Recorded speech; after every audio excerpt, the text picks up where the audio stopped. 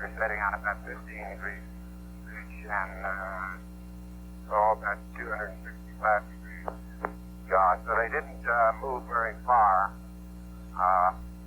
About 30 degrees of speed. And then they picked right back on up again. Over. Roger. Some of the luckiest people in the background there. We copied your pitch and yaw angles. Capcom flight, ask him what his manual settings are. His dials should be on 8 and 270. Doesn't sound like they are. Flight income. Go. Those gears are 10 degrees gross, so those are close enough. Yeah, but can you explain why it went from 15 degrees pitch towards 40 degrees pitch when it should have been going towards 8?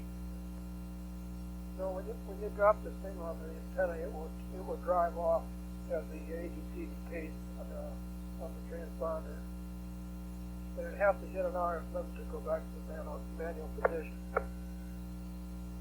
Yeah, but we took the carrier away right away. I don't. That doesn't compute the words you're saying. Don't compute to me yet. You have to keep talking. I'm sorry, I don't follow you yet. Anyway, Capcom flight, would you please ask him where's let's see if I've got the right terminology here.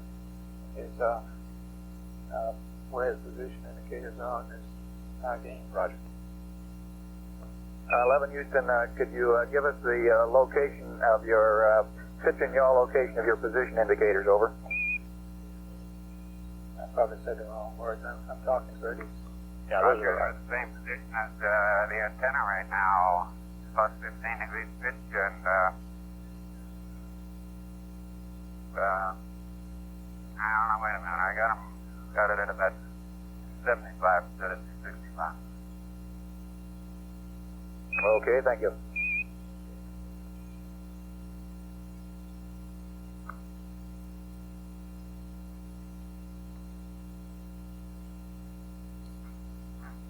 Flight, huh?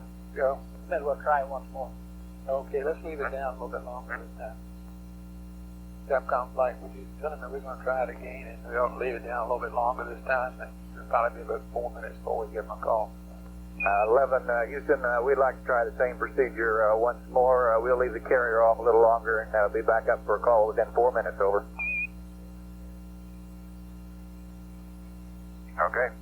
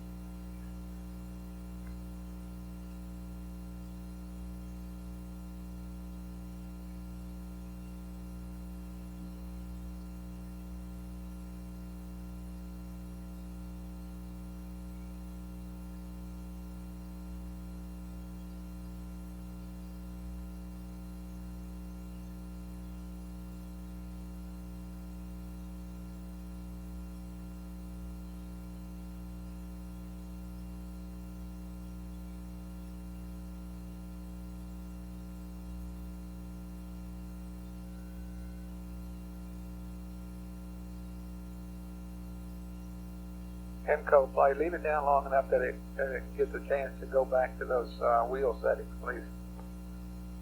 We copy, flight.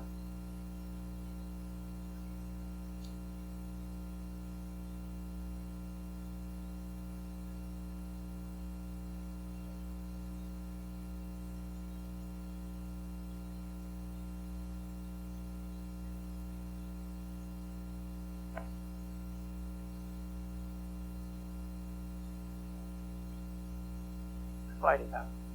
Go. It won't ever get there because it has to hit the scan limit, and it won't.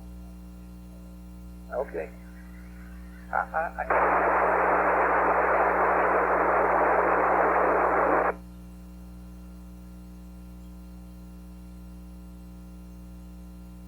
Flight Houston.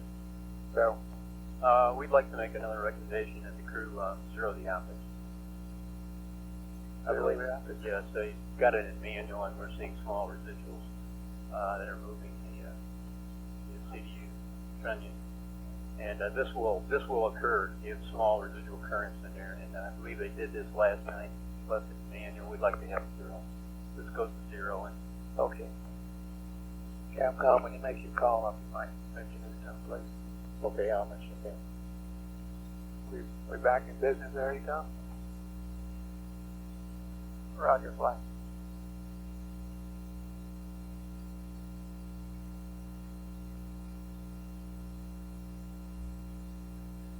I begin to suspect the network here. Network?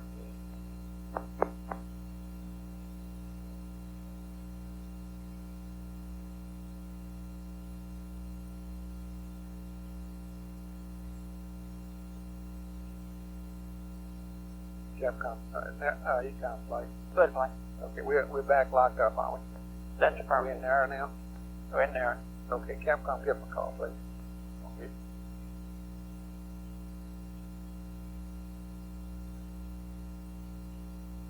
11 Houston, we're locked back up again. Can you give us a report on how the antenna behaved?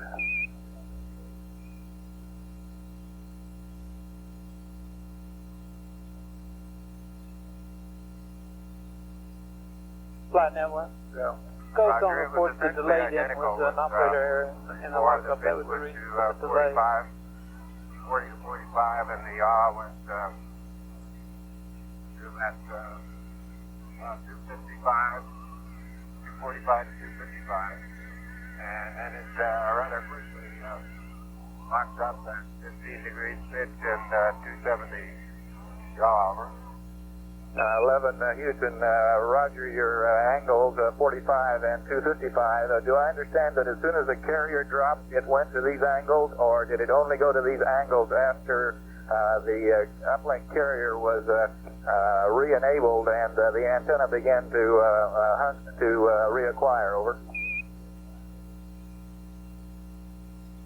Now, as soon as the carrier dropped off, why it drifted over to those angles and stayed there. And when it came back up again, why it hunted around for a while, but didn't get any further off.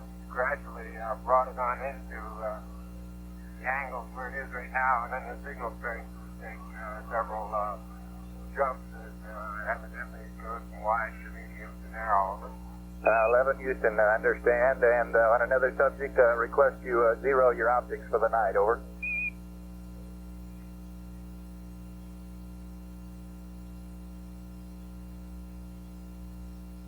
Ecom flight. Flight now. Roger. I'm Zero. getting the impression that he's got his pitch at 15 degrees because that's where the signal strength seems to be best. Is that okay with you? Well, I think that's about as close as you can get it, flight. But look at these meters there. Yeah, Okay. that's all right. Network flight. Go ahead, flight. And do I understand now that you're saying that we lost the signal and had a delay in reactivation? It took longer to lock up than it should have because of an operator error at Goldstone. But we have not yet explained why we lost the lock in the first place. No. Flight Capcom, one thing that seems to me a little different from my impression the first time is that it went to these angles as soon as he lost the carrier. And these are not the angles that he had set on his manual switches there, manual position on pitch and yaw. But once the uplink carrier was re-enabled, then it hunted around and came over properly. So it didn't drive off in the wrong direction, which is what the impression I had the first time. Yeah, and MCO was saying that it did what he expected it to do, which I haven't fully understood yet. But out of all of this MCO, Ecom, and network, I'm getting the impression that the spacecraft's okay. We have a ground follow, and for some reason we lost the uplink, which we don't know why yet, but apparently everything's working okay now. We're probably going to find out that we dropped it on the ground, perhaps. Is that a fair statement?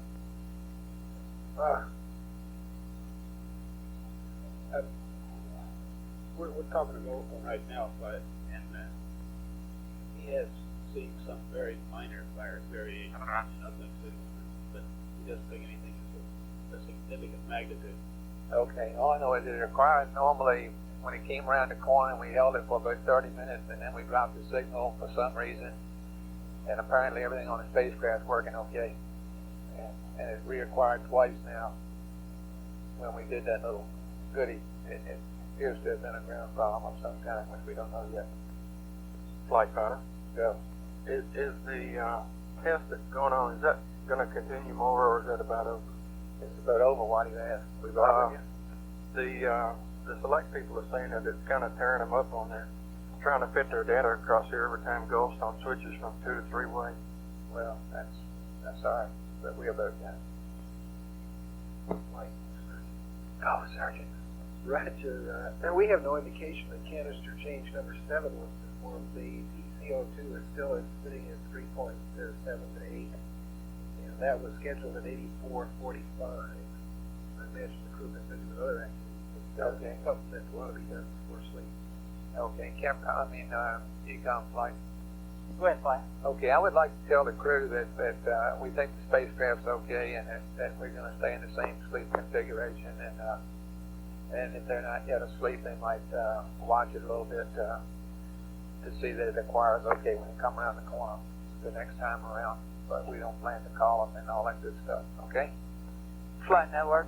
Go network. Before you do that, Yeah. Goldstone reports that one of the things they saw was a buildup in the static phase there, and Wyman also saw this same buildup. Now, That got something to do with well- the onboard equipment, you're saying? well, Static we phase can't there say is. why we would see this buildup, but two sides saw it, and I'd like to explore that a little more before we tell the spacecraft they got no problem. Well, what do you suggest? Well, let me just go off and talk about this now, can I? Yeah, but we'd like to do what we need to do to get to, if we can, to get the crew on to sleep. Yeah, we got 16 minutes to do it, it looks like. Okay. Well, no, not necessarily, but if we have to, we can ask the crew to one guy to stay awake until AOS the next time around, which they probably will do anyway. Ladies, now, Go ahead. we have a recommendation right here that we try the secondary electronics and the secondary transponder while we have them. I don't want to do that, Ecom, if I can help it. I guess in my mind, I kind of feel like right now that it's a ground problem. Right now, anyway. Well, we have some reservations about that too. We concur.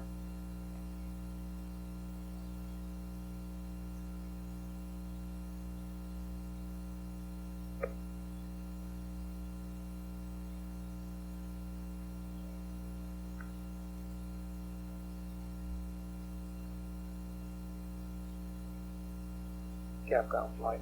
Go ahead, Blake.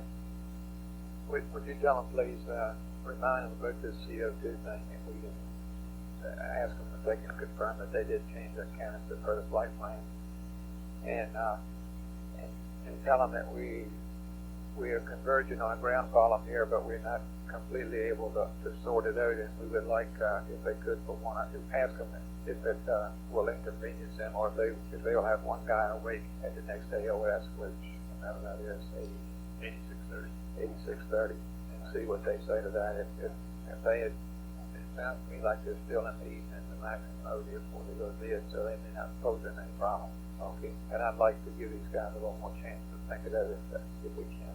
Okay. Also to see another auto react around the corner.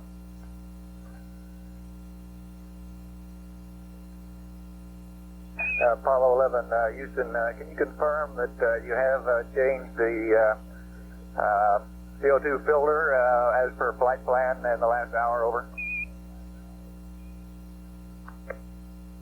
No, we're still eating. We're about to do it. We'll let you know. Roger 11, and we've got about 14 minutes till OS. AOS is 8630. An hour away. We're wondering whether or not you plan to have one man up at that time, or would you all like to be asleep inside the next hour, over? Somebody will be up.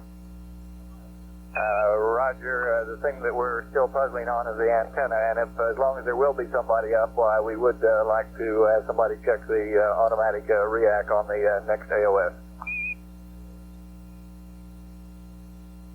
Okay, we'll do that. And we haven't chlorinated the water yet, and we haven't changed the lithium hydroxide. We're just still finishing up dinner. All right, Mike, thank you.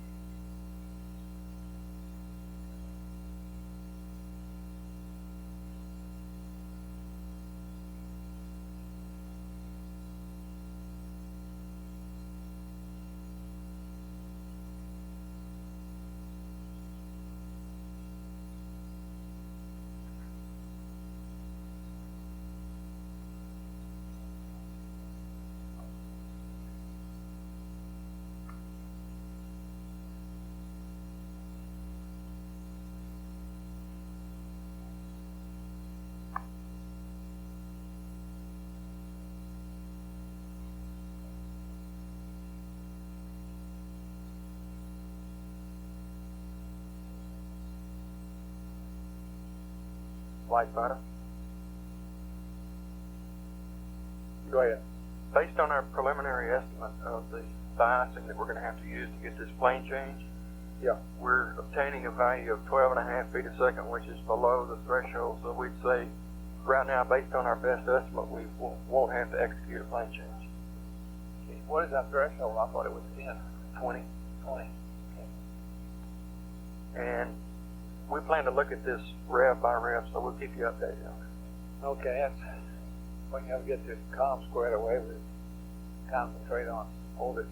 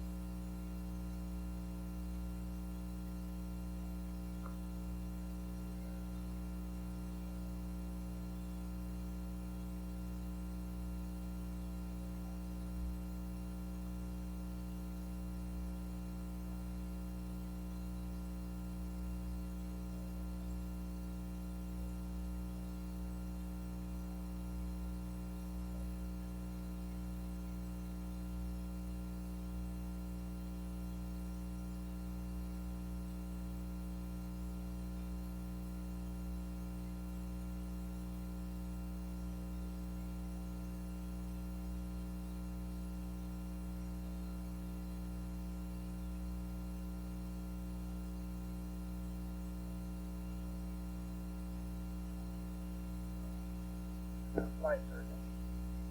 Go. Roger, we have indications that the canister change has been performed now. Oh, okay.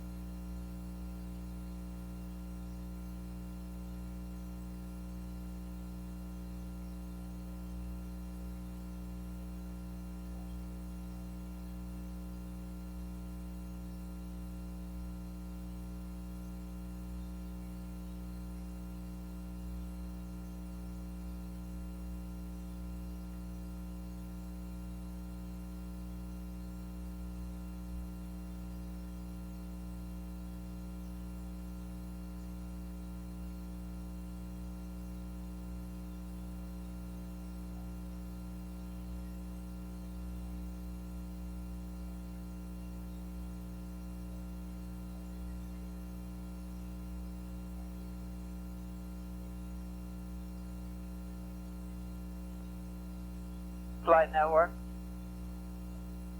Go. Looks like you can go ahead and tell the spacecraft it's okay.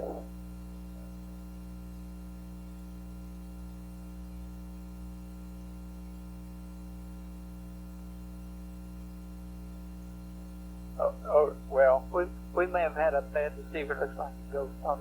They don't see the same thing on receiver 1 that they saw on receiver 2. They won't look at that. how about your Guaymas confirmation? Your Guaymas confirmation, I thought you said.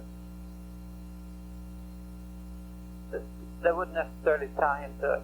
Oh, I thought that's the thing that made you talk Well, with the static phase angle. yeah. Like you had the same that Guaymas as you had a Goldstone or something. Static phaser. Tell him to go to sleep. Just tell him to go to sleep.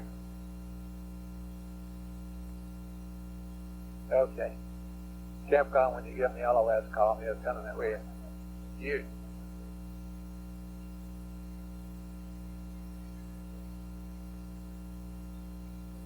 Enco, are you disagreeing with this?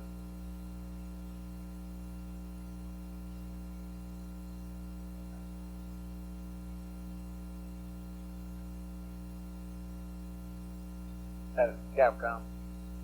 They're going to be awake anyway. We don't want to sweat all that. We might as well tell them that it was a ground problem, though, and had nothing to do with the spacecraft. Yeah, but we got to know how to do that. Then we're ready.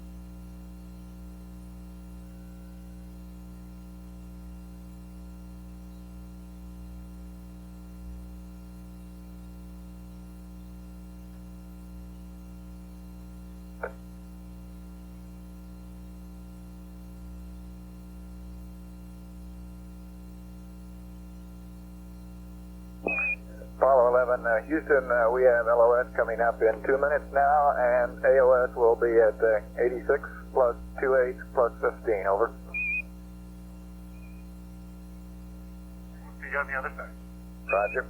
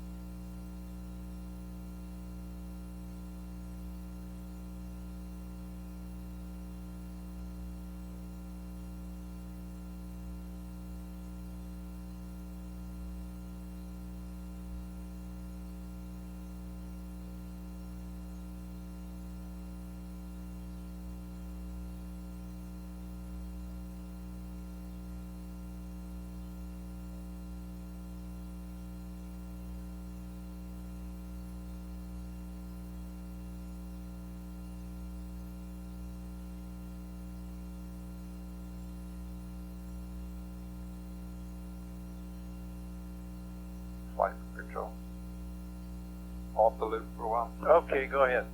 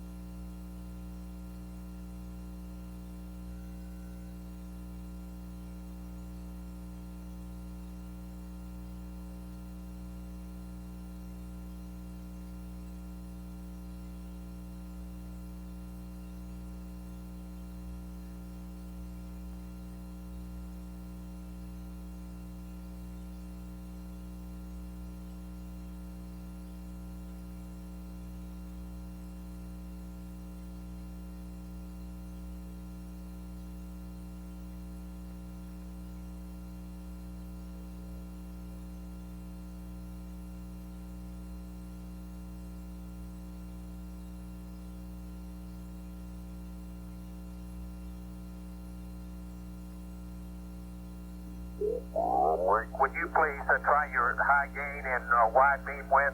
Angles are 180 on the yaw, pitch 0, over. Everybody listening to God's conference does a playback, by the way. Yeah, flight, we're doing a playback. At the 83-hour stuff.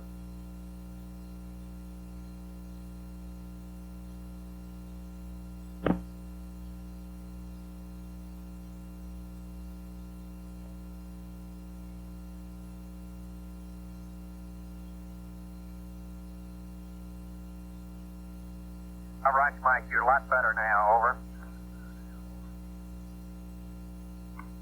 Enco, that works. Flight?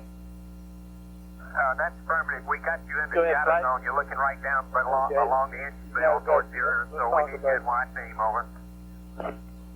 Ground versus airborne. Can Okay. you do that now? No. We haven't got all the data yet? I've got Goldstone and Guaymas and the Goddard Roger, Unified the S-50 angles you got in the on flight Set plan will be 3, good putting when the you get story there. together for us. They're trying to correlate times, what the records show at the two sites, and what the experts at Goddard say. Okay, did you say you had a bad receiver though at Gold? Well, they said that their chart showed different things on receiver 1 and on receiver 2, and receiver 1 looked funny. They were going to go in and look at that. Okay, well, we really want to get that shortly here. Okay. And Enco flight. Flight income. Okay, what were you telling me about the way the antenna drifts off? I didn't understand that. Yeah, When you lose the signal. when you lose a signal, either the transient of the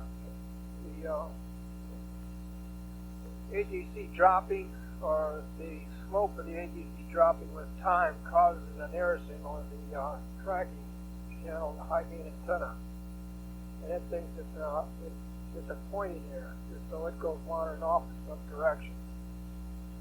Now, two things can happen when it does this. It can hit the RF limit, and in the auto react mode, go back to the manual position, or it can stay in the coverage area and just sit there. In the case that happened here, both times from the angles they reported was that it just went off, stayed in the coverage area, and just stayed there until we brought the signal back up again. Okay. I guess I didn't realize it did that. I thought it went as soon as it lost the signal, it told itself to go to the thumb wheel setting. No, it has to hit that RF limit because this react mode was Okay. originally designed for the PTT operation, where it would hit the RF limit throughout. Okay. All righty.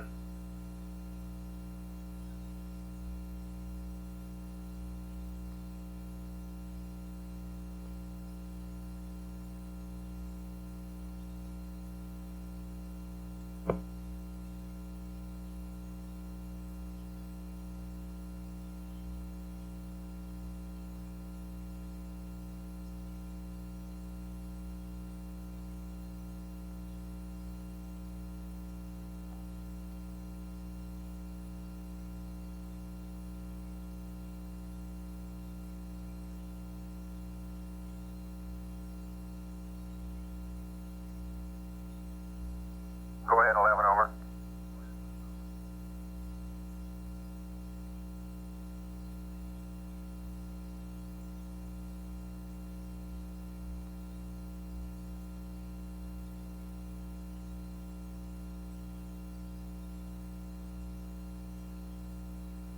Roger, stand by.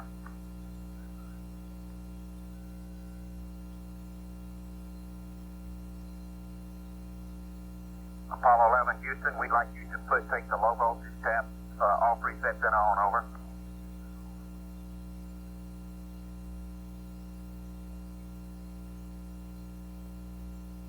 Okay. Roger.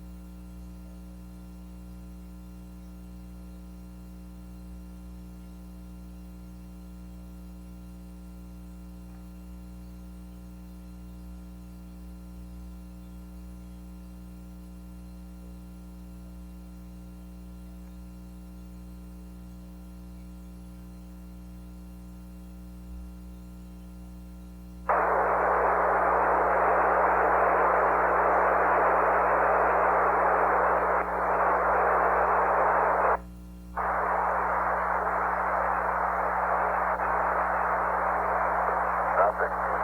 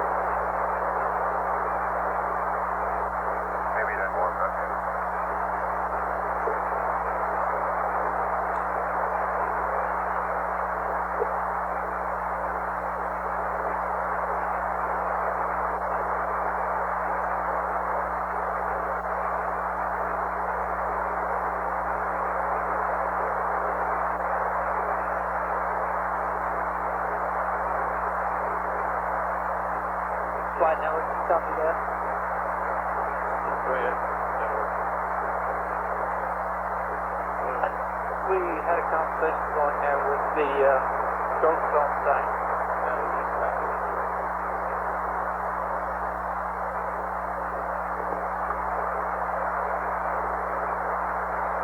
Hey, Enco and Network, you guys got about 5 minutes to get squared away.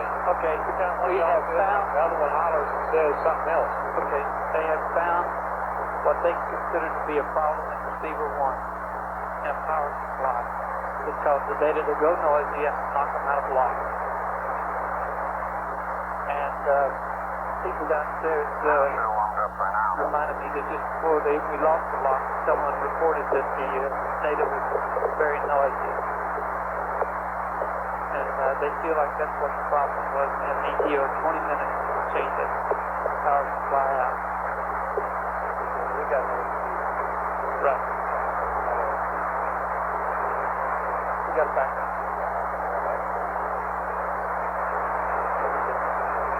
Okay. You agree with all that? Well, okay. We now write that off as spacecraft okay, go to sleep. Right. Hey, Mike, you transmitting on B? Feel pretty good about that. Right. Yeah. Right.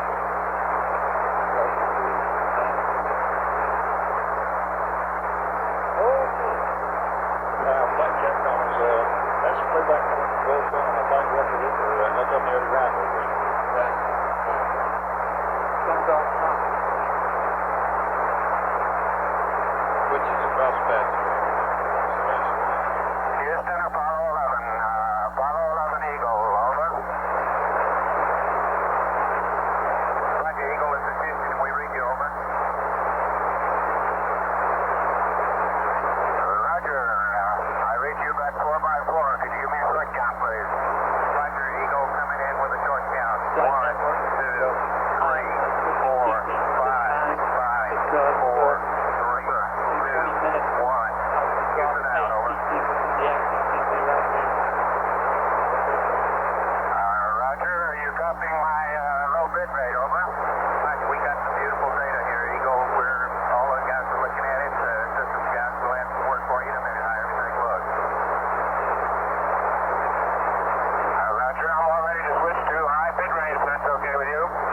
Would you please stand by, Eagle? We want to get to the proper sleep attitude before we proceed on with the con check, over.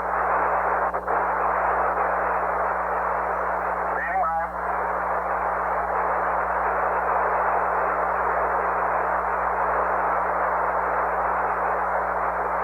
Houston Eagle, go ahead with the camera checkout. I'm still on low taps, and I assume there's no problem doing that. Over. Stand by.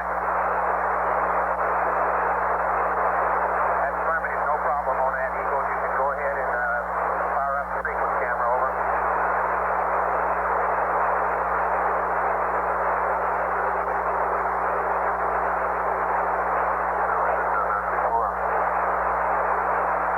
Eagle, be advised, stand by the hot corral. Over.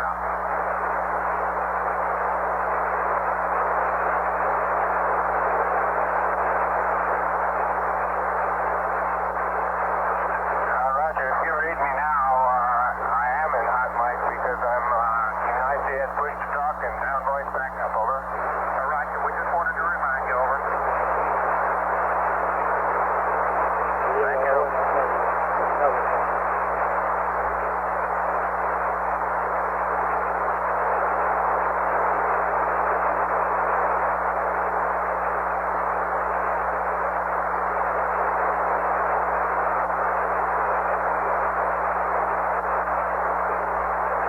Columbia, this is Houston. Are you maneuvering to sleep attitude, over?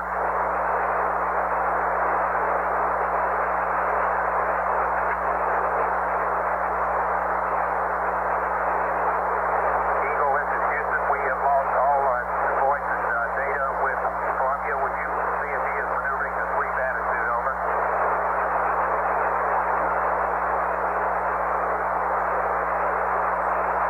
Hey, Mike, you maneuvering to sleep attitude?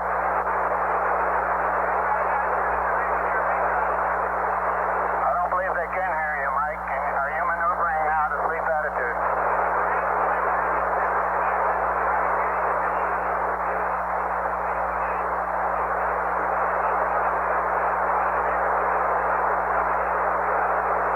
Houston Eagle, the Columbia has maneuvered to sleep attitude. He's got the high gain antenna angle set in, and he should be communicating Flight with you, network over. goes from the place All right, that we don't have any standby. Hey, you've been trying to get through this Eagle, Houston, would you please have the Columbia get command reset, over?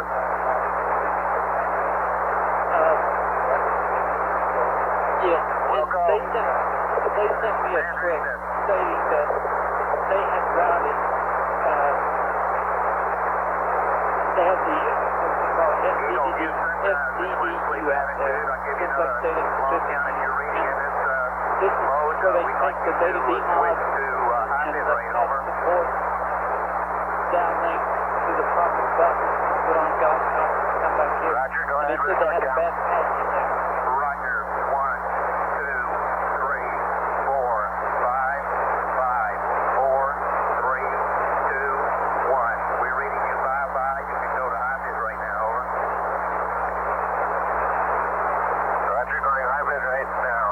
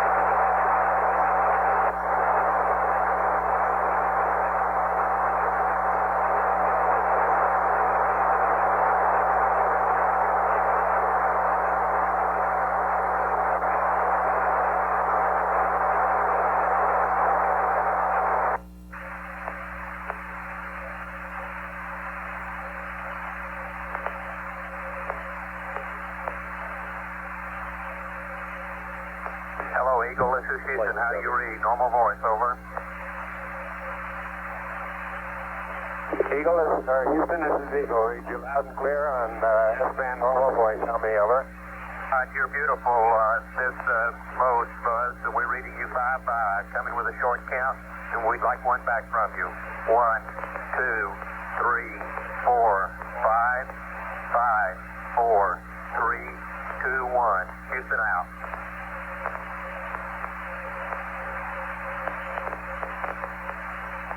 Roger, Houston, Eagle.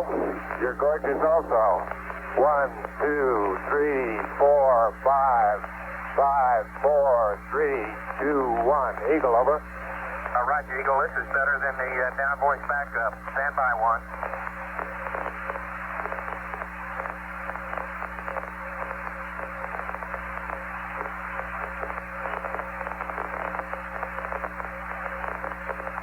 Eagle, Houston, everybody's happy as a clam with this mode. We'd like to stay here for a little bit. Telemetry looks great and the voice is great. Over.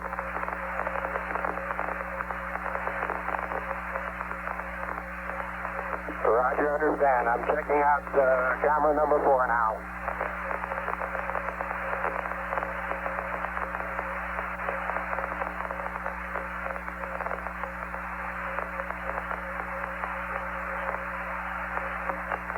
Eagle, Houston, say again what you're checking out, over.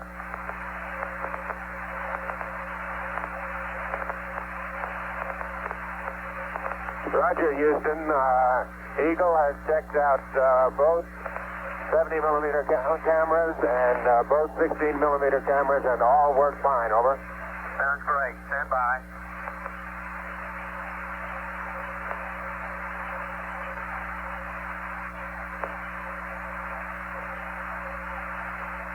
Eagle, Houston, we've looked over your systems on a high bit rate. Everything looks super. We're ready to go, over.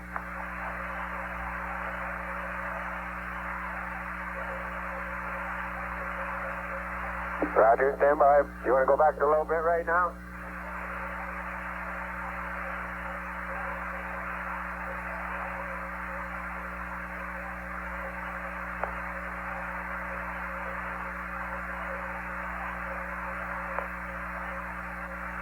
Eagle, Houston, we looked good through the 210 on this mode. We're going to shift data select to an 85-foot dish to see what we got, and then we'll be back to you on the 210. If you'll stand by a couple of minutes in this mode, we'll be back with you, over.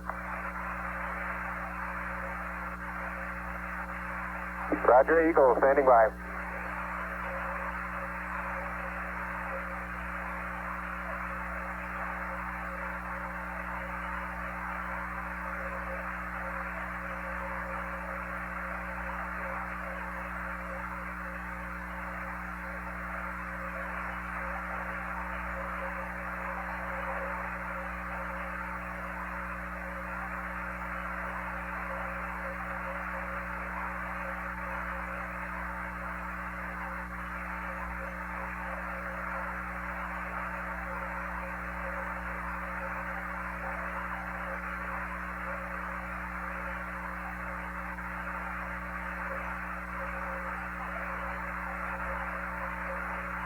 Eagle, Houston, how do you read, over?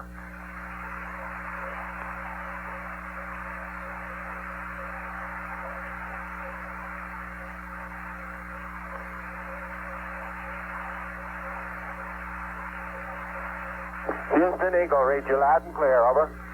Roger, we're reading you 5-5. We got the voice good through the 85. The telemetry is in and out through the 85. Stand by, we'll be back to you with you through the 210, over.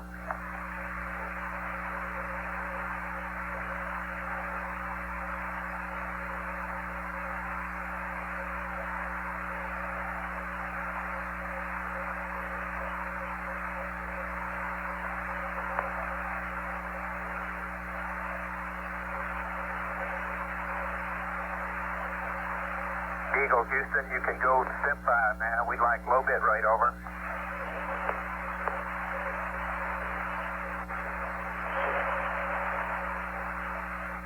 Houston, Eagle, you have low bit rate. Roger, copy, Eagle.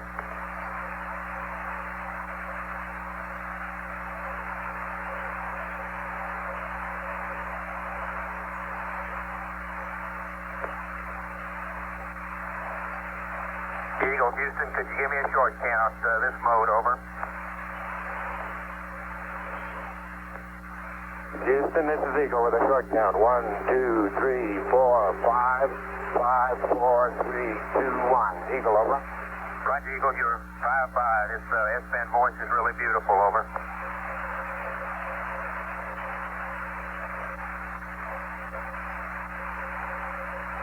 And Eagle, Houston, we'll be standing by in this mode for a minute or so. We'll be back with you if you'll just stand by, over.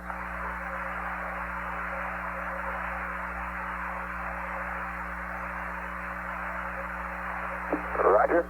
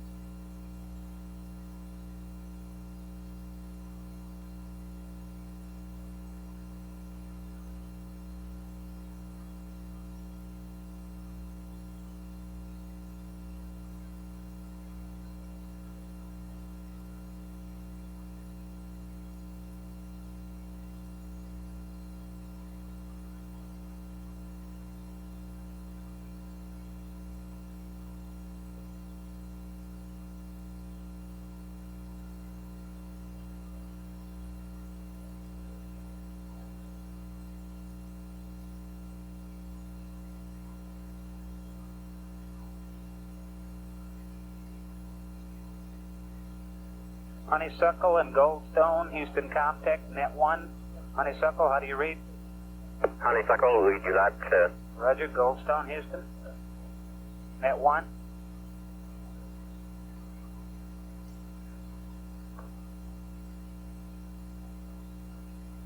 Goldstone, Comtech, Houston Comtech, Net 1.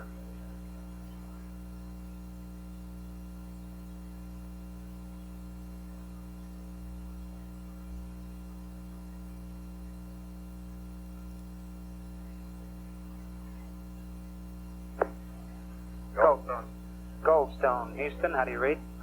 Loud and clear on that one. Roger, stand by for a remoting check.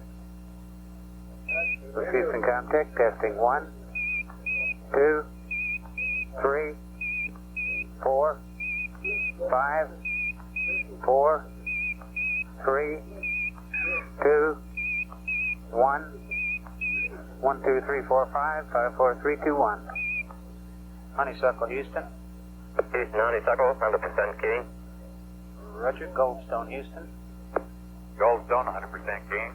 Roger, Honeysuckle is active, and Goldstone, you're the backup. Thank you.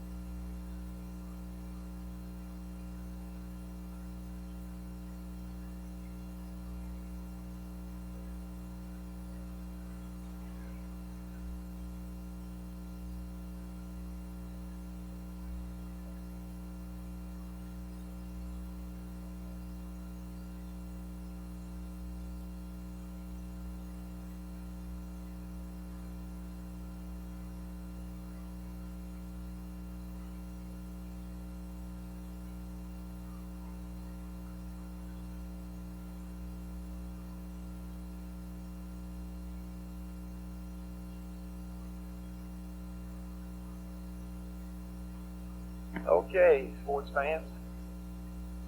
AOS. Private question.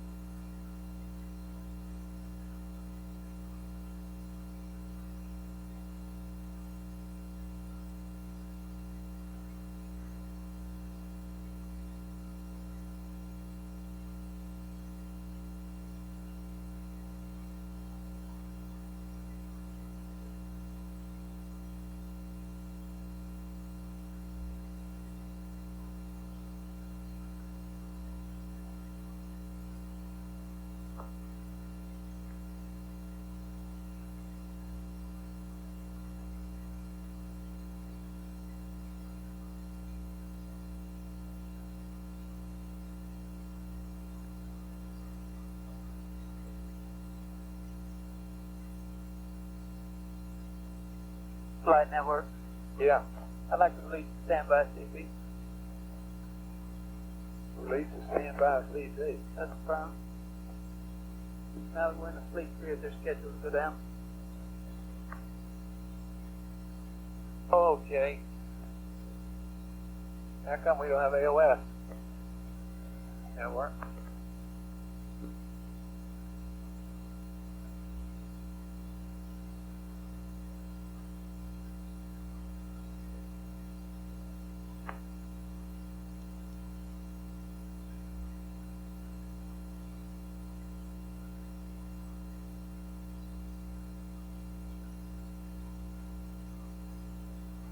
Network flight, we got a problem here. We're seeing no AOS file. We talked to them last night. This is short burst at AOS at Goldstone, but we're not seeing anything on it, so neither one of them has data. Flight, Go. sites are reporting nothing yet. Just saw one flash of Goldstone momentarily. Okay, yeah. Network just on that.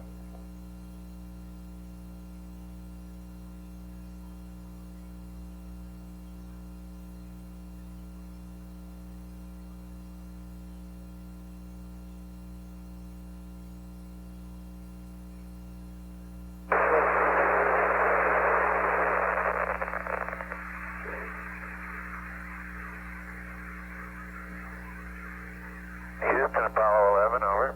11 Houston, loud and clear here, over. Okay, we just appeared to get a solid lock for the last, about a minute. The tune for max needle's been wandering up and down, and the pitch and yaw needles have been wandering around, but it appears to have reacquired by itself solidly now. We're just finishing up our fuel cell purge. Hydrogen on number 3 is the last to go off. They'll be coming off just in a second. Roger, 11. Flight Capcom, do you have anything else up for them other than we think it was a ground problem on the last rev? No, I'm wondering now why it took us so long to lock up this time, though. Maybe 2 minutes is not so bad. Or maybe our clock wasn't right. No, he did comment on wandering around a little bit on the needles there as we're hunting for a while. Yeah, that's the way the flight hands off. Yeah, we're okay. I'm telling that we had a 1,000-pound problem on the ground, and that was our problem before. Okay. And good night. Okay.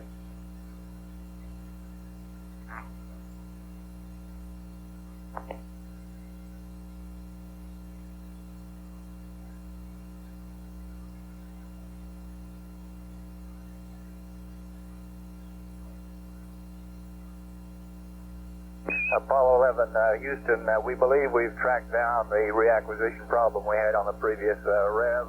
It looks like it was a receiver power supply here on the ground, and no problems in the spacecraft at all, over. Okay, glad to hear. ONC flight. 11, that really winds things up as far as we're concerned on the ground for the evening. We're ready to go to bed and get a little sleep, over. Yeah, we're about to join you. We're verifying at 8628 time here. Would you please? Well, you're talking about the acquisition time? Yeah, I had us at 86:30. I just wondered maybe if we could. I was using your clock up there as the magic time. I wondered if possibly you might have been a minute off or something like that. Your check?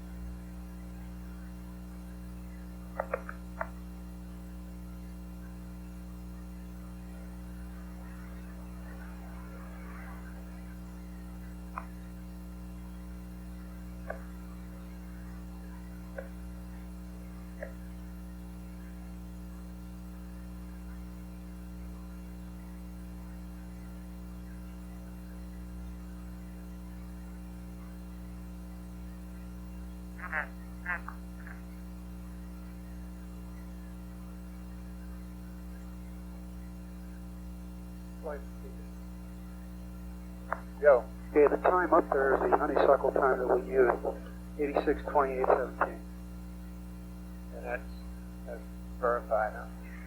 Yeah, got it off the PSAT. That's fine to use. Okay.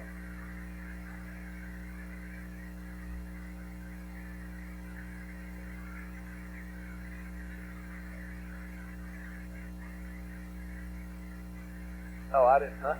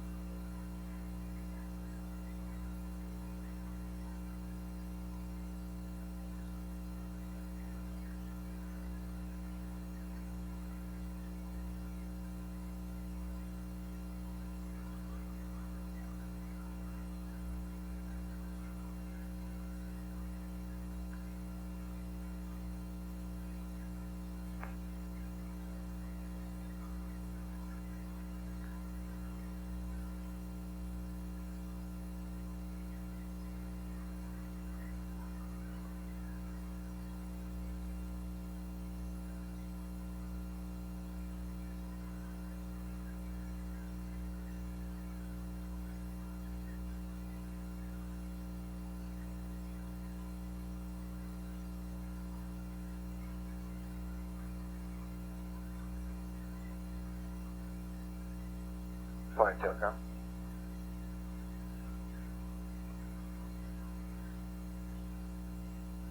Go ahead, Telecom. I want to take trouble.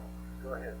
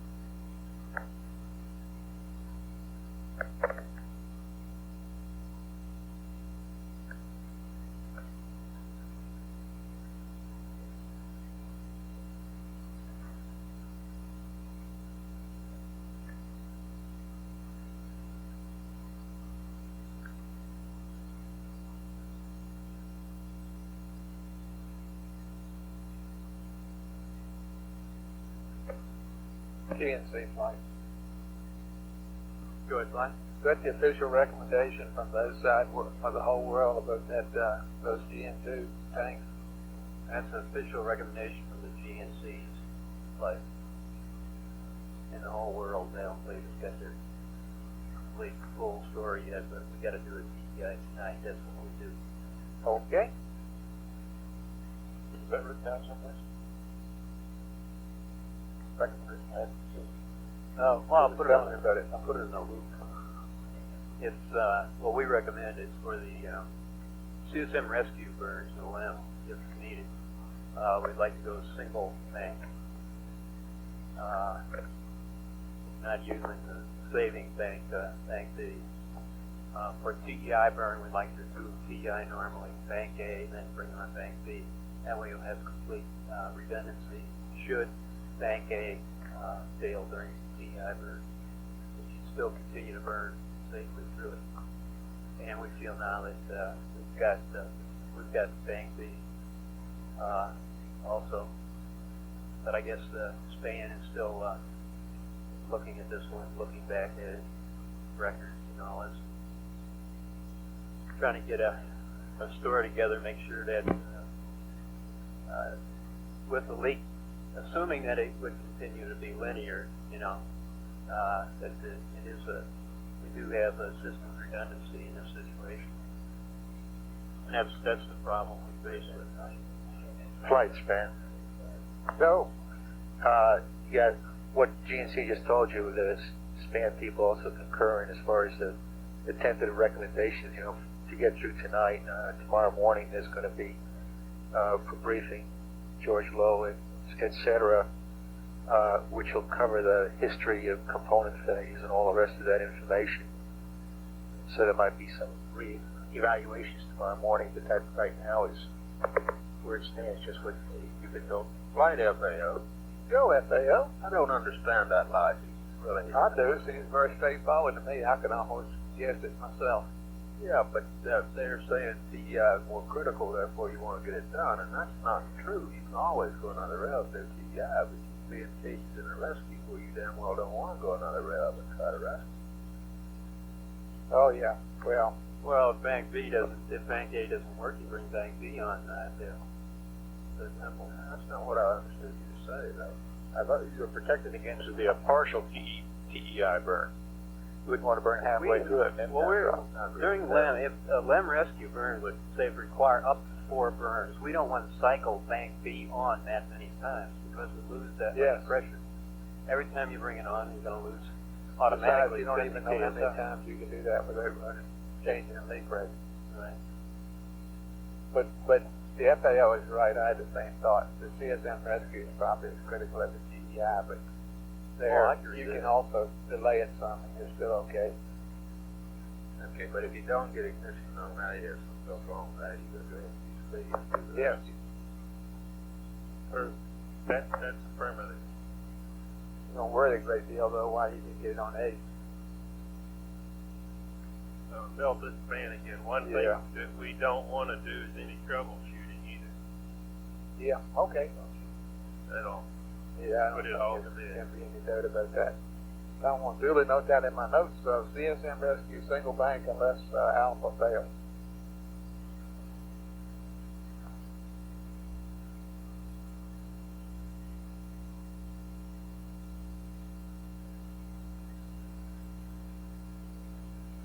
Now, speaking of the FAO and the GNC, did the Gingham Dog and the Calico Cat get together on the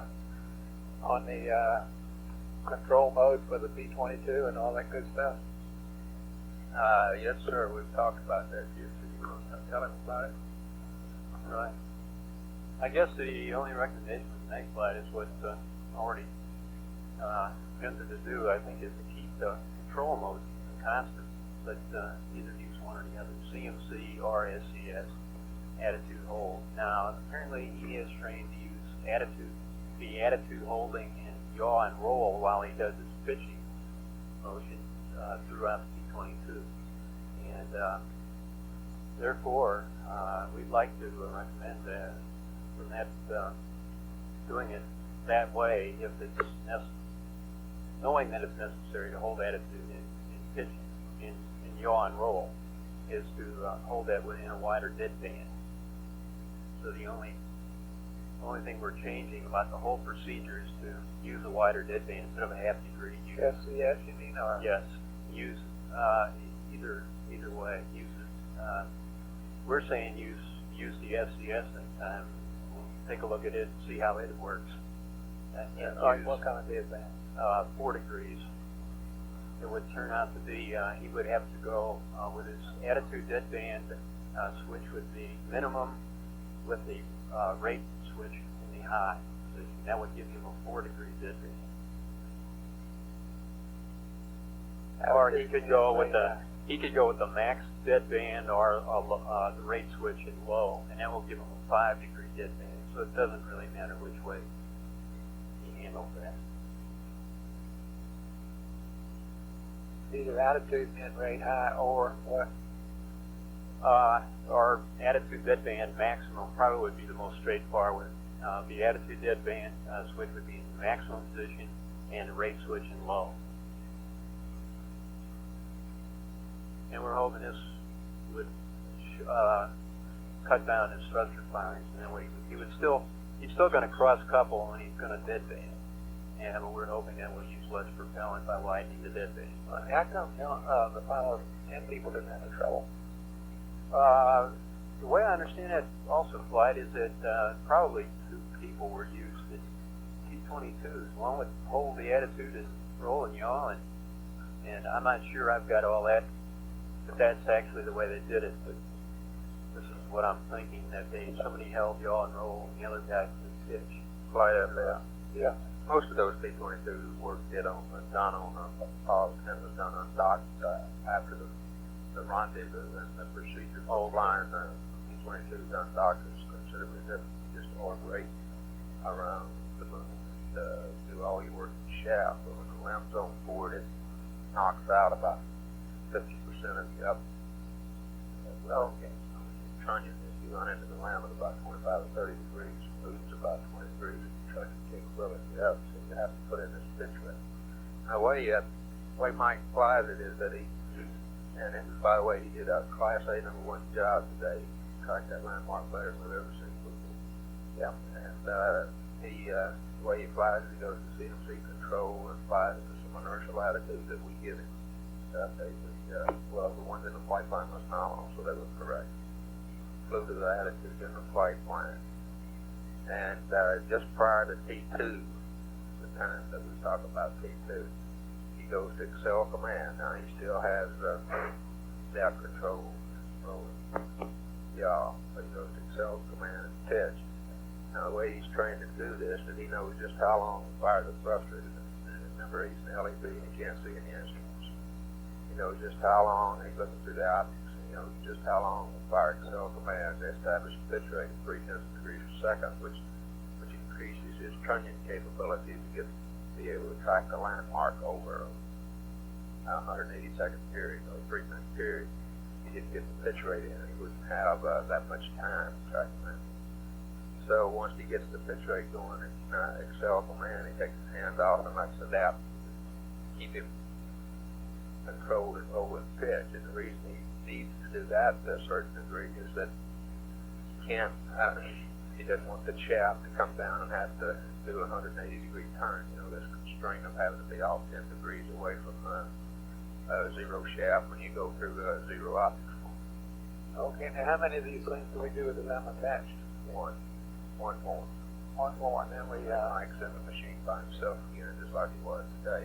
And the only concern GNC really has is that it took an excessive amount compared to the budget, an excessive amount of RCS. Well, like the budget of 7.5 pounds. And GNC's estimating it took 20 today.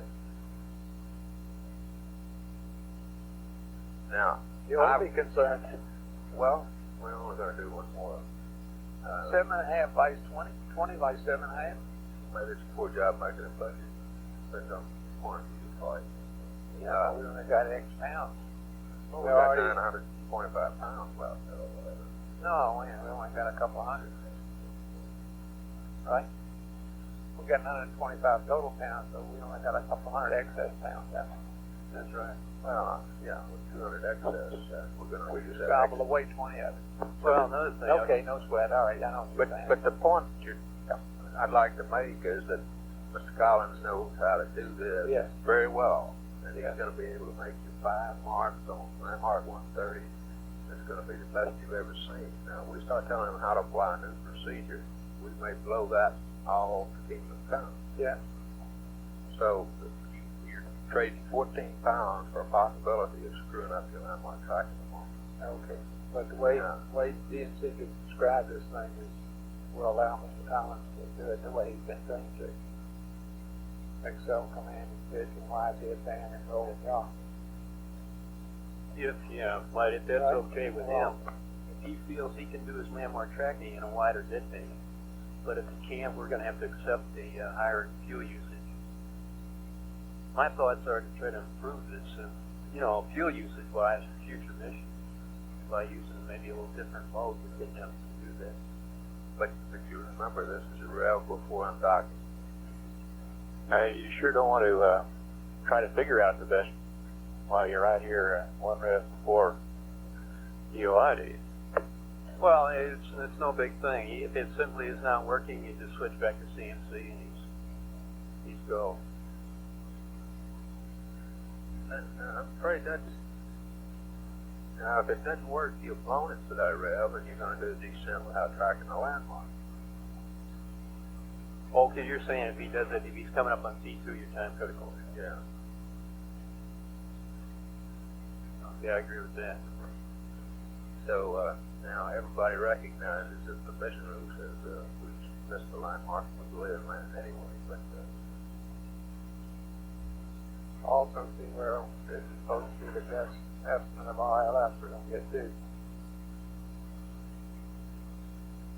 Now I heard it what I had been told earlier.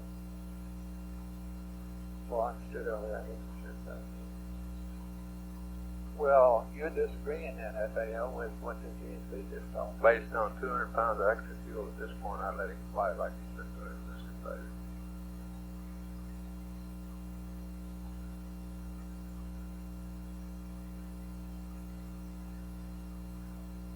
And if we're lucky, it may not take as much as next time anyway. And time to expect the thruster activity. That's right. Incidentally, he pointed out he had up to 0.4 degrees per second in the other in a yaw axis, which doesn't sound reasonable. Is there any explanation for why it got so high? Just dead banding not wildly, I should say, but it was at the pitch, with the commands he was putting in the pitch axis, they were cross coupling over in the yaw and roll. I can say we really need to look at this, I guess, post flight. Yeah, I'm not sure we can really analyze this one. Presumably he didn't couple that much in, that it was some sort of a oscillation that built up, perhaps, from side to side that did that. That's right. It took a matter of time. We saw it go out in half a degree dead band. We saw it go out to 1.5 degrees to 2 degrees in yaw. I think beyond the dead band. So it was firing, yaw to get back in. And it just takes a lot of propellant to do that. I think definitely before we do another one, we will do something to the procedure to make a better situation. Oh, a flight. That's the purpose of the flight. To ascertain what the procedure should really be, you need to get the simulated procedure. No, I disagree with that. I guess, like GNC wise, we'll probably just kind of, based on what FAO says, we'll have to go with the excessive usage tomorrow based on the orders that he's going to, rather than try anything new. I don't think they have, widening the dead bands to affect them that much, but it may. I'm not sure it's worth suggesting that to them. Widening the dead band may not significantly reduce the budget anyway. I think that's what you think about today.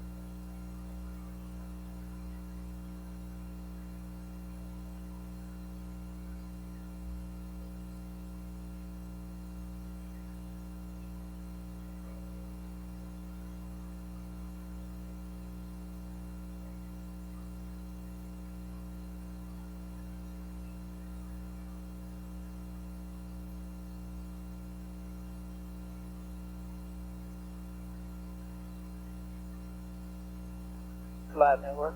Go. Okay, we've gone through some further analysis here to satisfy ourselves as to why, for instance, Guaymas was seeing his static phase error, same time Goddard Goldstone was, and we're definitely satisfied that it was a receiver problem. Okay. And we've answered all of the questions that we had. How about the one about the cloud? The reason why the two sites saw the same thing was because the Goldstone site was sweeping the uplink. And that accounts for the same indication in both sites.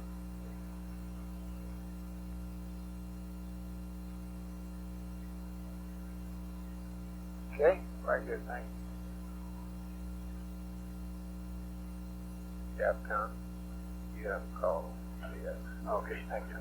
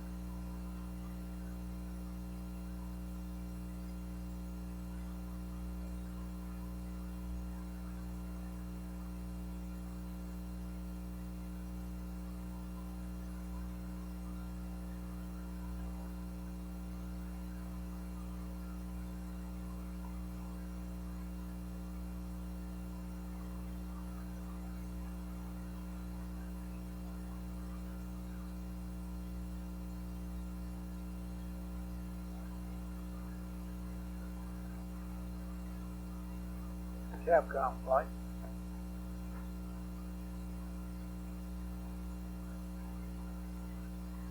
Go ahead. The crew told us they plan to take the binoculars to Atlanta. I don't think we ever told them it was okay, did we? No, we didn't ever tell them okay on that. Might put that down for In the morning, yeah. whoever calls them in the morning to Yeah. tell them that. That's what I'm Okay, good point. I'd forgotten that.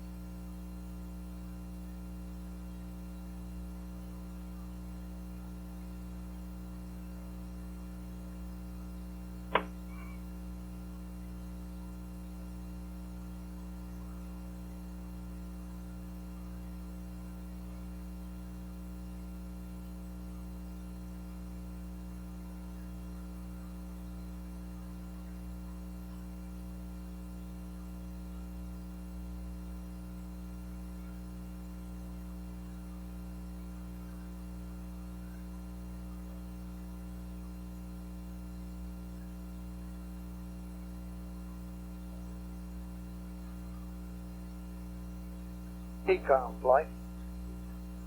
Go ahead, Mike. Hey, they did do that water dump, didn't they? That's affirmative. Thanks.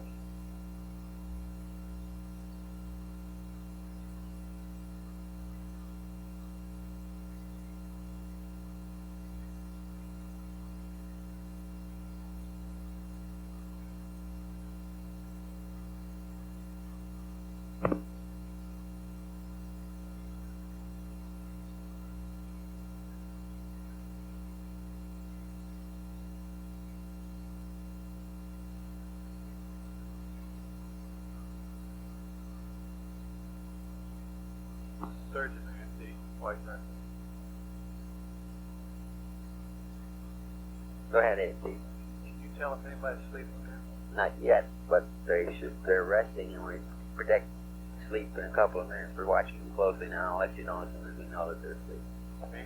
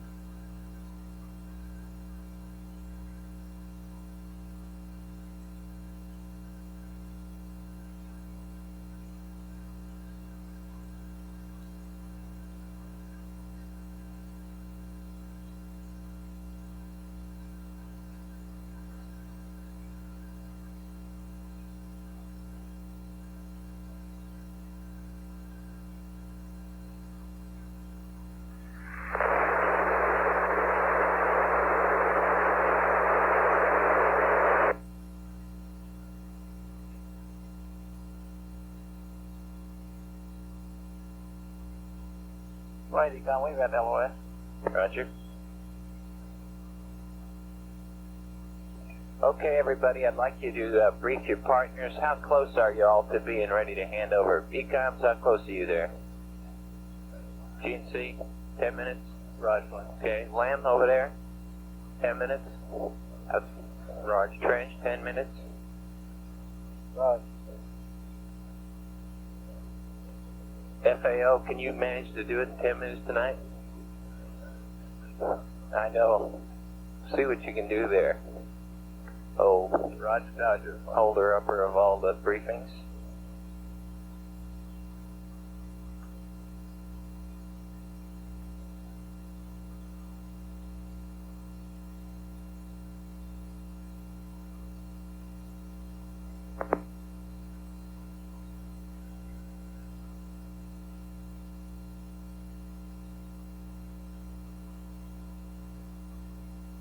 Flight surgeon.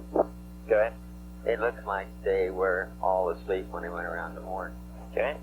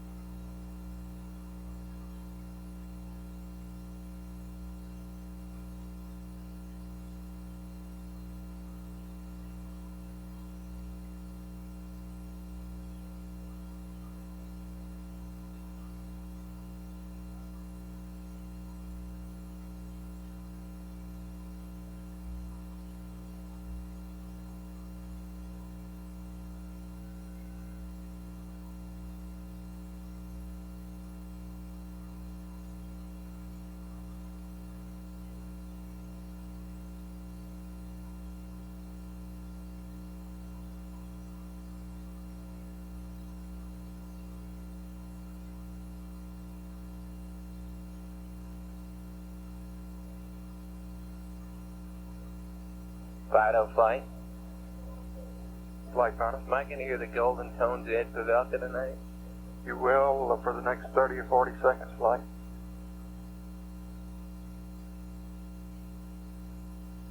That's about enough.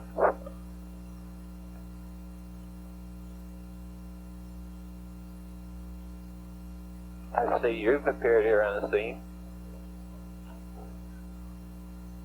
Sport? I'm ready to leave, Mike. Oh, you are? Do you have a replacement? Russell, I don't know how that is.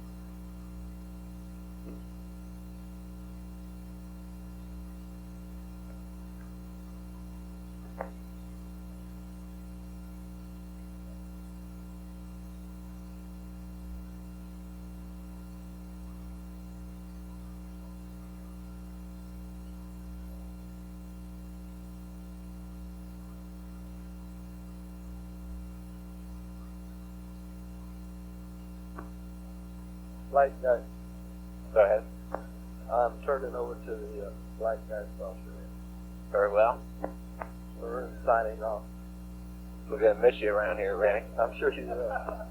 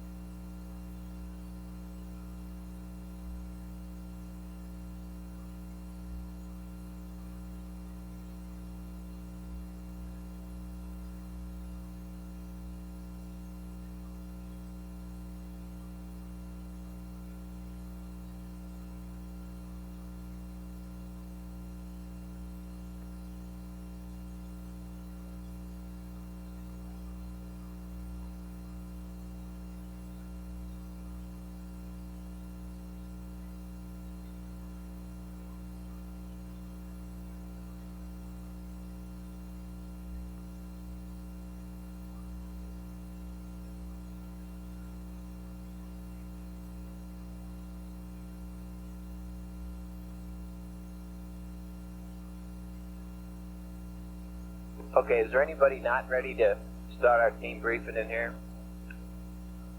Anybody that's not ready, I get an ecom wave. And a GNC. Well, come on, hurry up. Yeah or not? He just said he wasn't.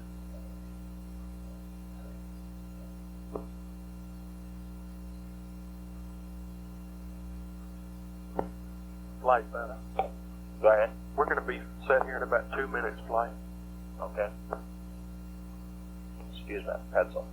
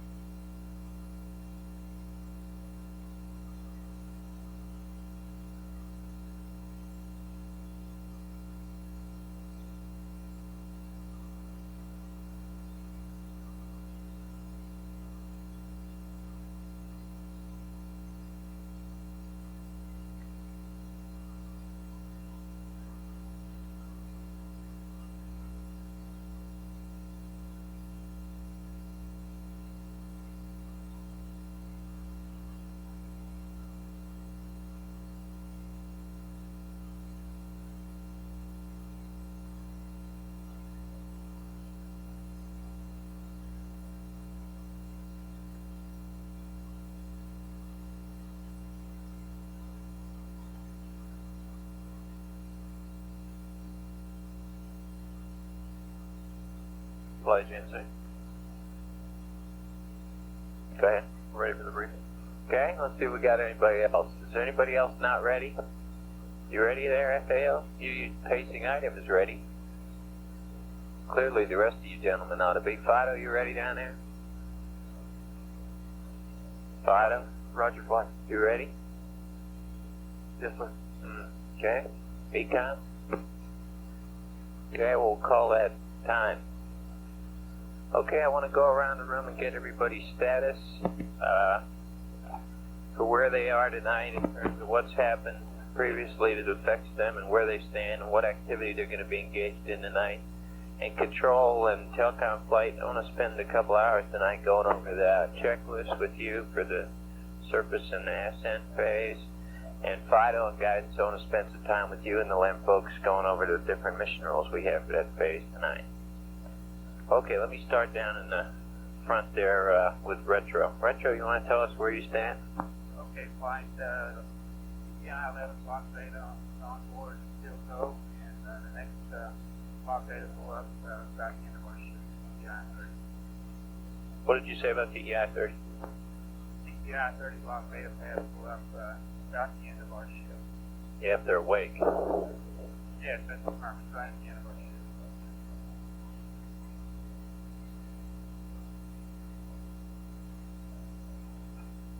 Okay. And that's about all I have.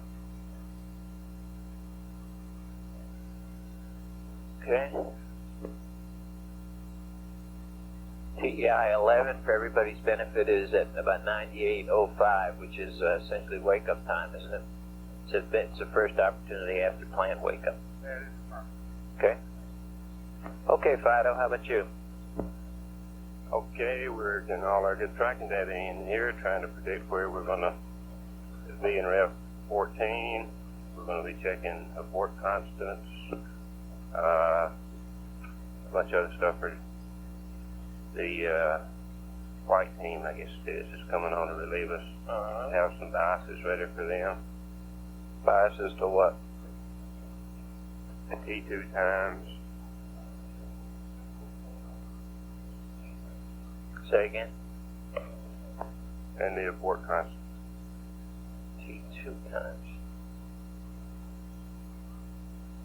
How about the out of plane and how are lined up for the target for the landing site? I think it's a little early to tell yet. We're a little higher than what we predicted. Higher in altitude? Higher in latitude in crossing the longitude of the landing site. So we're running a little north, huh? That's right. We're about a little over 1/10 of a degree higher than. How much is that in miles? Oh, I don't need. A 1/10 of a degree is 10,000 feet. That's almost a mile and 8/10 or something like that. That's your current prediction, huh? At landing. No, that's where we are locally above what we predicted we would be locally each rail. And oh, right now, locally, that's right. what you're running. Huh? Mm-hmm. And if that keeps up per rev as we get out there, that's no big problem. In fact, that makes it pretty good for ascent. Well, how about descent? Start there. That's no problem. Okay. There's no possibility of a plane change or anything here, is there? If it keeps up the way it's going now, that's right. Then we expect it to do that.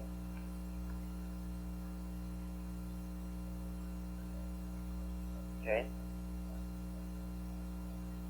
What else? That's about it. Well, how about this descent tracking that was scheduled to be done?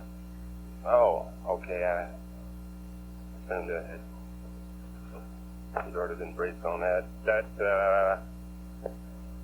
from what I can deduce from what Jay left in the notes here, looked real good. They had, I've got some numbers here if you'd like to have them.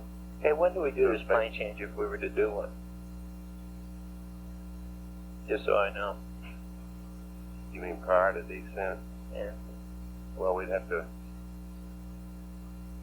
That's not a normally scheduled. It's not scheduled option anyway. at all. We'd have to pick one, and I'm not. I think it would come out in Rev 11. All right. I'll have Okay. to double check that. Okay, go ahead with this descent story. Okay, they got, with 15 minutes of data, they got position arrows, radial 100 feet, down track 100 feet, out of plane 6,000 feet.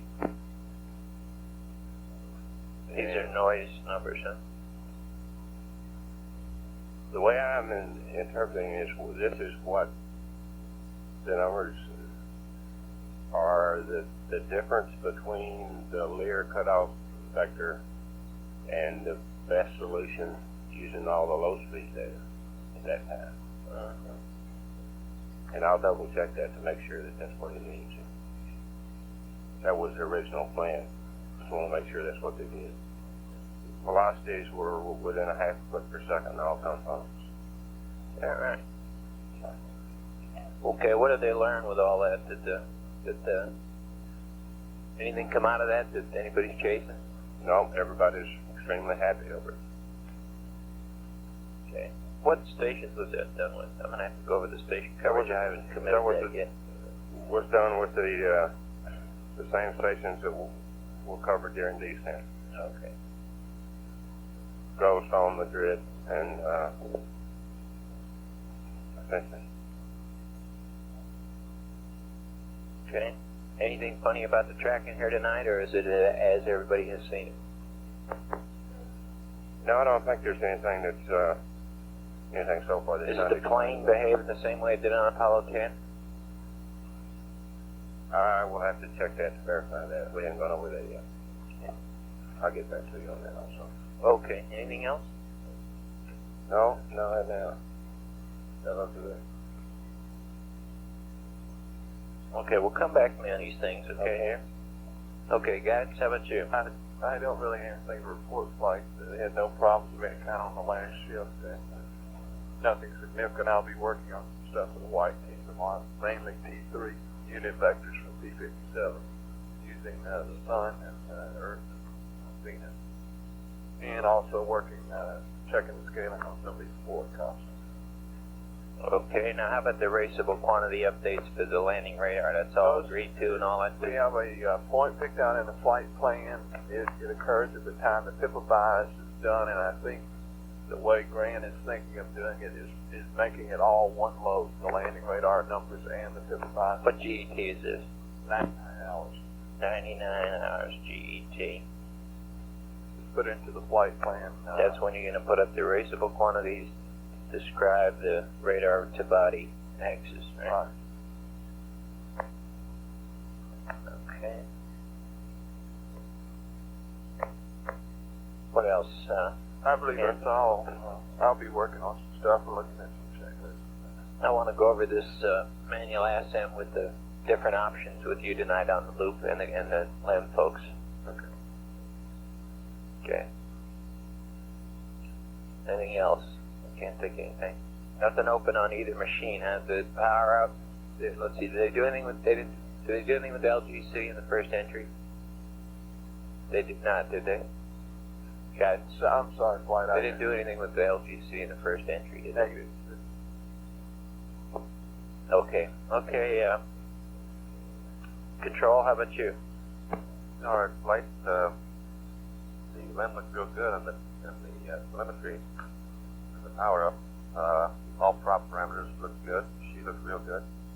The Ascent oxidizer pressure has dropped to 111 psi due to the helium absorption, and that means they got the Ascent test light, warning light, which was expected, and this will be the light they have to live with until they pressurize the app. Okay, it was on when they were in there, huh? Roger. They understand it? Roger, the crew has been informed that they will have this. Flight Capcom, actually, they didn't light off the MC&W. They'll get the light when they do light it off. Right, that's They'll get the light when they do. Oh, they didn't power up the MC&W. That's correct. Okay. But they were informed. That's correct. They're informed that they should expect to get it. Okay. Proceed. Going over the checklist items, Flight, there were no significant items to changes we were recommending to be added, as we told you last night, except for one which we told you wasn't work, and that was the span request, which they had meetings on today, I understand, on the vetting the old wet fire assets, and I understand this will be a checklist change. Could it the second descent tank man? Roger. Okay, no, there are no changes then, That's affirmative. as opposed to no significant changes. No changes except for the one noted.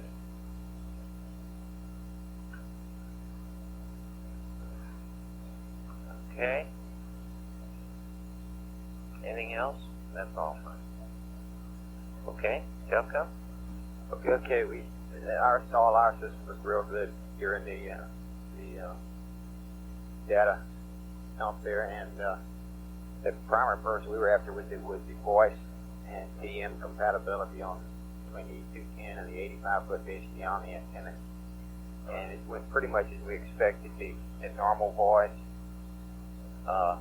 and high bit rate was acceptable on the 210. The normal voice was better than the down voice backup. The normal voice and the high bit rate TM was not compatible on the 85-foot dish. It dropped. The high bit rate TM did not come through at all. We did get low bit rate and the normal voice. Okay. And it looked pretty good all the way through. You run the Goldstone 210 there? That's from Mars dish? That's right. Okay. Hal, do you have that summary of the tracking dishes that are available for each phase? You talking to me? No, I was talking to Hal down here. You mean the station contact? Yeah. Yeah. Yeah, that picture that, I'll get that out, please. Okay, Jack, go ahead. Anything else? No, we looked real good. Just about as we expected. Okay. No, we stayed on low tap all the time on the battery. Never did go to high tap. And no coolant power, no coolant. No, we've had it flowing, but they didn't have water as a boiler, and it stayed down real low. We were only on about 30 minutes. I guess we got a 1 degree rise, so everything was real fine. Okay. That's about what you expect, is that right? That's permanent. Okay.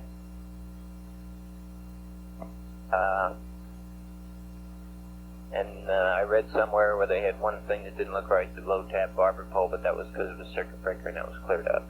Yeah, right. Okay. Okay, anything else you can think of I ought to be thinking about, Jay? No, everything By the real book, nice. huh? Okay. GNC, how about you? The one I'd like to pass right now, we're in the middle of the playback of that PTC, and Okay. we're almost there. Fair enough. PCAM? Flight econ, okay. Let me see. Cover what happened in the last 24. Air AVCS,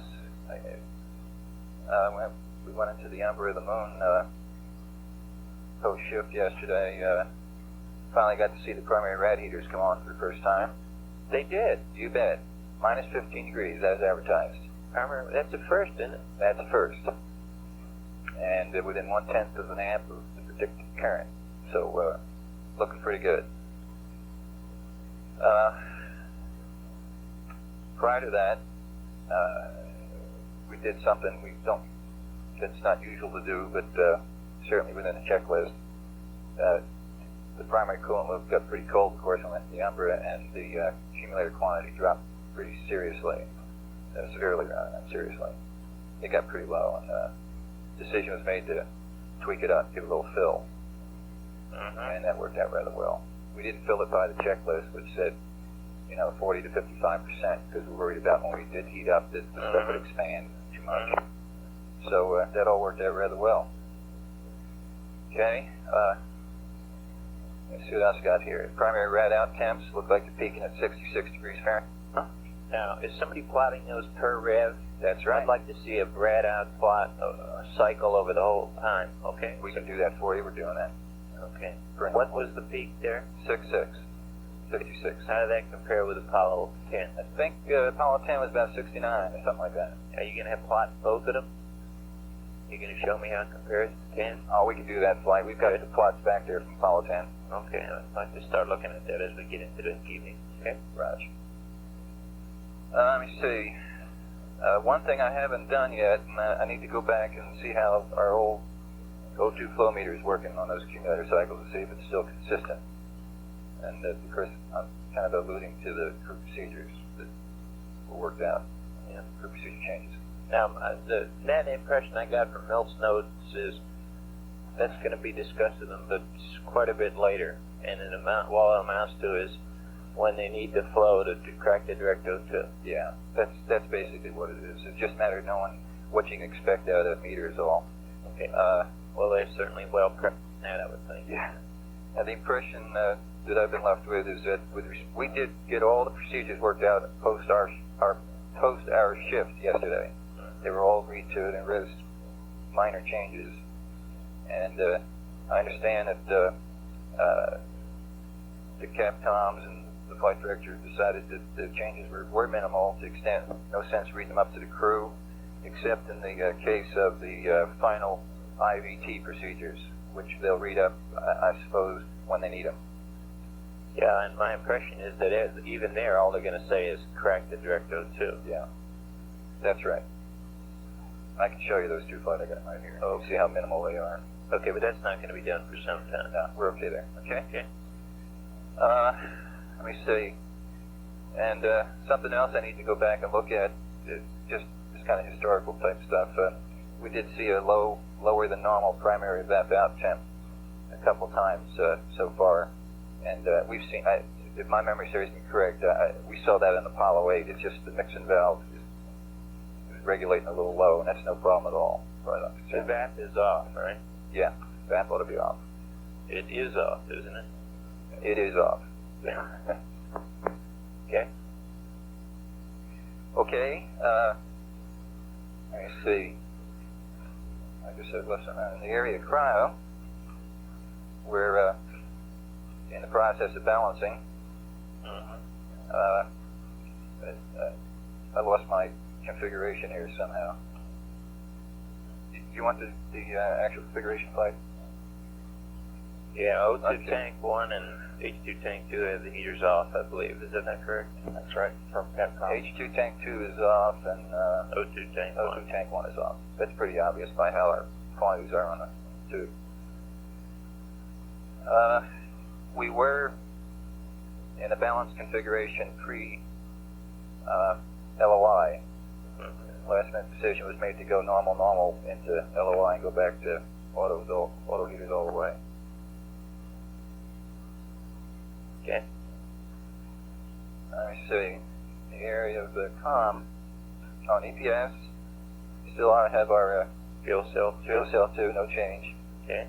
And we finished the bad A charge before. We finished a little early because of the crew rest cycle, but we got most of it back in. We've got a good bat charger and we got a good battery. And bat B is due to be charged about 107, so that's way down the line. Mm-hmm. Okay. In communications,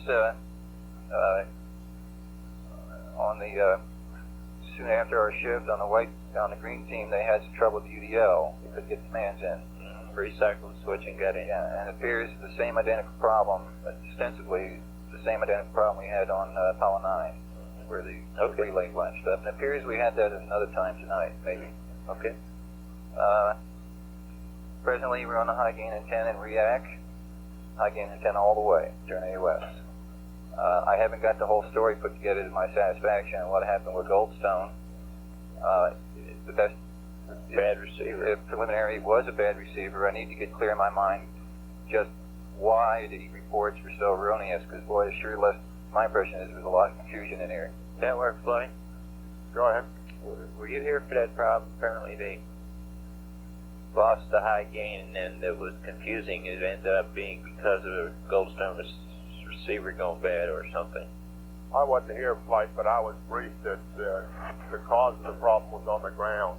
Yeah, okay, but the point is that I was going to get at is, in troubleshooting the comm, you sure got to start finding the right things to say very quickly, or you get into a big ball of mess. Flighty comm. Go ahead.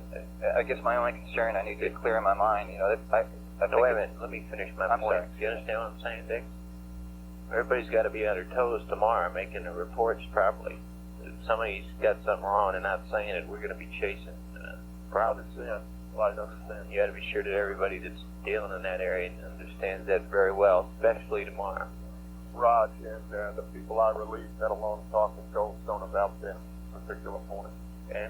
Wouldn't hurt to pass it on to the other sites as you deal with them tonight. Raj, like will do.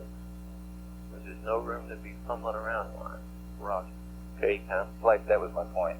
All right. It took about an hour. Tom tells me to. All right, okay, we got that. Okay.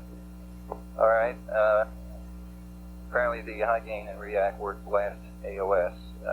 Seemed to take about a minute longer than we thought it would take. Okay. I would understand. To get it. Okay. That's all I got. Pretty happy the way things are right now. Okay. Capcom, how about you? Just have one thing we didn't get past up the crew. They wanted to take their monocular into the limb with them. We told them we'd check that out, and I guess we have completed that. Just have We agreed to do that, yeah, we haven't said that. We haven't told it to them. That's the only other thing that has been mentioned. Okay. Would you write that in your notes for the next shift, Raj? Let me ask that one. Okay, Sergeant? He stepped out of the room back to talk to his people back behind. On pay? No problem, Blood. AFD? Just one question for Telcom, I guess. My notes indicate that they had done this com check on the normal voice with the 85. Telcom, are you on? Oh, that's right. Go ahead. Yeah, they had normal voice on the 85 and the high bit rate was in and out. I just wondered how good was the high bit rate during that check? Or just fine with it? This is addressed to Telcom? Yes. Okay, you're in with on the 210 and the high bit rate. With in normal voice, it was well. The high bit rate was pretty good all the time on the 210. It down voice back up, it would drop out when they talk. On normal voice, it was pretty solid. But on the 85, it was not very good in either one. Contact It was unacceptable in either one. Okay. You got the Here's the coverage. contract. This is You got it there, see, I'm gonna look at that. Okay. Anything else, Harold? No, that's all fine. FAL? We don't have anything different. The altitude of the A1 was 500. Guam contact. Wait a minute. The altitude of what? The A1 sighting. Honeysuckle, Houston contact Met 1. Honeysuckle. Roger, read you loud and clear. Guam, Houston contact Net 1. Guam on Net 1, read you loud and clear. Roger, stand by for Yeah, quick would you promoting show me check. a map as to where that is? That was P22 This is they did Houston on contact, P, testing, test 1. and 22 they did. 2, 3, A1 is what? Is it? 4, 5, What? 5, No. What's 4, the physical significance of 3, A1? That's 2, the area where they're taking their 1, 1, 2, 3, 4, 5, Oh, 5, okay. 4, 3, 2, 1, test out. So we wanted the baseline altitude. Honeysuckle, Houston contact. Honeysuckle was 100% okay. That's the altitude. Roger. That's correct. Guam, Houston contact. Guam, 100% key. Roger, thank you. Honeysuckle, you'll be active for this round, and Guam, you will be back up. Sure, we'll get quickly phone. Roger, and Guam, would like to know for a Boga configuration, do you want them in or out? Anything We're else? called up. Would you put the Voga in line, please? Do you have anything for us? Not at the moment, Flight. I've got a couple items I'm going to check on here a little bit further. I don't think they're a problem, but I want to confirm. We have a cool variant at Honeysuckle Prime that's listed as CAN support. I want to see what the effect of that is. And I have Goldstone Wings power amplifier for System 3 with intermittent faults, and I want to check on that also.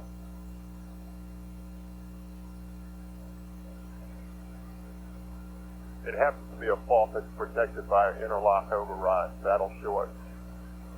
But I want to get some more data on it. All right.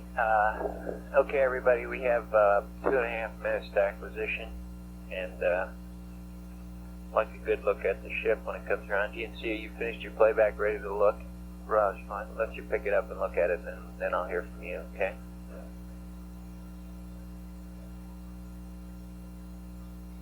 Abe.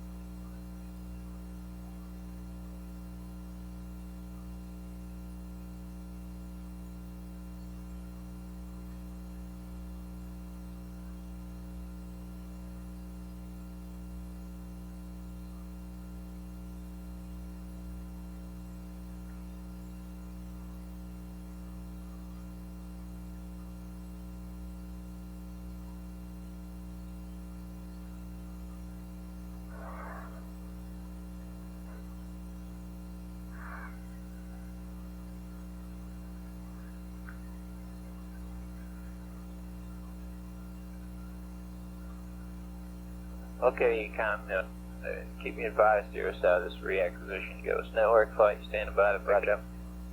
Rod flight. Okay.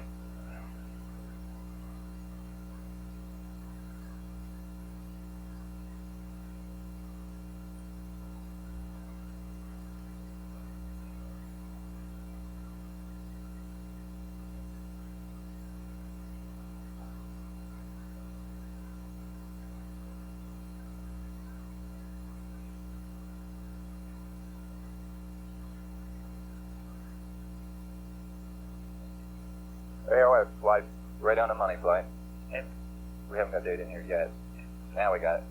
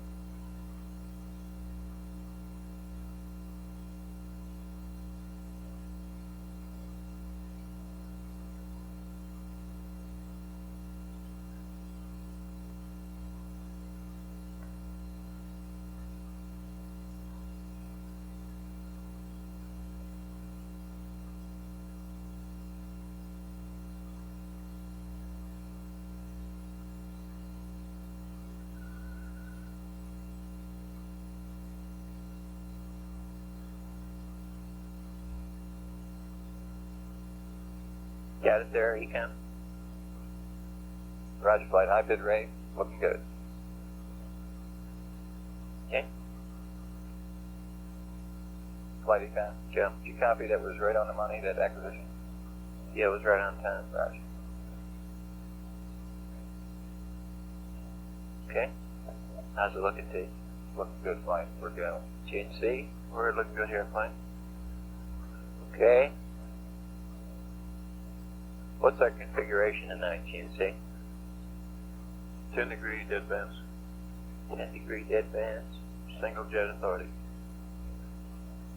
2 quads in, huh? Which 1.5. Which quads are on? Quad A is on entirely, and y'all out of Delta. Quad A and what?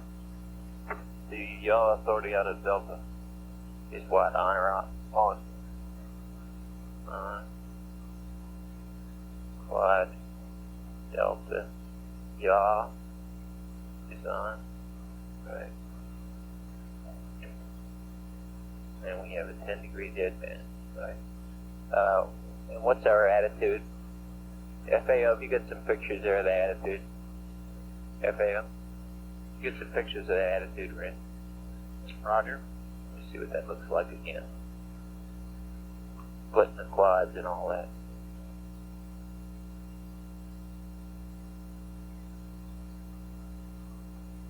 Flight surgeon. Go ahead. They're all asleep. Okay.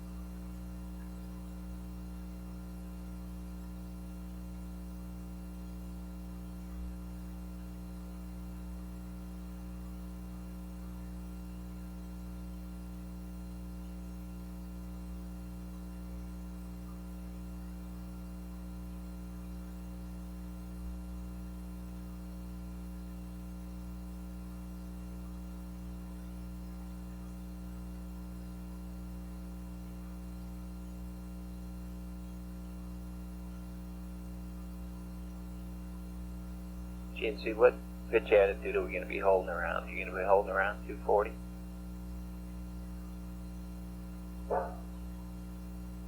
GNC flight. Go ahead, flight. What pitch on roll are you trying to hold here? Pitch 229, yaw 0, roll 82. 229, 0, and 82. Right.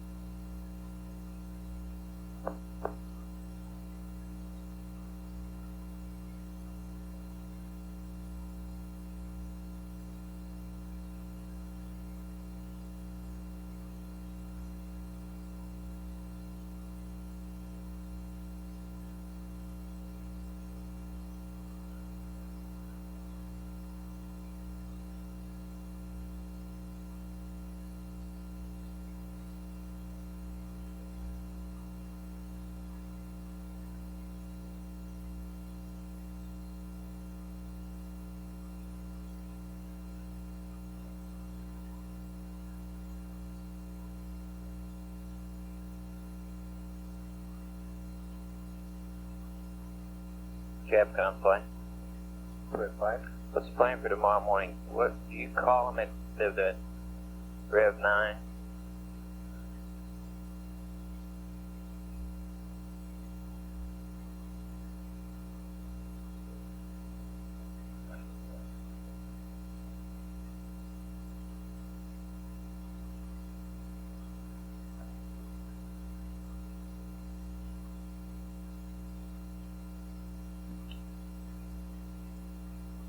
Well, it looks like it might be delayed a bit, but got a P-22 for observational landing site in there at 9430. A what? Flight FAR. Yeah. When Owen talked about some personal notes that Mike Collins wrote to his flight plan, and we're not scheduled anything like that. Okay. Well, my question though, Owen, is you call them there at 93.5 before they go around the corner? Is that the way they're going to get up tomorrow? That's right. That's why we have a gap between the rest crew and the crew. We had to wake them up before we zoom them so they could get started. Okay. That's what I recommend. I didn't have a note for that here, but it does look reasonable. Okay. Why don't you note it, next fella? Shouldn't have missed that. I missed a half hour or so.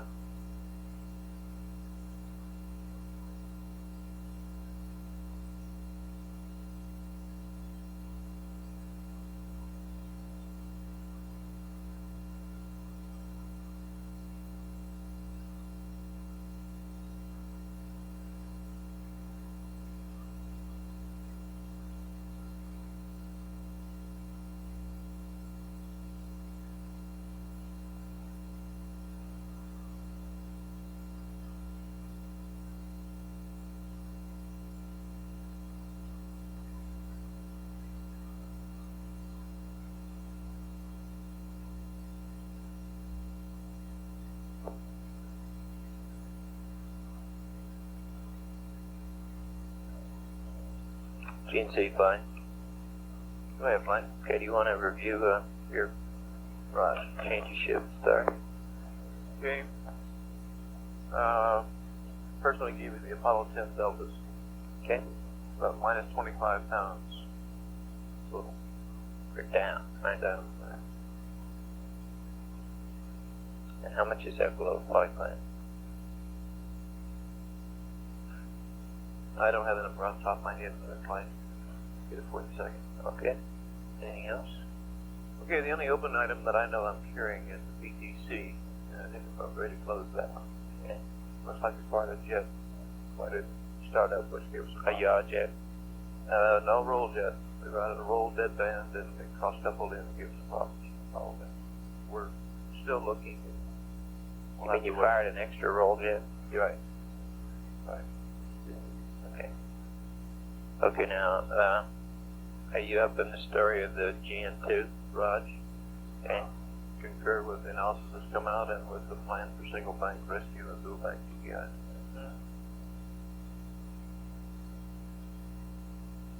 And I've also heard about the P-22 flurries, and we'll be running a flight plan prediction program tonight. We'll have lots of mixed coming for tomorrow morning. Okay. Anything else in your area, Bill? No, don't believe so. Just about it. Yeah, I don't have anything here. Especially. Okay. Okay, now tonight though we have a different configuration in your area than we have had in the previous nights. We've had the jets off electrically all previous nights. So you best be sure that everybody in the back room is paying that additional amount of respect to that system. Okay. Roger that. You got the event or warning lights set on the quads, pressures. Yep. Okay, and in high bit rate you'll have the jet firings all night, won't you? That's right. And they're in the back room also. Roger. Okay.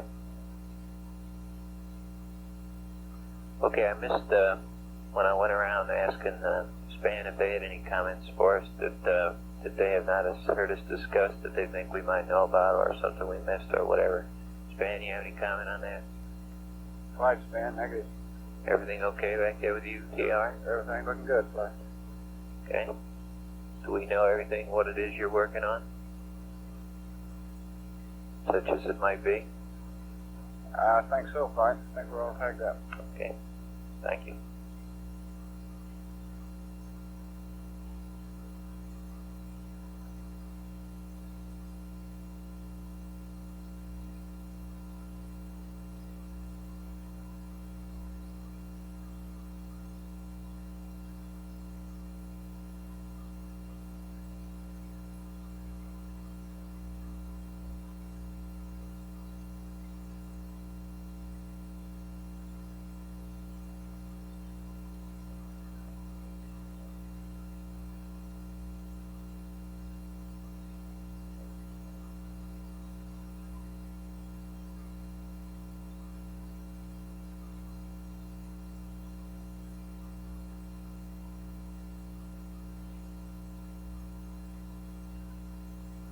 Surgeon from Flight. Go ahead, Mike. Was this time around the corner the first time you were fairly sure they were asleep? That's How long have they been rested? When did we call off conversations with them? okay.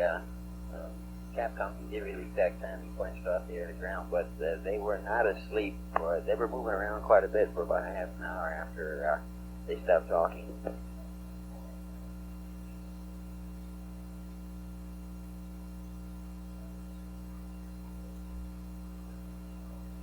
Okay, let me put the question to you in different terms. Assuming we wake them up at 93.5, how many hours sleep do you think they'll have?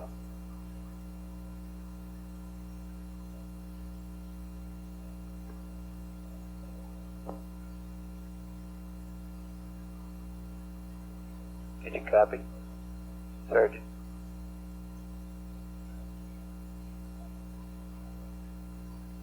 Surgeon, Flight. Flight surgeon. Did you copy my question?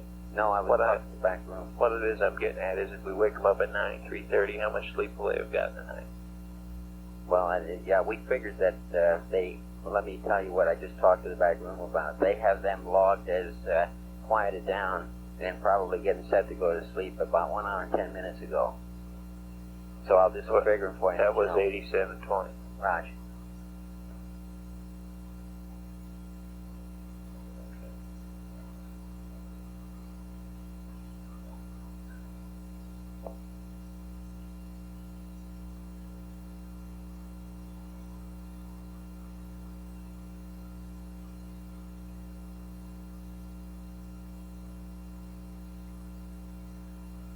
Yeah, flight, don't give them 6 hours.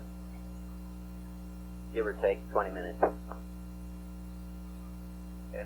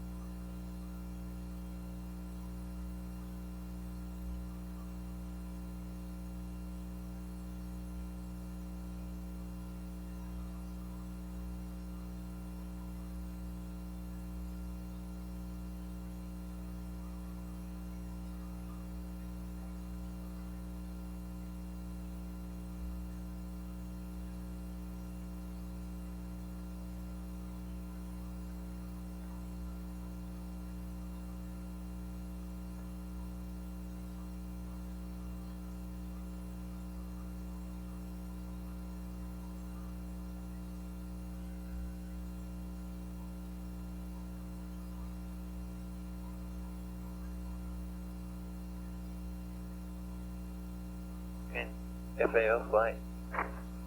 Go, fine. Ted, I assume that I'm going to be working on one of these checklists. Would you look at this before I go into it? For, not the EVA, but the prep for,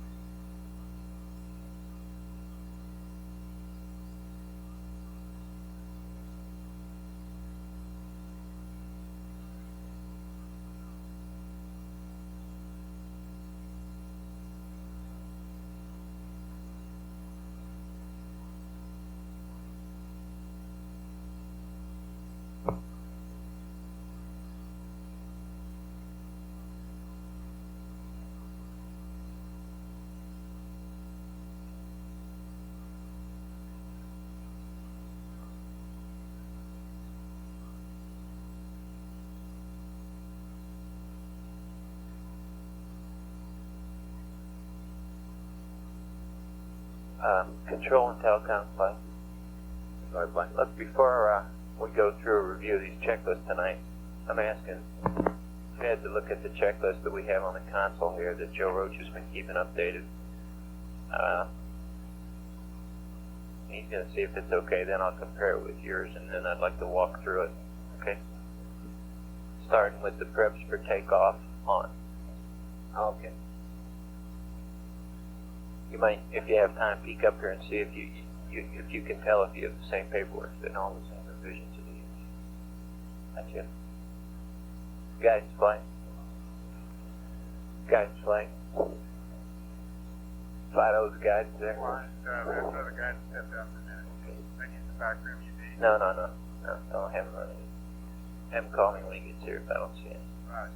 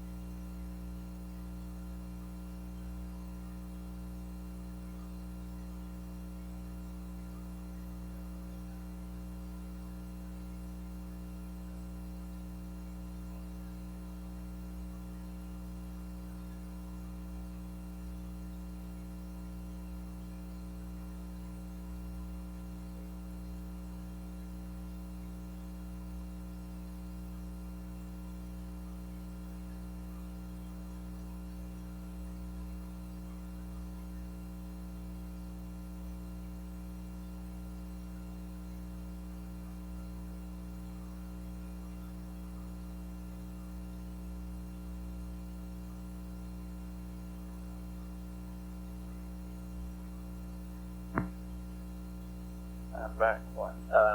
Can I ask Ted to look at the checklist that I have here on the console with what is flying? Be sure that I have the right one. Ask you to tag up with him to be sure that you guys down there have the right one. I want to review on the loop this checklist for ascent preparation to ascent rendezvous. Okay, the lunar surface. Yeah. Yeah, okay. Yeah, lunar surface, starting with getting ready to take off. I have the one, which we think is the one in that. Yeah, let's be sure that you check with him, because when tonight's over, we all will be dealing with the same paperwork. Right?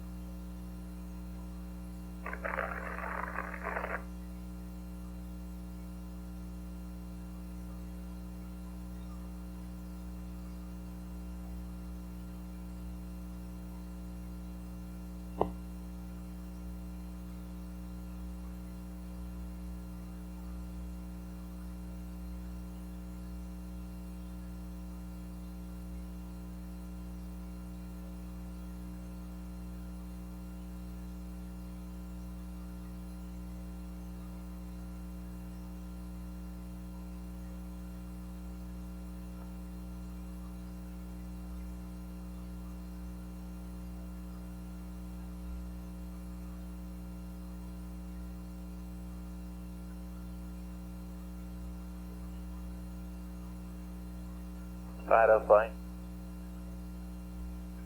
Go flight. Thinking of myself here, and I can't imagine it makes any difference, but do you Fidos understand that if we do any rescue burns with the CSM, we will be doing them on one bank? That's firm. Okay, does that make any difference to you? It makes a difference, but we've already done, we've already counted for the difference. Okay. It's thrust and flow rates. Yeah.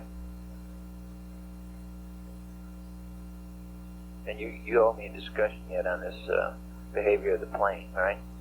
That's firm. Yeah.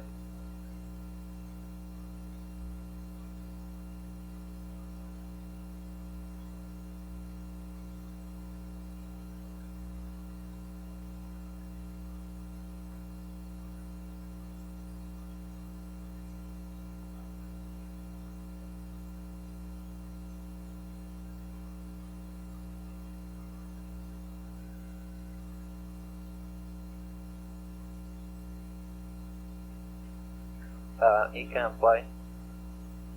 Flight econ. What's the waste dump schedule we're dealing with here? It looks like we might be able to get it into an LOS period at 104-ish.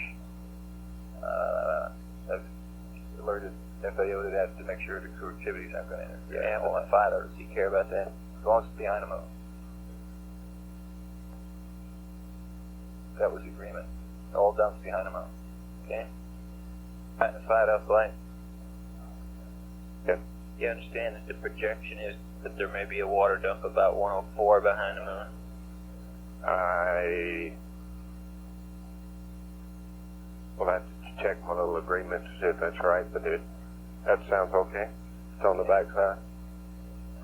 Right? Which is a funny attitude, and it's all right as long as we can't see it. Yeah. What you don't know won't hurt you. Like, catching my kids doing something. Right.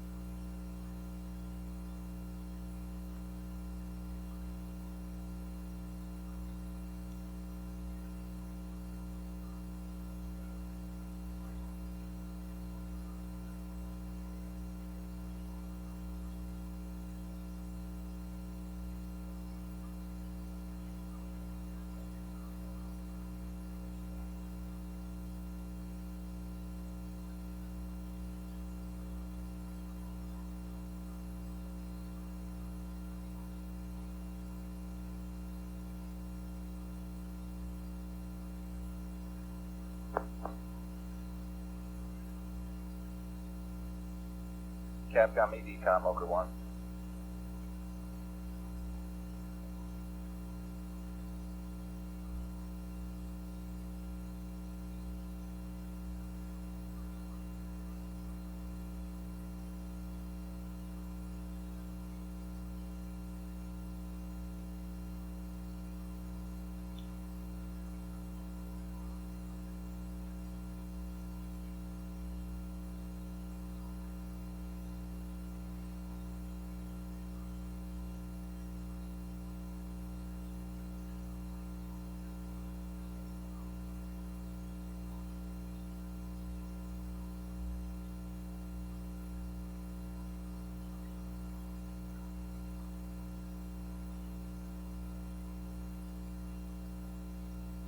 Flight GNC. Go ahead. We're 76 pounds down from our flight plan. Okay. 76 pounds. Good. My plan in the earlier number you gave me was 25 below 10. Right. Okay.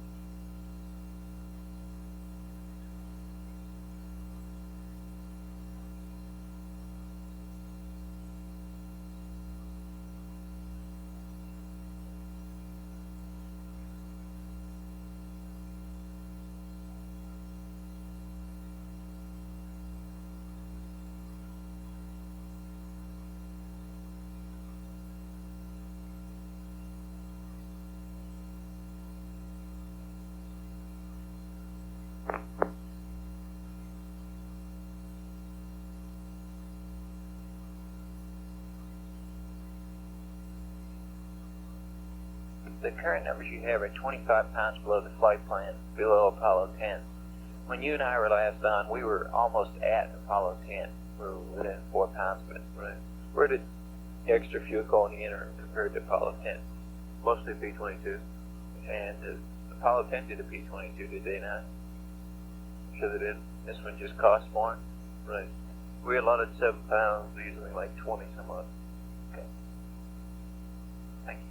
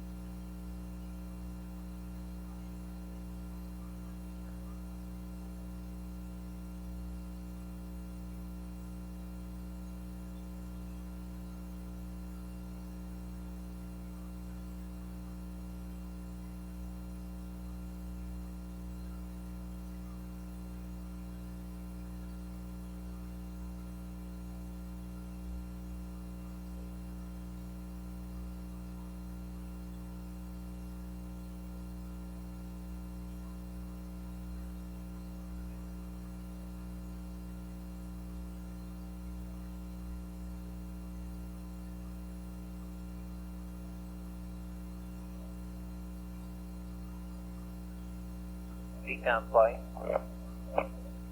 Flight econ. You get a plot going of that grad out temp compared to Apollo 10, or just grad out temp. Let me. Yeah, flight. We're going to probably do that otherwise. Okay. Yep. What we'll do is we'll just take the graphs from 11 and 10 and show them to you. Fine. Okay.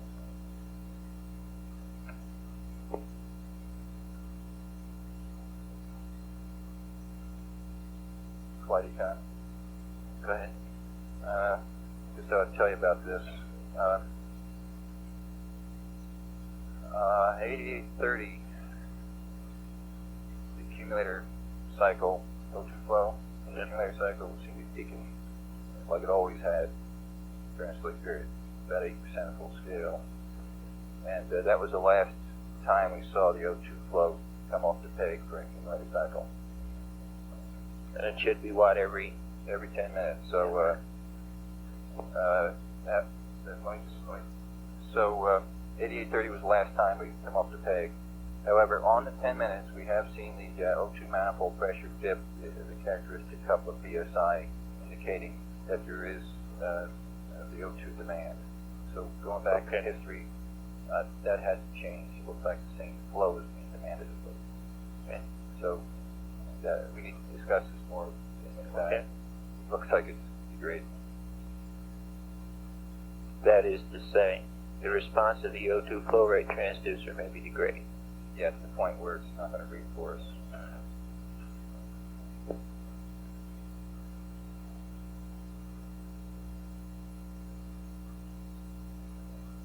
Of course, that gets into procedures again.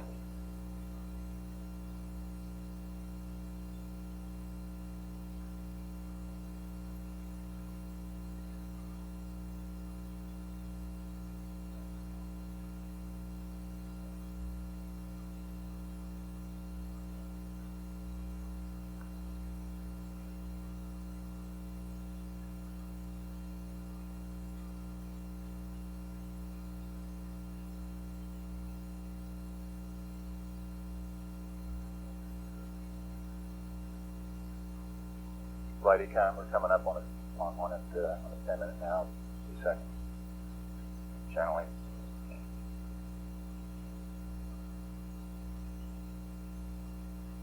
Okay. Slow the manifold dip down.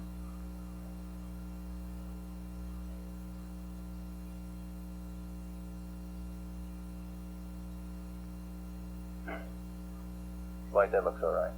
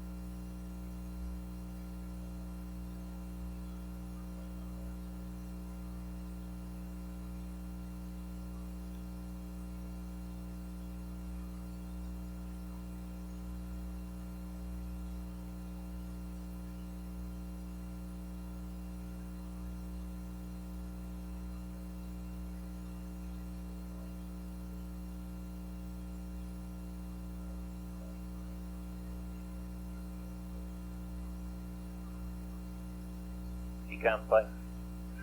Go flight. You say you saw it all right at 89? Yeah, it was back to its normal, about 0.23 pounds per hour flight on that last one.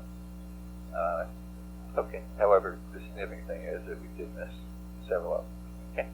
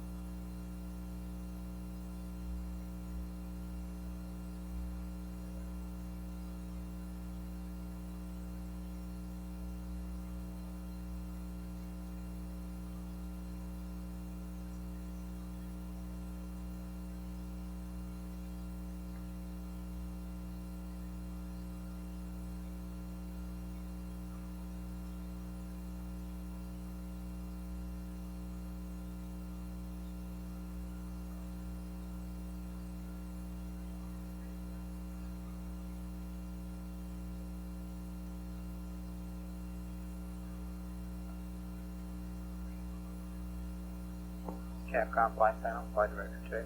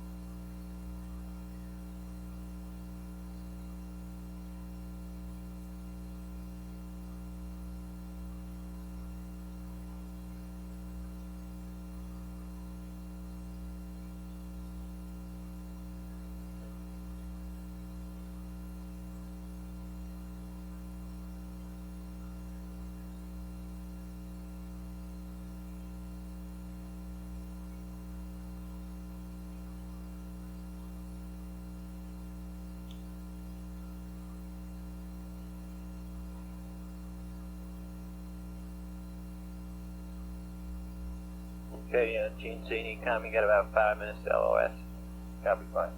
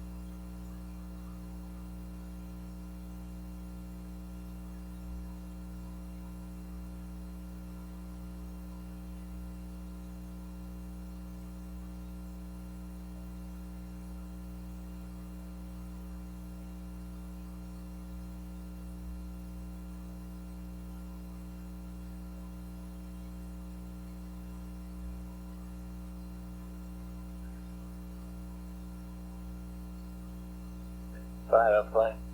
Go flight. Jerry, by the end of the shift, get that piece of paper you prepared at the end of the shift. I'd like to have a write up all the times we're going to be dealing with. Okay? Right. Anything else you think appropriate, but especially those including landing. Okay? Okay.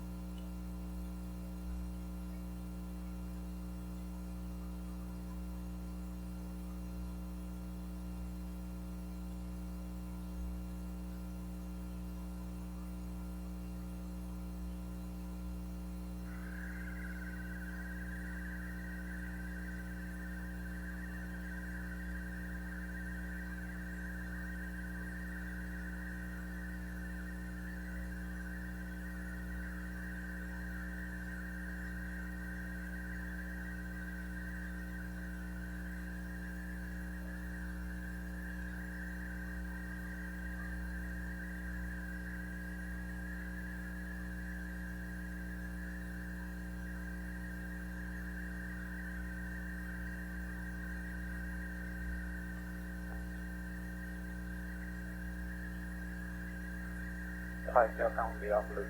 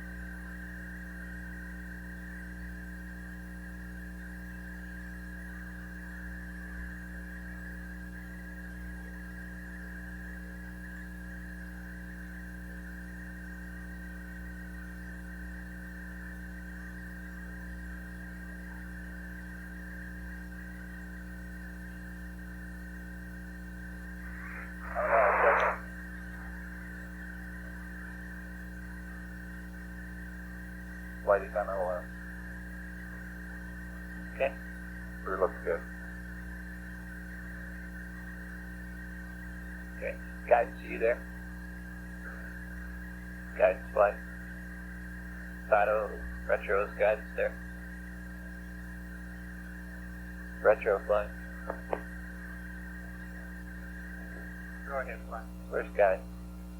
He's He's in the back. he stepped out to wash his coffee cup. Okay. Dick, and Ted, I'd like to go over this checklist now. That is to say, when the guests in Telcom are here. So in a couple of minutes, I'd like to pick up on the movement through that stuff. Okay.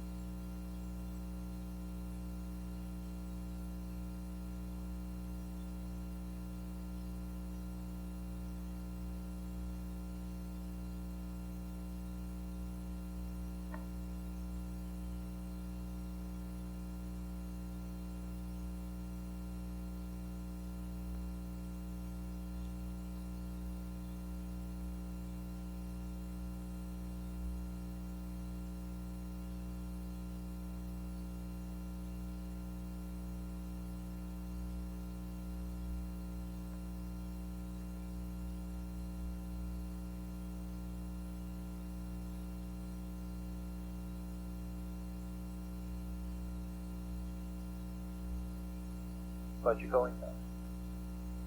Okay. I see him now.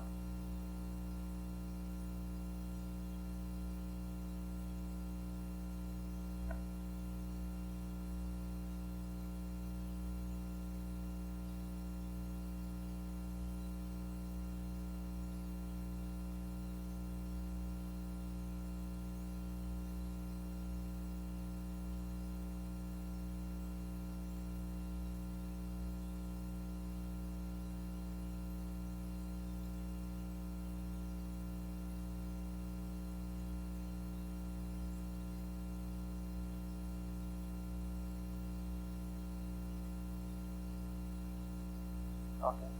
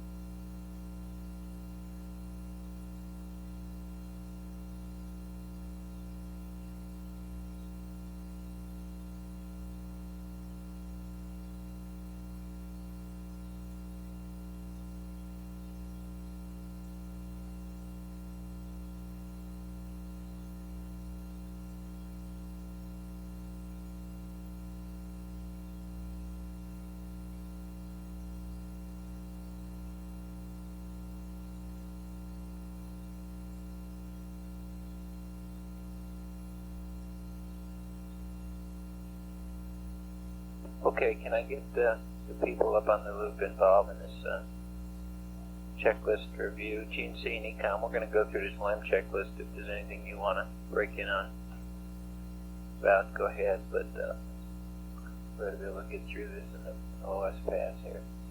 Control, you up? Telcom, you up? Guidance, I'm FAO? here, fine. FAO? Ted, can you join us for half hour? Roger, fine. Capcom? Yeah, Roger. Okay, we're picking up on Surface 45, is that right? After the rest period? Alright, we all there? And that would actually be before the, yeah. Say again. I was just finding myself. Yeah. Surface 45, you there, Control? Roger. Roger. FAO? And Captain. Okay, Ag's coming up, right? No. Circuit breaker 11. Plus. How about the circuit breaker chart? What's out? Well, from a telecom standpoint, just their normal heaters are out, and they're in their standard configuration. Okay. How about you, Control? Same five. Nothing special, and the charts in the book are right, is that correct? Permanent. Okay, that's panel 16 is a good picture. Let's put this to the panel list. Panel 11. Panel 11 is that. Second, so. This is panel 11. The upper right hand corner, that should say 11. Yeah, but it doesn't. Yeah. Surface 46 is panel 11. Okay. I just don't see 10 and 11 anywhere. Okay. And those circuit breakers are correct as configured there, right? That's permanent. Okay. Then we pick up with program 00, and this is a self-test of the LGC, right, guys? Margie checks the disk heat lights, and then he does start the self-test. Okay. That starts Rep 25, right? Yeah, he just zeroes out the cells. He's going to look at this. And all the way down through here, not stage on the surface, that whole abort stage, all this stuff. These are the eggs quantities. Right. Alright, that's all looks alright to you. Up data link, telemetry to high. That's really that, this misspin uplink CSM state vector. This is the one that's optional with a CSM 222. This one is this form. Wait a minute. To the LAM, okay, well, and are we going to do it? Well, we call it optional, term it optional. Probably won't do it because you probably won't do the 22. Okay. What would be the time tag on this if we do it? Oh, probably would be the same as the one we're going to put in later. Well, no, I take it back. This would have the landmark tracking time on it. Because we'd be putting in one of the CSM also. Okay, now, when are we going to make up our mind about this? While we're on the surface? Yes, that's fine. Okay. Okay.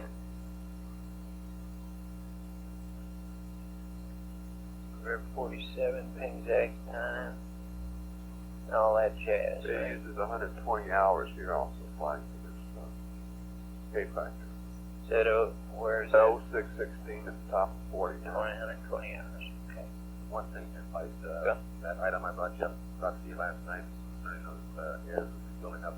Yes. Well, let's go David get zeros here. Okay. Okay. As long as he does these things that are in the checklist, he'll skip around. We're okay. I'm sure he's going to go through it by the book. Okay, take minus 220. Come on down here. Circuit breaker 11. We're putting the rendezvous radar in. This is to get it out of the way, right? That's probably he's going to target doing through the AOT position. Right, you'll notice if he's using the rear optics position, you probably won't do it. He has a note to himself. Probably won't do what? Said won't redesignate. See the sense of it as a star and rear D10. No redesignation required. But this is how you do it if you were going to do it, right?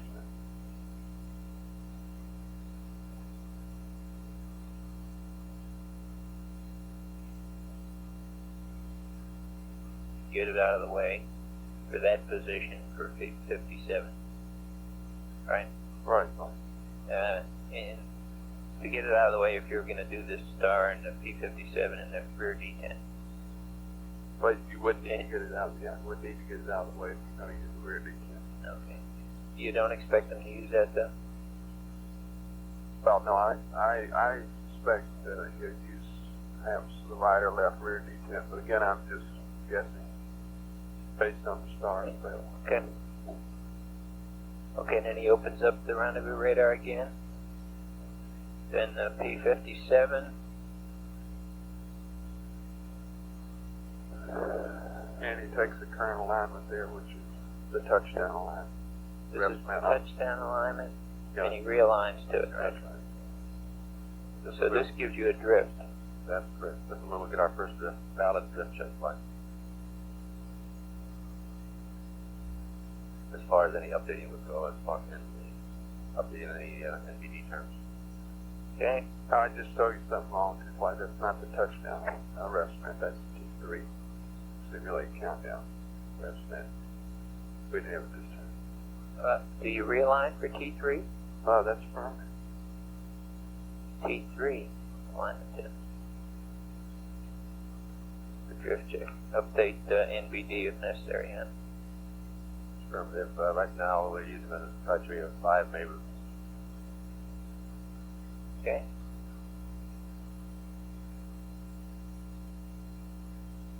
Okay, then the gravity and the star. Let's see. Okay. CDU angles, latitude, light. Yeah, that's flipping the platform. Twice you course align, twice you no attitude light comes on while you course align. Course align. And this flips the platform in order to average gravity. Average the accelerometers out, right? Like in respect to this tip of bias, for example, here, we'll be attempting to use the tip of bias for the entire lunar stay, but it has been recommended that we do not update tip of bias. However, we are intending to give people a go or no go on the platform based on a certain bias that they may come up with, and it's pretty gross. The numbers are pretty large, and go into that if you wish. Well, we'll update if it comes to that, right? Well, right. It's been recommended not to update. If we do update, under any circumstances? Well, this is going to be a contingency. If we do update, what's going to happen here is we have to go through another procedure, which the crew is not aware of. This is the one we talked about, Ken, where we had to turn the platform upside down. Yeah, but So that's the trade-off we've got. We either. Yeah, but don't you suppose if we really decide to update it, if it's bad enough to update, it's going to be pretty obvious that doing too much, don't you suppose? Yeah, well, that's why we've got those big limits that we're willing to go with without updating. Okay, but suppose we update it, then what do we do? Well, we know what to do? We know what to do, my friend. It's procedure that guidance will have to uplink a restaurant and let's put the platform in 2 different positions and eliminate energy and determine the bias on that lead. Okay, you understand all that, guys? It's a large flight, well, but I think it's going to have to be awful bad before we start. That's what I'm trying to say. We really have to be something. We don't have to really be scared before we do that, I think. The numbers that you can go with are real gross, and we can stand a big bias. Yeah, we're more worried about alignment than we are accelerometers. Okay? Okay, then we come on down to the gravity error. Now, let me see.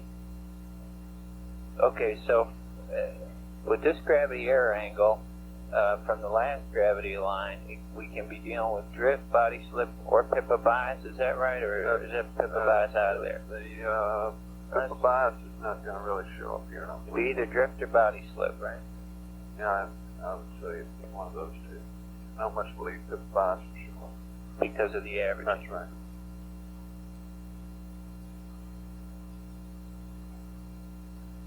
And you'll let me know how that compares, right? Yeah. Right. In this case, it'll be the the 04 that comes up will be the difference between the gravity vector determined back at the T3 exercise and the current gravity vector. Right. You don't have a gravity vector, it's just the x-axis of the current gravity vector that you compare. Yep. Yep. Okay. This Can we is clunk on? traffic testing 1, 2, Can we clunk on down 3, here and what are we 4, doing here with these sightings? 5, This is getting 5, enhancement. 4, That's right, just he's taking the, 3, he's sighting on the 2, star now flight, and what he does, 1. Test out. he averages a set of cursor and spiral. It'll first come up with a cursor and spiral and tell him where to look to see the star. Okay, then he will go. Stand by, just a minute, I'll leave that in a second.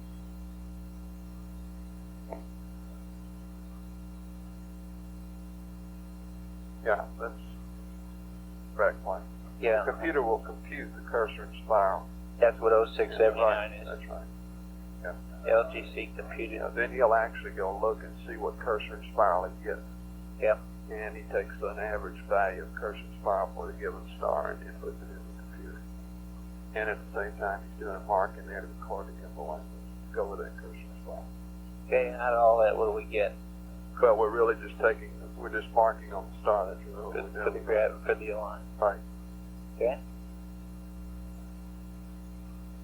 Okay, and what's this rendezvous radar antenna node? He's putting it back where it was, right control. Putting it back up along the plus there. Plus X, that's right. If he moved it. Yes.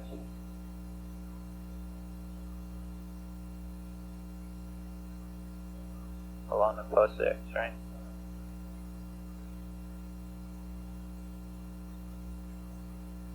So where it is now? Yes. Yeah. 180 plus 180 trunnion and 270 shaft is plus X. Okay. And put it on again. Okay. Curve 41. Yeah, could you hold on just a second, flight? I have to switch to another page. Very well. Okay, I'm with you. Go ahead. Yeah. What's curve 41? There. Good. Oh, What are we doing there? He's still putting the rendezvous radar back at the course line as the shaft, training for the rendezvous radar. And then the 0412 tells him it is the rendezvous radar. Goes in, pros and does things. Okay.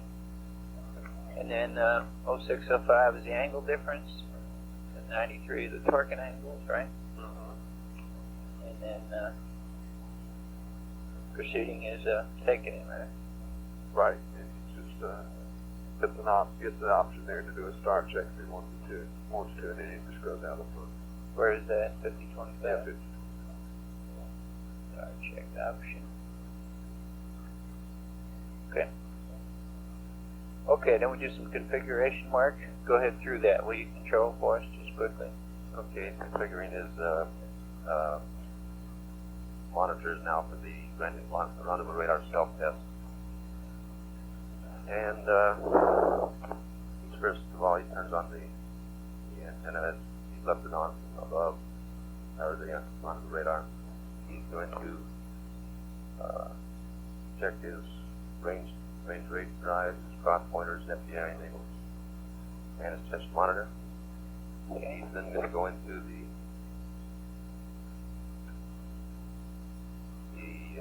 self-test, the Verb 63. And first of all, he sets the NOAA monitor flag. The reason he does this flag is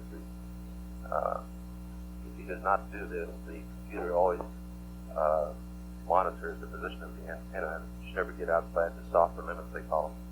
It will reposition the antenna on it. And to keep this from happening, they set this flag, which inhibits the computer from overriding the self-test in that fashion. So it's loose through set. Yeah, it's possible that the self-test itself generates some error signals, which tends to drive the antenna. And in about a minute, approximately, it would drive into the soft stops, and the software would reposition it. Okay. But that's they do this. Okay. And this flag doesn't have to be set a reset. No, it's when he does taken the care of Verb 44 later, after he redesignates the final time, that'll reset the NOAA monitor flag. Okay. Okay, and then, go ahead. The captain on there, in the event the rendezvous radar is already along the plus X axis, and he says, okay, it's there, and then put the circuit breakers in, can we tell him, or can we tell on the ground we have, we just down blue here, the rendezvous radar circuit breakers are not closed? You're asking if we can tell if he's got the radar on or off? That's affirmative, we can. Okay, so that's something we might be staying by at that point in time. Okay. Okay, 1678, the numbers it's supposed to. Then he goes off and calls it a day on that, huh? That's affirmative. Ken, just a minute here. What we said was correct, but I don't think he does a verb 44 here. Now, let's see. Look on there. Oh, he's got the verb 40 noun 72. So he does another one later on because he redesignates Yeah. on over Okay. here. So he does That'll one. catch it then, right? Does one on the Surf 53. This is the next one I see. Right Yeah, on. he does one at the 2/3 of the way down the page. Is that okay now? Yeah, that'll pick it up. Okay, now we're doing Ags to pings a line, right? Right. Okay.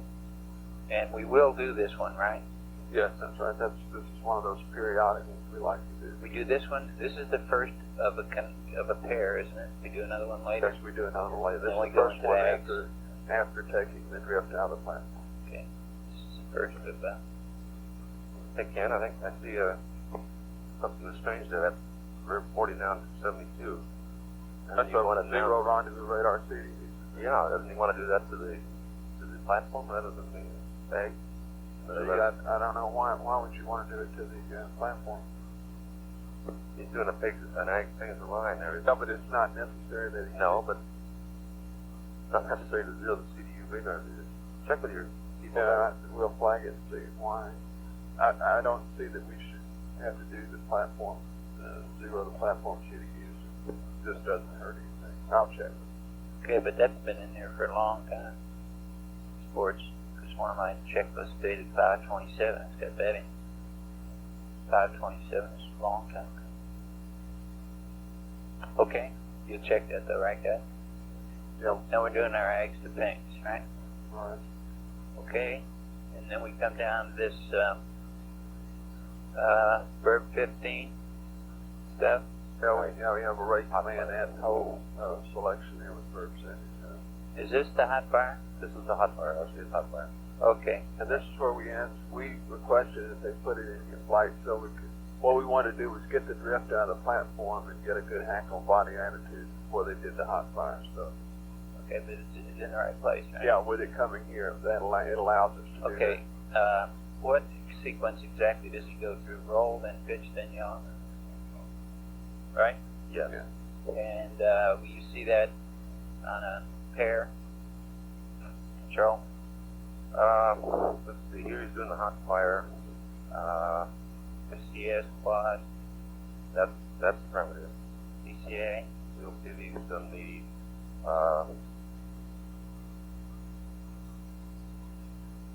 You know exactly what to look for there? yes. Roger, fine. We get the TCPs. We got it on the chart recorder back there in the back room. We'll compare the. Okay. What circuit, this TCA circuit breaker? That enables the primary preamps. Okay. The yes. Okay.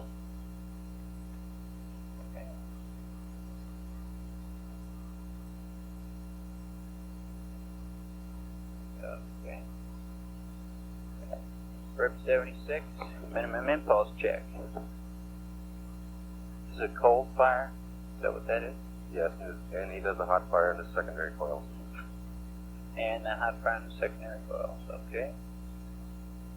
That is mode control at hold. And hard over and pitching you again, right? Roll pitching And he goes back to pings in auto. Right. Okay. Okay, then we're down to 210. Let's see if I'm old with my old lifeline. Okay, guidance, what are we doing here Here now? it goes. He's putting the radar that's running you know 180 and 270 again. And I'm not sure what the reason is there. Do you know? Is it for some kind of problem with the sun or something like that? This puts it along the x-axis. No, it doesn't. Oh, this one does. It might be to move it. Is this This one is to along move the plus X temperature? still. It's still along the plus X axis here. Yeah. 180.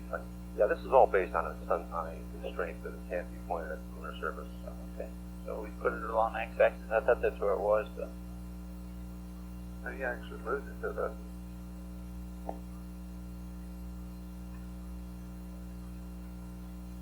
You told me a little while ago that. Yeah, when.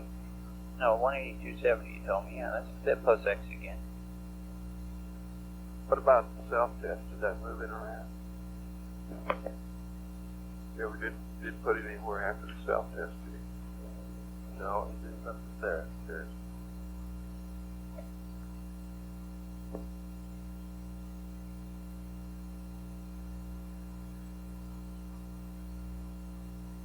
Are you guys all together there? He's just doing it again. Yeah, Oh, well, he's making running. sure it's out. Yeah. Okay. He's running the self-test here, and that's probably the reason he zeroed the rendezvous radar city used to. He did that right after the self-test, trying to get everything back in a good solid state. I think. Okay, down here at 413. Store any azimuth? Right. Tell us about that, guys. Oh, you just take the ags, just read the current ping tabs and stores it. It can be used as a reference for independent lunar line with the ags. It's essentially like doing a total ags to ping alignment, except here you're just interested in storing the current ping tabs for use in the future meetings. Okay. Again, it's a cautionary thing here. I have a note to myself that this takes into account lunar rotation.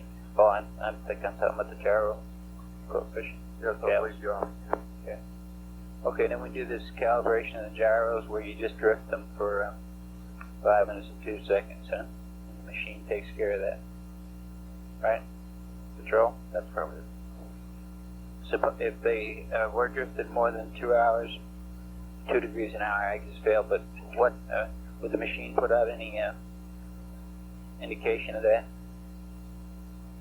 Well, with the machine, yeah, I would tell you what the actual drift was. Okay, but it doesn't light a light or anything. It just gives you the No light. drift rate. No light. Okay? Count on there, that's 2 degrees an hour, I thought they used to be 2.5. It's been changed to 2 degrees. Oh, okay. It was 2.5. Okay.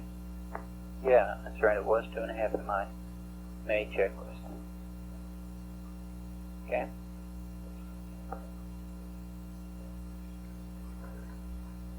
And we're storing the ping tabs again after the test here. Yep. I've often questioned why we do this, but that's okay. I think it's just something that they thought was safe thing to do. Okay. And then he reads out once he stores, he reads out the sine, cosine values of there. Which is really the azimuth, right? Right. And you transmit these numbers to the S-Fin. What do you do with them? Well, I think we want to see what his 4.7 and 5.3 is. Of course, he's at the same time giving us all the info from the P57 range, which hopefully we'll see. Okay. This cap on there, you can guide over it, and we'll just come up and say, hey, I'm Right. 904. Agree. If we have all, there's no use in him reading out. Yeah, I agree. Okay, let me write in what those things are. 904 is the gravity difference. 905 is the angle difference. Now 93 is the torquing angle. 047, 053 are the azimuth numbers out of the angle. 93 is torque. 753 is negative. Okay. Stand by for another vector. Okay, now this is the regular asset vector. Be an insertion plus 18 minutes transaction. Okay, and if we have any major updates, it's here, right? Yeah, here. Control? And gas? That would have been the last one. We would have done that, right? Based on the last one. Yeah. That's where you send it up there. Okay, take minus 130. Flight, Go. okay, they, you notice they put up that length of data, and you don't see anything where they take it off. They normally do this, and for some reason, apparently didn't get into this thing. Since they do normally do it, I don't know if it's worthwhile putting in there. We will be watching it, and in the event they don't put the up data length switch back to off, we'll tell them to. Okay, yeah, fair enough. Okay, ascent pads, right? And all the quantities following those two words are all the X quantities that go up on the ascent pads. Yeah, let me see. 225 and 226 are limiting numbers for the semi-major axis, and it makes it come out to what, 45? That's right. That's where we freeze out the variable limits on the X. Make the numbers the same so it shoots for one answer. And 231 is the RLS, and 047053 will be our values of azimuth, so that you can give the thing a completely independent alignment. Okay, what RLS parameter do you send up? Radius vector. Well, it'll be the best estimate, the same one that we have. But it's radius vector. That's right. Okay. Have changed. It's required now that it was prior to this time. Okay, minus 45. We go again to get the radar out of the way if necessary for the B-57 coming up, right? Okay, move out of the way. Landing site is preferred for liftoff, right? Right. Load the ascent pad, values take there. And goes right on through the 57. Okay, then we give them a T line, and P-57 aligns it then for the landing site at liftoff time, right? Right. Everything in the 57 is the same as before, except for the rest of that option. Okay. Gravity measurement, no outline. We're doing this whole thing again, all right? Okay. So 604 is gravity error angle. Okay. Gyro torque angle is greater than 5. I have some notes here to myself that I don't understand. Okay, no display here. I have a note about 9 degrees. Gyro torque angle greater than 5 degrees. Oh, greater than 5 degrees. If it's less than 5, you don't course align, go straight to gyro torque. That may be what you okay. If it's greater than 5, it course aligns and then gyro torques, to get out the course line here. That's just like a regular in-flight line. Ken, isn't that really just a computer question rather than a crew? Who doesn't interface that? Yeah, that's right. Lynn has a note too. Okay. I was trying to understand my own things. Okay. That's confusing. It seems like it's a question for the crew. Okay. Then we go through the same business with the star again, right? Mm-hmm. You read it out, then you mark it, and proceed. Angle difference, star angle difference, arcing angles. Actually, if you're interested, when you take this angle difference, it's like a star angle difference. It's really the difference between take current RLS and the star that he picks that's currently in memory, and compare that value to the actual angle that he gets between the gravity vector and the star line of sight that he measures. That's really that angular difference you're measuring. What is the difference between? It's the difference between the current RLS and the stored line of sight in the star table for the star it picks. Take that angle. Okay, that's its known angle supposedly. So then take the angle between the gravity vector and the star line of sight that you measure. You got another angle. It's different those two. You get the same. Is this time sensitive, or do you always expect it to come out to 0? The computer solves for the problem, and you should be getting close to 0 for star angle. Yes. So it's not a function of when you do it. Hopefully, you should be getting that. Yeah. Very near. Okay. Torque and angles and proceed then, right? All right. And then you get a star check going on. And I believe he is doing the check here. Yes. Okay. Rendezvous radar. Okay, you can move that around again if you want. We're big on moving it around. Okay, open. LT lamp open. Okay, set a camera grass. Right. Consumables update those in about here. Is that right? Confirm. Take minus 35, helmets and gloves, restraints. Tap configuration. 12012, is that right? Affirmative. Okay, yeah, I have that corrected in my old checklist. Weights. And verb 77 goes in here. Yes, there it is. Pings and auto, right?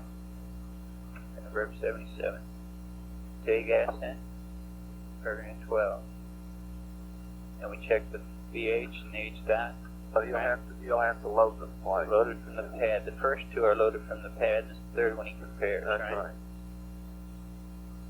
Alright. Pad. And this is the X range is a cross range, and he compares this with the pad. Right. And he loads a number no larger than 8 miles. That's right. In either case.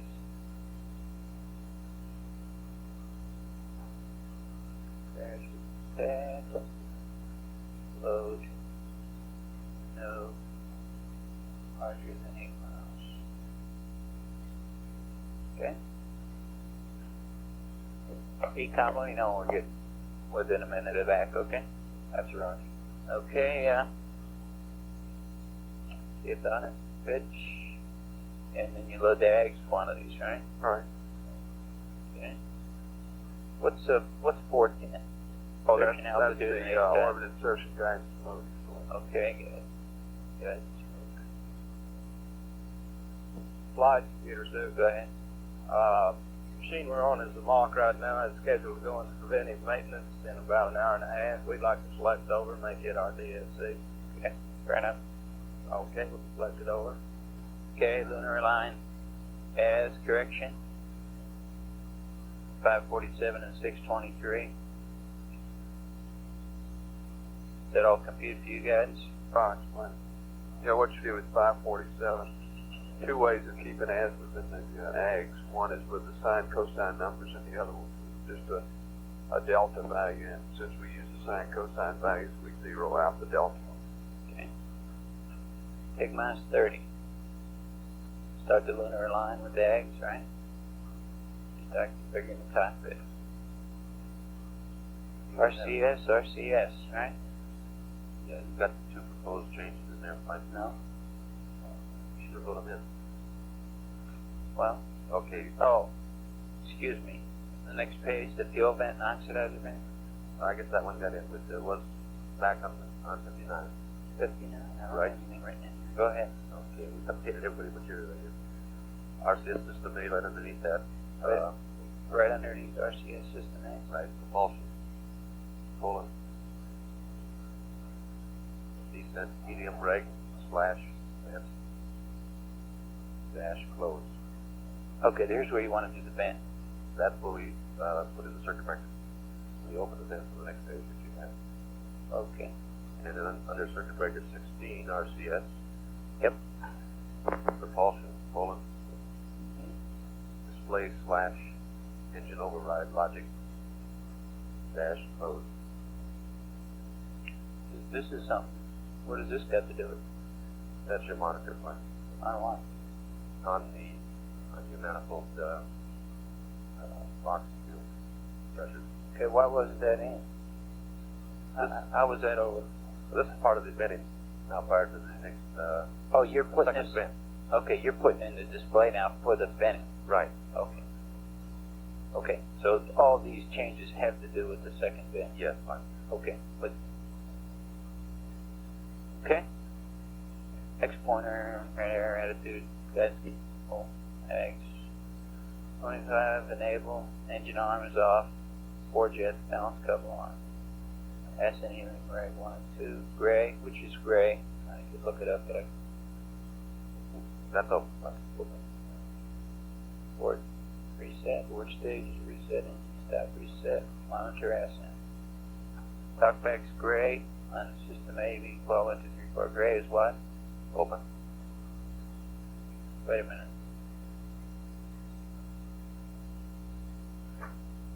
What are these? System A and B quads 1, 2, 3, 4. That's Yeah. your shut off valve light. Okay.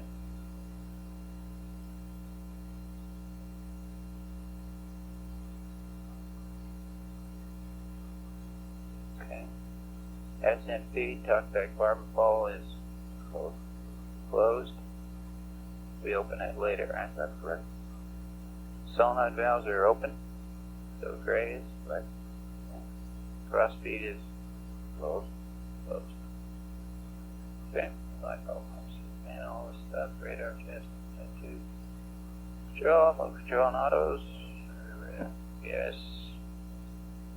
RCS system A, B. Auto. What is that? The heater's flight. Heaters. Okay. Four jet enable. CA disabling jets. Master arm off. Stage safe discarded.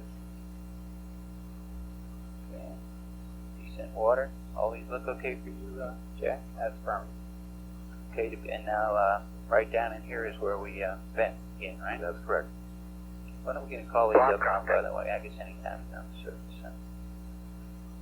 The pilots have not heard of this subject yet, have they? I don't believe so. FAO, event. Guam, Houston, contact net 1. That's Guam, go ahead. Roger, read you loud and clear. Honeysuckle, Houston, contact net 1. Okay. Honeysuckle? Roger, read you loud and clear. Come on Stand by down for and, a quick remoting check. Greg, 1 and 2. Greg Houston, is what? contact testing, test 1. That's correct. Open. 2. Open.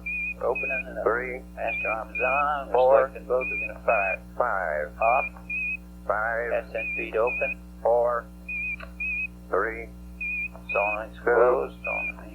1. 1, Valve 2, 3, 4, Cross feed 5. open. 5, 4, 3, 2, 1. Test out.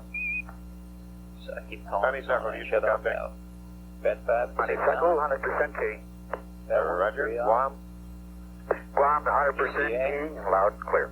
Roger, okay, Guam and And I'm going to do Honeysuckle. some ping tags again. That's right, that's the The final, LOGA final will be in line for this trying to pan. pick up the vectors after you get them in there. And Honeysuckle, you'll be active site and Guam backed up. Ping tags. 5. And Honeysuckle, you will configure your downlink voice for the park site. Time, yeah, okay. They just verify it. That comes Yeah, up Roger. anyway. Guam, Roger. Okay, take minus 17 in on the VHF and the rendezvous radar. Track mode auto. Circuit breaker chart at tick minus 10. Circuit breaker chart on 62 and 63. Ready to go there on 11. Telcom and control. Good. 16. Affirmative. Okay, now we go into that.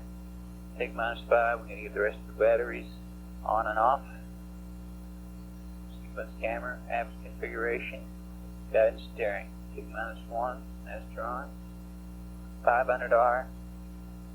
What is that? What is that? That's the same as reading velocity gain in X flight.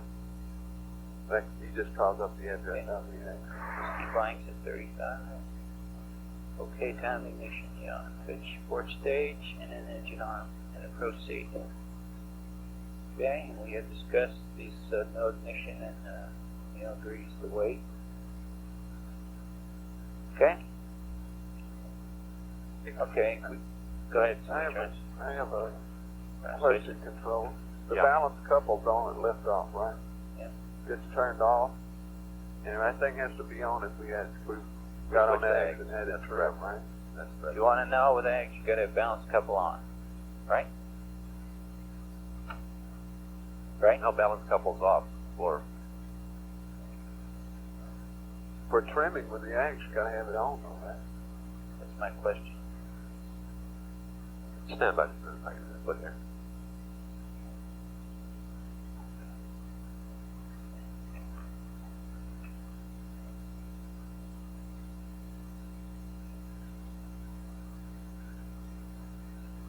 The reason for this is like they feel that with the balance couples on and switching to ag, you would have the ultimate authority to attain your proper attitude. If the attitude was a problem, then you would go to balance couples off so that you do not have upward firing jets.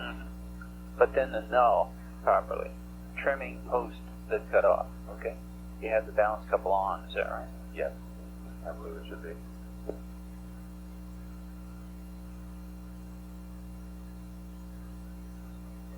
That's correct. That's in the SN card. Okay, where? On the SN card. Where's that? I think I had it here right and I lost it. past ignition there. Yes. The one that has your pitch angles. Your Yeah, I had it and I lost it. I'm trying to find it.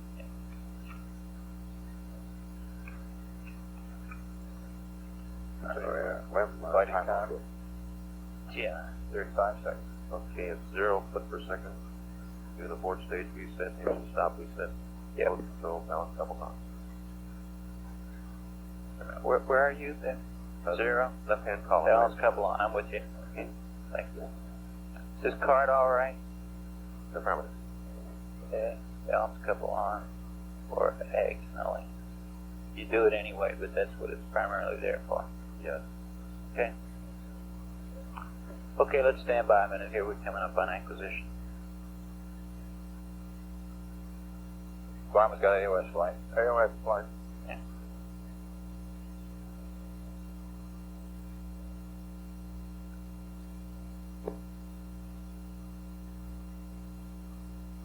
We've got data flight. GNC, what's your channel, please? 9.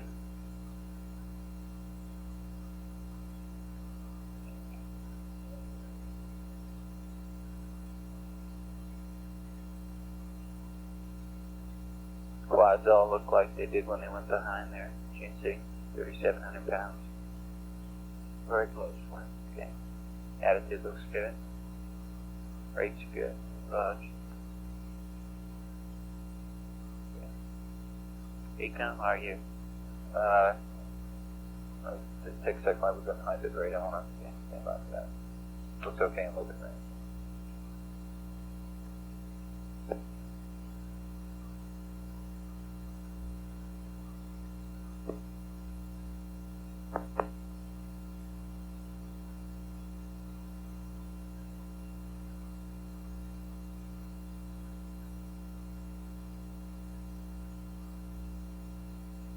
Flight econ? Yeah. We're looking good. We're all asleep flying. Okay.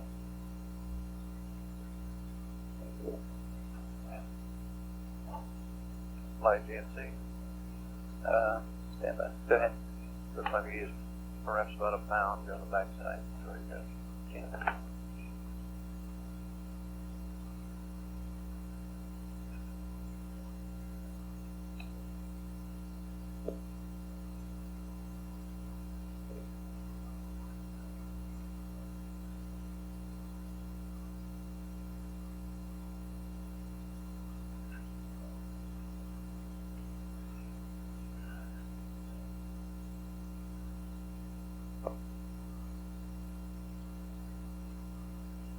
Yes.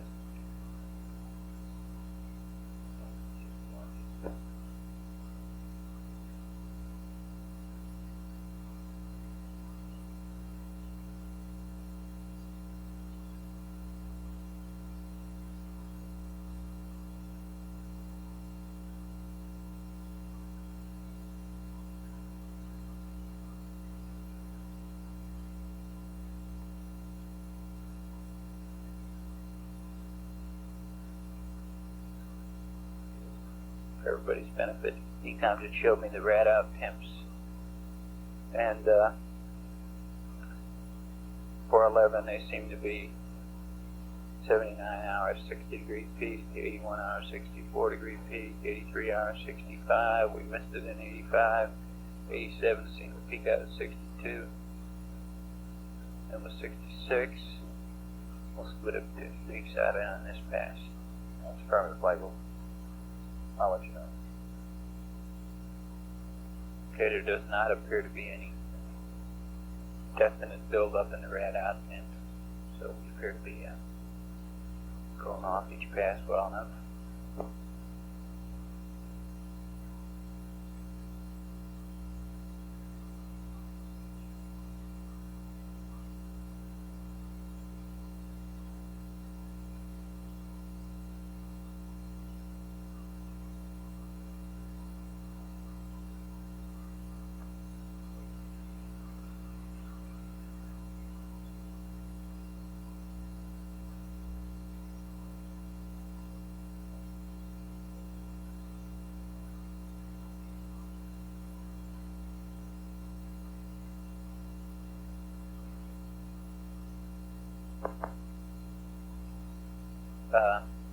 control for flight.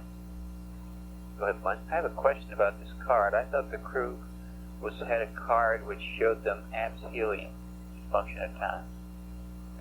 Some of the old cards did. This card does not. You mean had the helium on the card itself? FAO? Comment on that? Ron, do you know anything about that? Some of the cards they've had have had helium as a function. Carried that for a long time there, and I lost track of why we got rid of it. I think that they were really not do too much about it anyhow. You know, we'll keep on growing. Oh yeah. The only thing that we've come up with is that if these guys on the ground detected we're clearly running behind on apps helium, you take the same action as you do over here for an ascent quantity light. Right. Close this main shut-off valves and open them, and close the SMP. Okay? Right. And that's been discussed with Neil through Charlie Duke, and he agrees.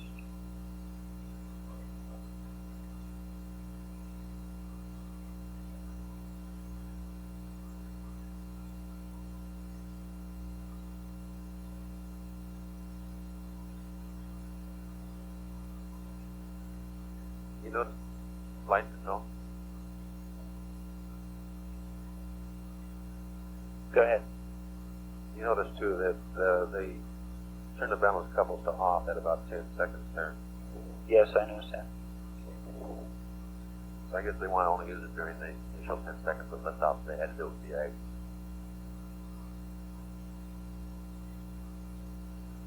Flying up, lost track of the review here. We held it up. We got acquisition there. Yeah.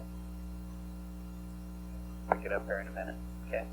I'm just looking at this ascent card, which is on page 13 of the book. Right, I know what you're talking about. Okay. Has the card right in the center. Yeah. So, would you have Fido look at that card, show him those numbers when he gets a chance with BAIH.H? Well, let's see. Has the 4-step manual profile over to the side? Is that the one you're? No, I was thinking of the null numbers, but yeah, I see the profile there. Got both of the egg ball and the overhead window. That 3732 is overhead window. Those numbers, right?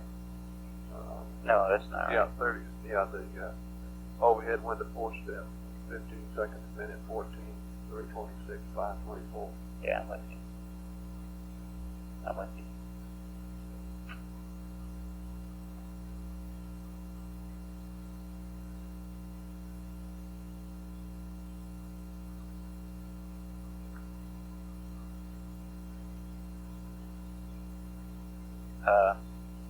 Guidance flight.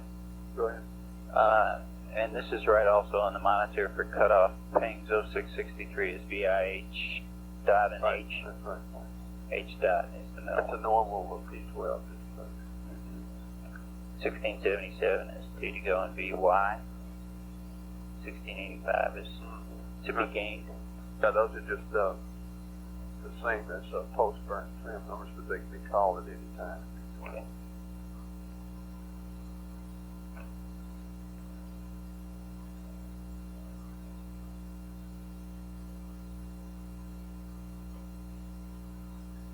Telcom flight. Go by. Terrible numbers. Pitch 134 and minus 32 for the ascent phase. They look right to you. Yeah. What page are you on there? I was looking at Murdoch here. 13, the ascent card. Data file. Let me check those real quick. Yeah, Take a look over there. There. No, control. It's hard for me to tell you how to get to there. Yeah, I got it here. Yeah, let me check. Let me check that. I think those are right, but I'll check it.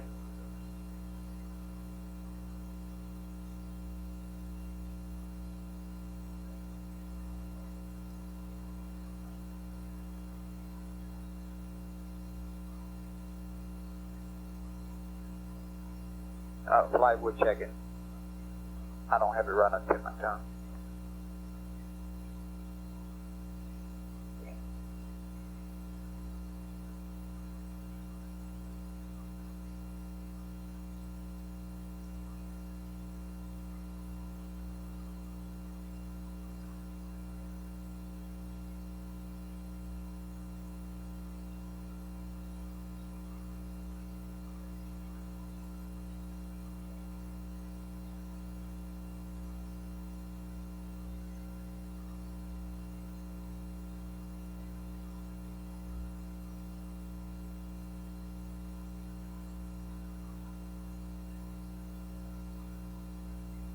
Okay, PNC and ECOM, I assume you continue to watch this stuff.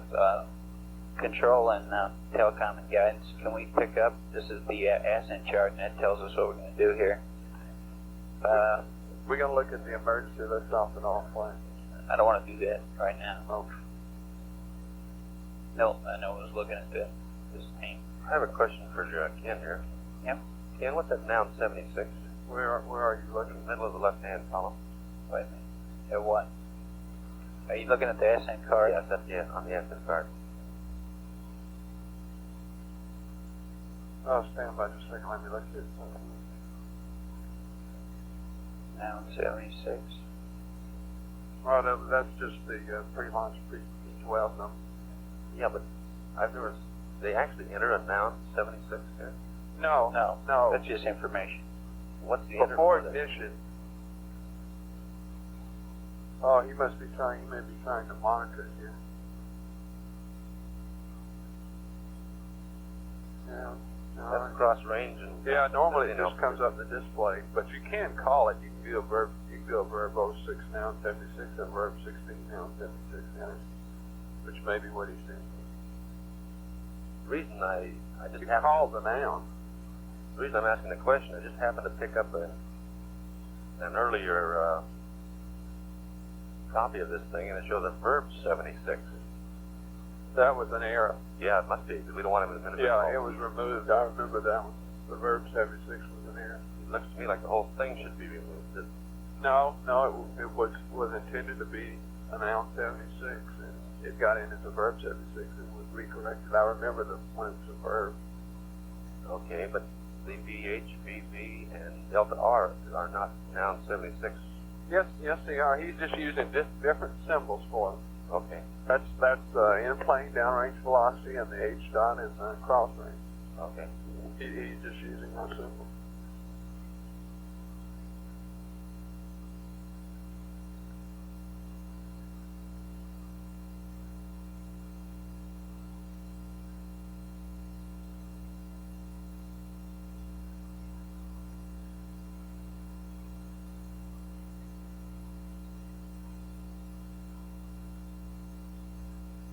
Okay. Where do we pick up here? The rendezvous timeline. Yeah, I believe that's the next thing for it. I don't know the data card sheets. I have them in here, but they're standard form. He does have the burn rules for CSI, CDH, and TPI. Where are you, Ken? Box. Give me a page now. I don't believe you have. I don't believe you have it inserted in your checklist. I purposely inserted it. Where are you? Can you help me? I'm going. The asset data card page in the start of the rendezvous. I had put the regular data cards where he fills out, takes the pad data and fills in. And he has the burn rules for the rendezvous on each one of the respective cards.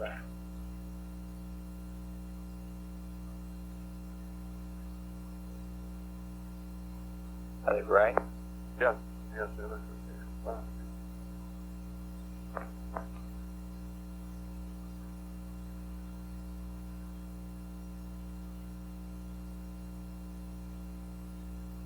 Okay, where do we go from here now? I guess the next thing is to start with the rendezvous checklist, which is starts at insertion. It's the next page. Okay. Okay, Carl, you there? Telecom. Right. We're there. Mine sure is scribbled over an awful lot. The rest of yours like that? Okay. Okay, insertion we got done with. Insertion, okay.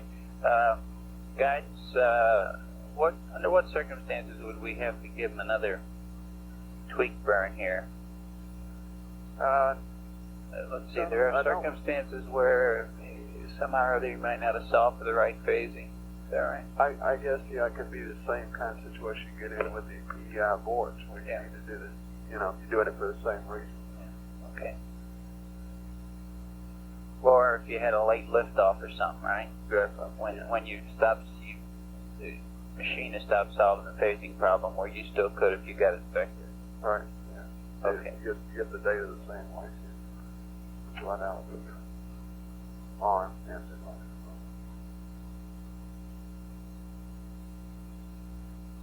Okay. Okay.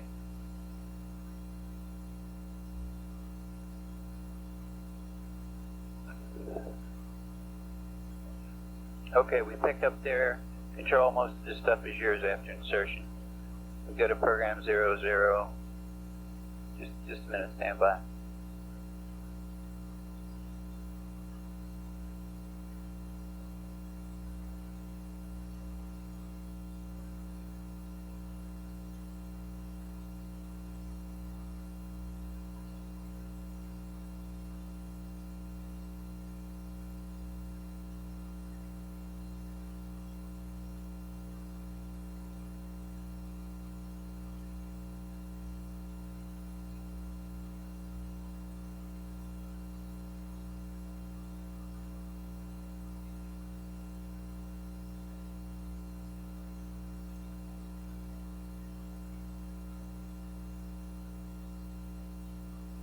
Okay, and off we go. Rendezvous radar circuit breaker open. Right? Roger. What are we doing there? Opening it up? Right, turning it off. For Well, 44? no, actually we aligned it to the AOT position slice for the AOT here. Okay. For 44, what does that do? That just terminates the designation. Right. Track 6, exterior light. Inverter 2, circuit breaker 1 open. What are we doing here, Telcom? We normally launch with inverter 1 online, and as soon as you get back up, you reconfigure and put inverter 2, which is where we normally fly. Okay. You like to save inverter 1, don't you? Roger, inverter 2 also makes sure your loads more evenly distributed. Okay. Okay, then we target CSI and TPI. And we've already given the pads, have we not? Yeah, the only thing we owe them here is a uplink to the CMC, the LGC vector, not the control center, right? We've already given the pads and the times and everything.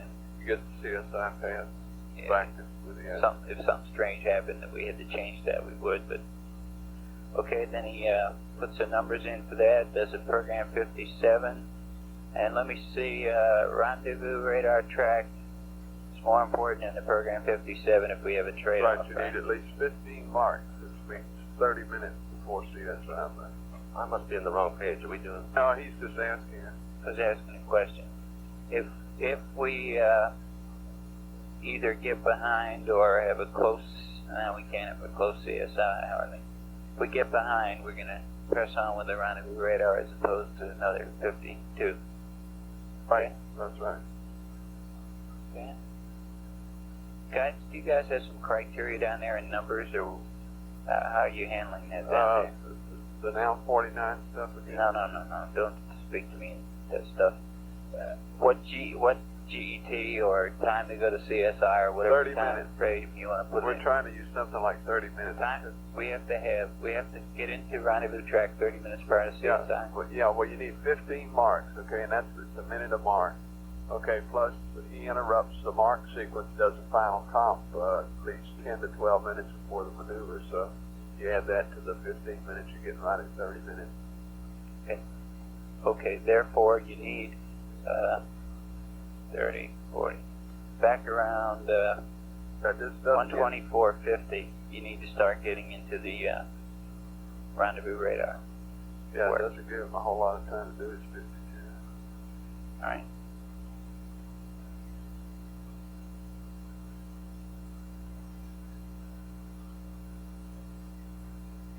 That's right. Okay. Anyway, he tries. VHF antenna. He's plotting R dots, right?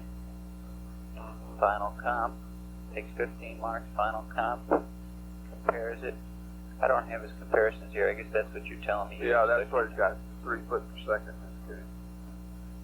Okay.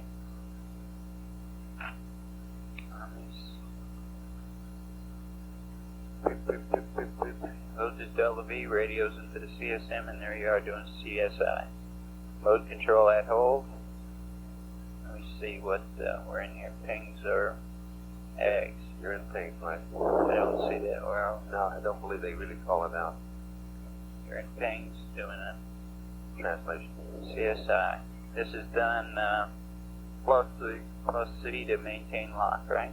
yeah.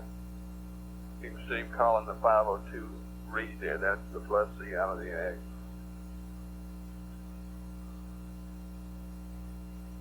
Okay. Residuals. How about these control modes? Control, deadband, max, attitude, pulse, smoke control, axe, auto. After CSI, okay? And max, that's a control the pulse, smoke control that. Good. CDH time to CSM, target CDH. Hey, what are the M numbers, guys? They mark? That's marks. What he must do here is he must do 4 marks before he resets the matrix. And M equal 4 is a cue that as soon as he gets 4 marks, he resets the matrix to 2002 for the verb 67. Right, you are, and we pick up again. Taking some more marks, plotting R dot and R. Okay, we get ready for the plane change, which we may or may not make. Right? Same old story, reading them back and forth. Good things. Okay, then we get ready for CDH. Do we reinitialize the W matrix anywhere in here for this? Negative flights, you don't reinitialize again. Oh, well, I take that back. You see the verb 93's 25 minutes, and that's the only time. 1 at 25 minutes, M equal 4, the verb 93 that's resets the matrix. Reinitialize. What does it go to now? Back to 10,000, back to 2002. 2002. Okay. All right. What is it before that? 10,010. Yeah, it's loaded as 10,010 for. That's what it'll use until reset. Yeah, and then he reloads it right after CSI to 2002. Okay. Then we come on up here for CDH. Okay. CDH is like all bearings. And then we come on down plotting for, there's another verb 93, okay, to 2002 again. Okay. And we chart work and smoke control and do TPI. Okay. By the way, prior to going around the corner for TPI there, we have the pyro arm business, at least logic arm, right? Flight econ. Go. Okay, yeah. I guess that's one thing I didn't make clear. That's not in the flight plan, by the way. There. It was a pending change. It was what? Pending change. Oh, I got it in my column. Yes, it is. Okay. What we ought to do is just make that the standard logic sequence check and not arm up the pyros. That's right. Okay. Right. It's a logic arm, and then give them a go. Right. A Joe. Okay. Good. Then they come around, got them ready to dock. Go ahead and dock, and we talk to them about that. All the way across the front pass over to Gene's team. Okay. I want to go back over, guys, the mission rules that you have for SM phase. But let me spend some time here catching up with CSM for a few minutes. Okay? Could you go back over those rules and see if you can get Fido to join with you? I'd like to go back and go over your summary. The regular mission rules. Yeah.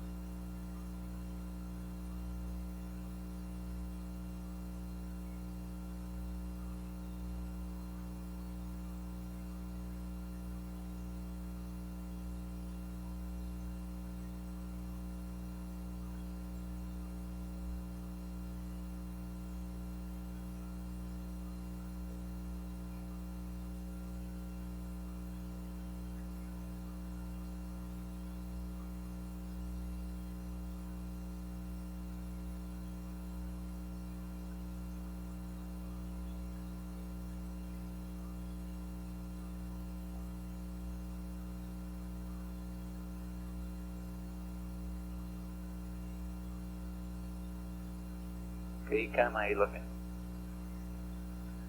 Flight was looking good. Everything normal? That's Still? fine.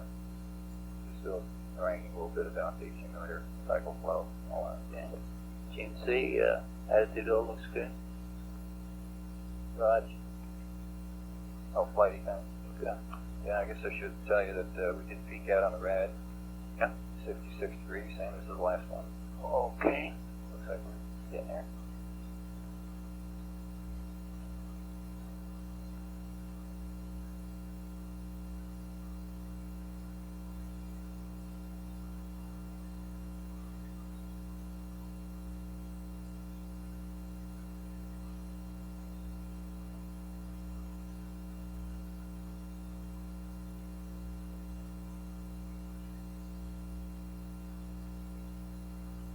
Flight Telecom. Go ahead. Regarding those S-band pitching yaw, they are correct. Okay. Based upon what we have right now. Okay. We have. And I checked all the others in there, and they are also correct based on the nominal latitude. Okay. Thank you.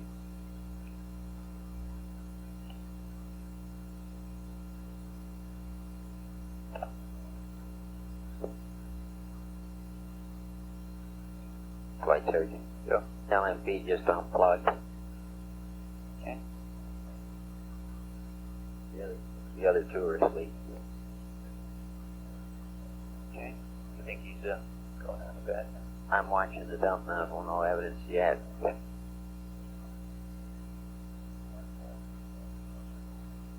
Putters.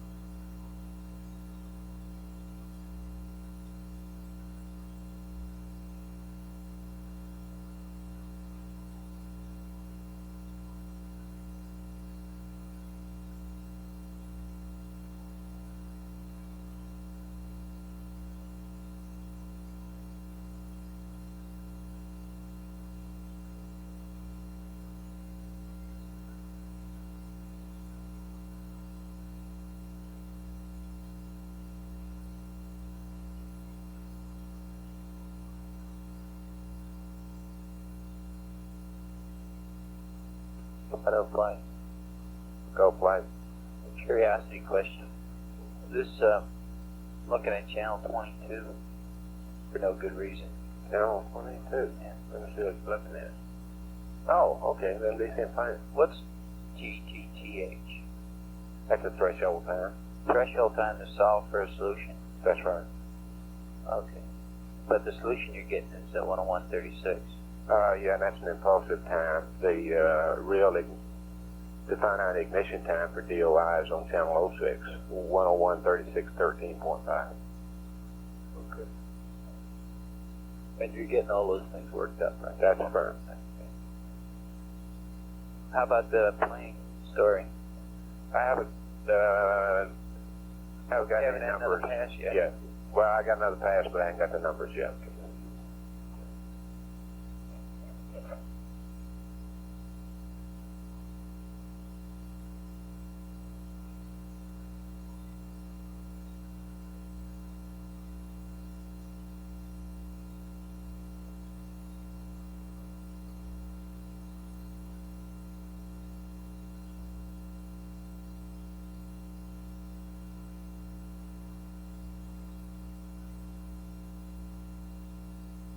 Control flight. Go ahead, fine. Dick, you have this.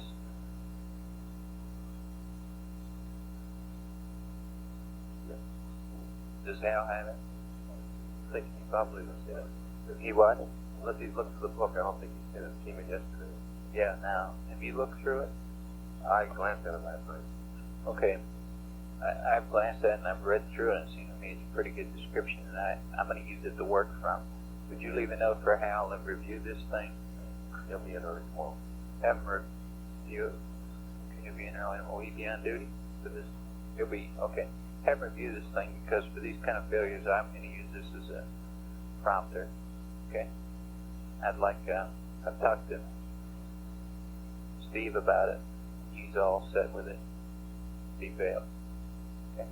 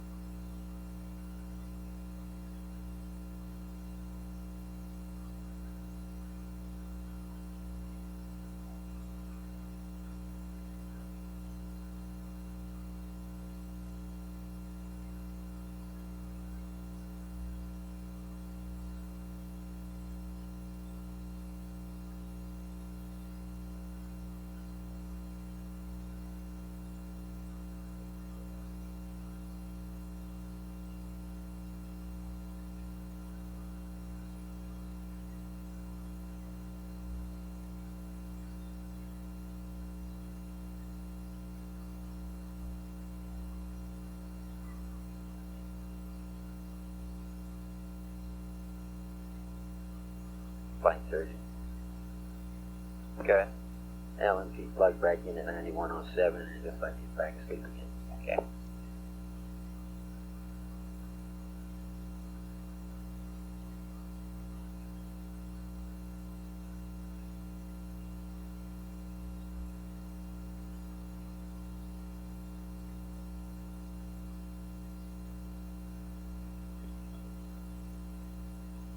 Flight Delta. Yeah. Or was there anything else on this checklist, or we completed the review here? I think I have Jack. I want to go over the mission rules with the guys and people, but they're simple.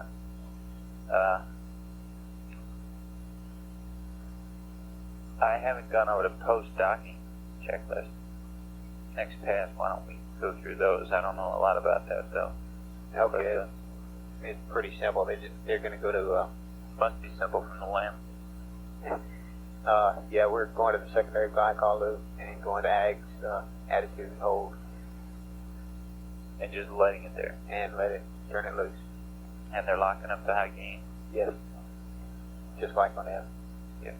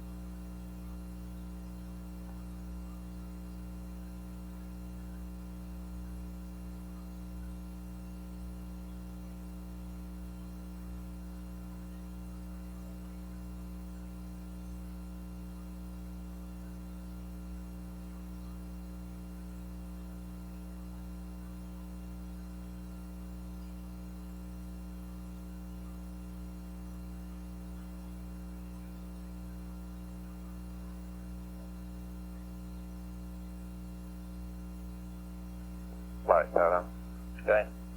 Okay, just general interest on Channel 11. Now you see a PDI, second opportunity. I do.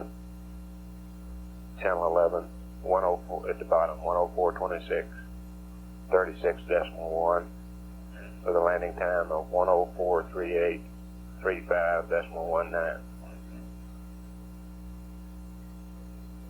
Okay. It's time it would be, huh?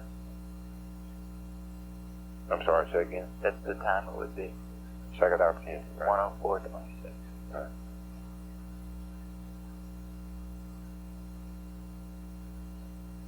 What's that 101.36 there? That's DOI. Oh, okay. That's a nominal time. See? Yeah, I'm with.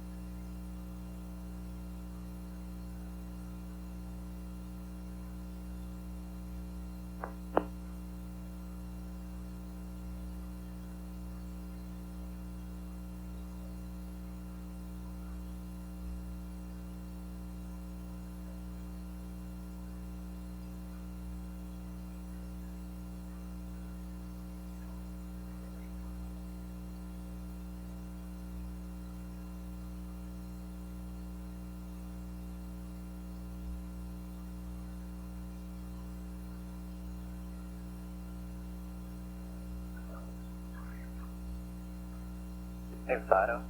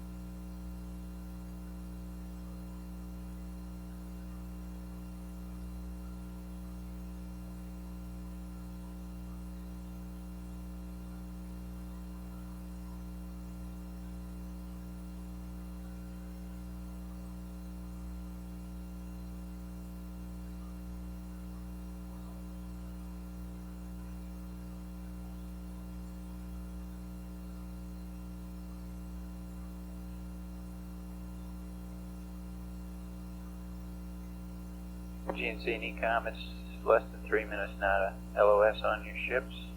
How they looking? Ecom? Light looking good. Okay. GNC, you got a thumb, okay.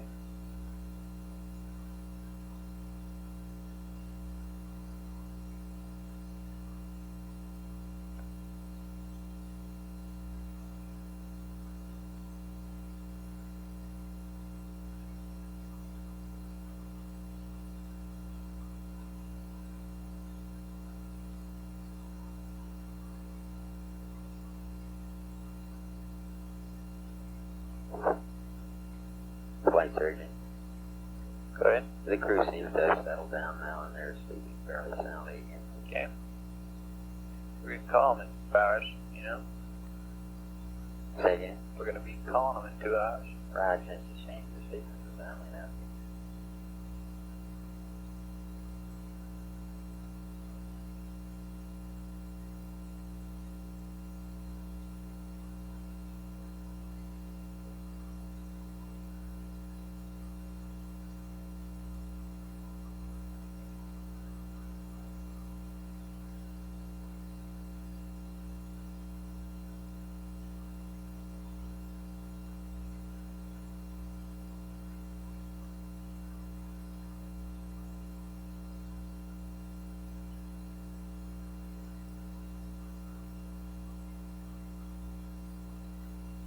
Going a little great.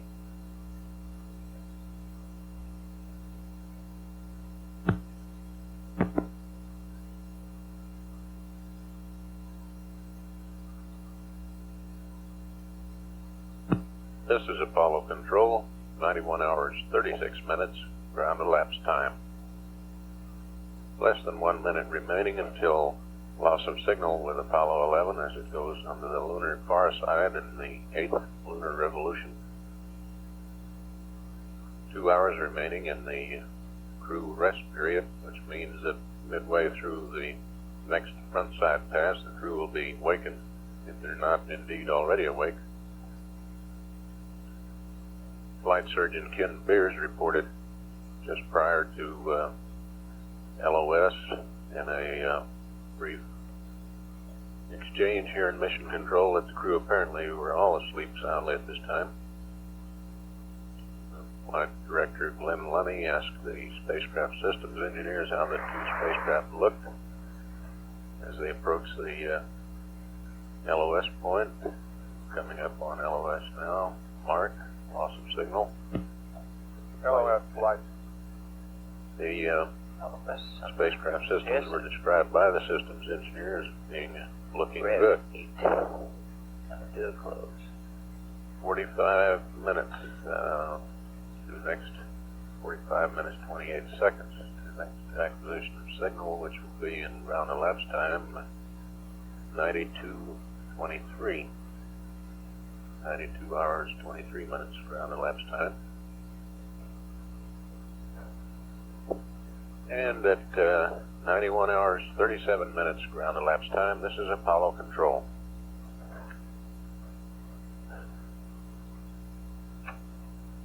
Okay, FAO, Control and Telecom, guide, flight. Why don't we take a quick look at this post-docking checklist, okay? Hence, it shouldn't take us long to zip through that. The hardest part is going to be carrying this book over to here. What page is that pick up on here? Where it is, post-docking checklist.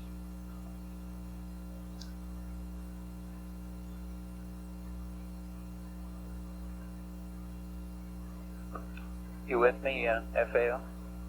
Roger. We're on page 19, are we, of the post-docking checklist part? Is that where you all are? Right. Telecom Control, you there? That's fine. Capcom? Okay. Let's see. Dump valve auto. Equipment prep for transfer. Stow the following. Prep for transfer. Tenant tunnel. Exam bead egress. Dump valve open. Helmets and gloves off. Move HSBs. What are they? Helmet storage bag. Okay. How about that? Half stow CSRC pocket plus GSV. Contingency sample return container. Okay, there we go. Pressure's equal overhead dump valve to auto. That's the pressure in the tunnel and limb. Tunnel and the limb. Open the hatch, stow, probe, and probe. Okay. Stowing that stuff in the limb. Bags and vacuum brush. Cabin gas return. Suit gas diverter. Suit circuit relief. Disconnect. Vacuum brush filter. Partially closed. Stow one. Sample return box. Okay. Hold it. Commander vacuum. Placing transfer. Vacuum the rest of this stuff. Vacuum the PGAs. Send the commander over. Disconnect the limb hoses and stow. Transfer to the CSM. Over to jet attitude. Jettison attitude. CSM and narrow deadbands, attitude hold. What deadband is the limb in at this time? Joe? Sagan? He's in Y. I can't hardly hear you. How's that? Okay, S-band is slew for max signal, and then we lock it. Is this, I don't see that. Where does it say lock it?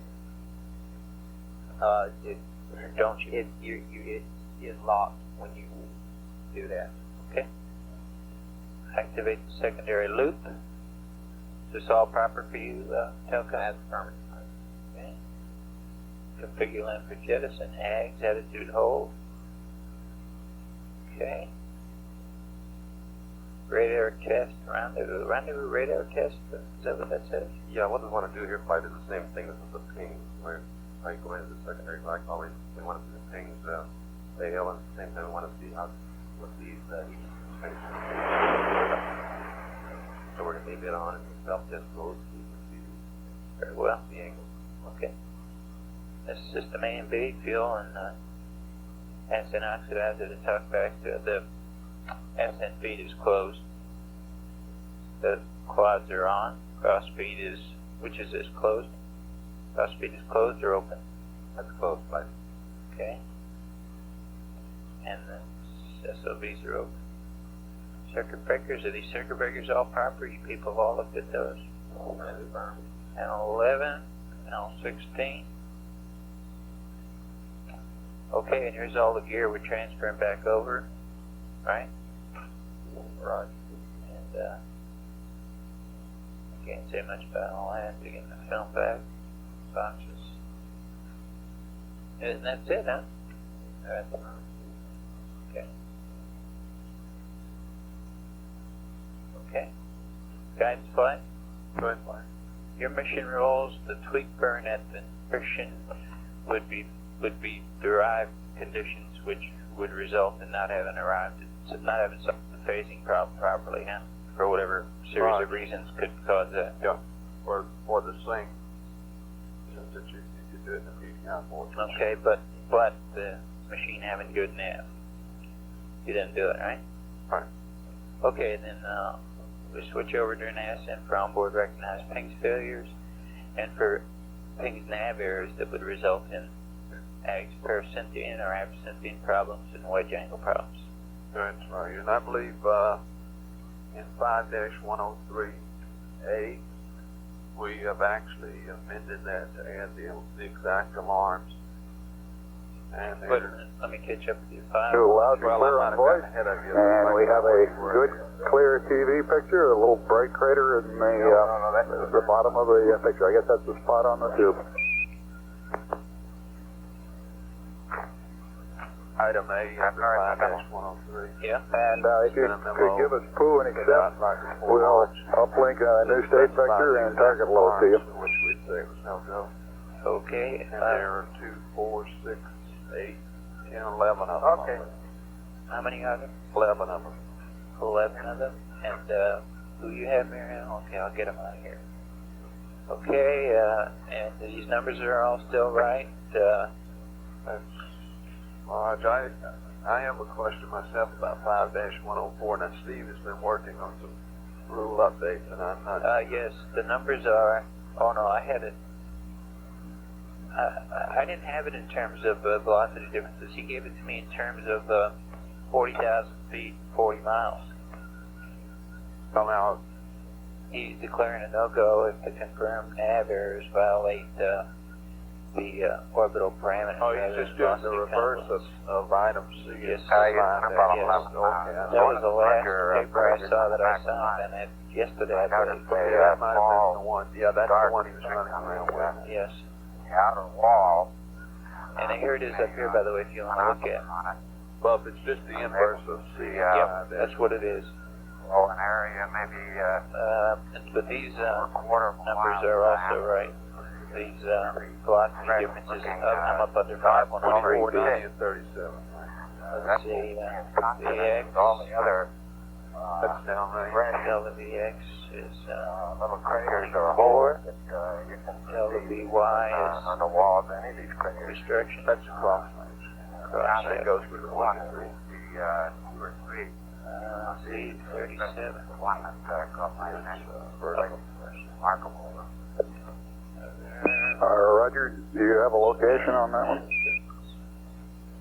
Okay. I'm not sure. The number in item D may have been changed. No, not a precise one. That's the number I have.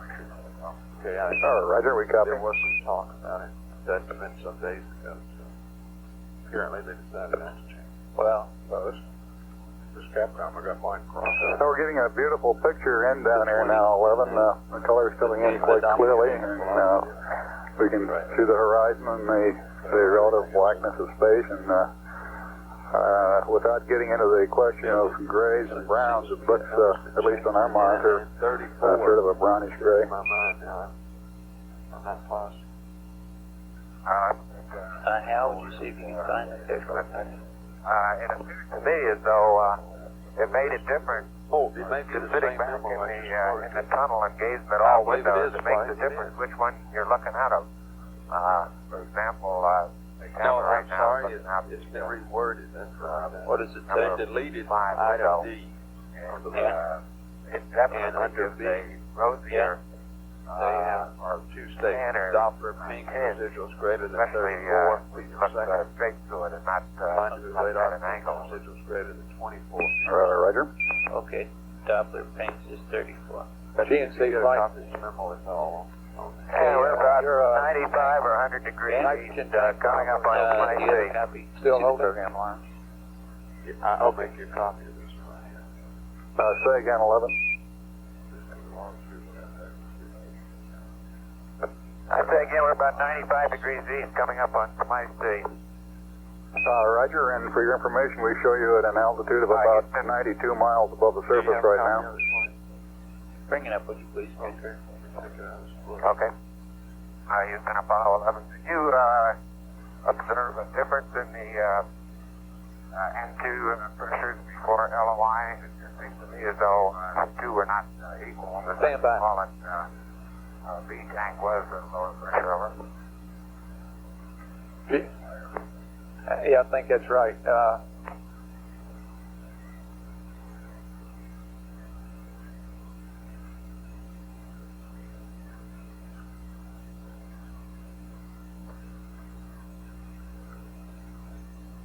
I'm flying it in SDS minimum impulse, Houston, and it's rather difficult to keep it on a constant theta. The LEM wants to wander up and down. I'm not sure in response to mass cons or what, but I can get it completely stabilized in theta and let it alone, and in another couple of minutes it will have developed its own rate.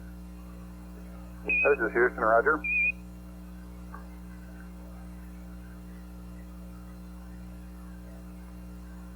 Houston, we'll be moving shortly from the side window to the hatch window, and we'll try and pick up some of the landmarks that we'll be looking at as we approach Power D. 11, this is Houston, Roger, and we're through with the uplink. Computer is yours. You can go to block, and we'll have the information on nitrogen for you shortly. Over. Roger, copy.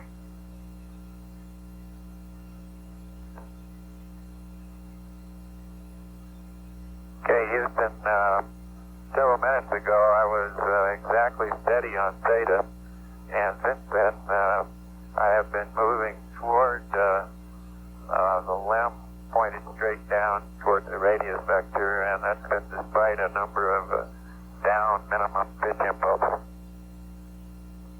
Roger.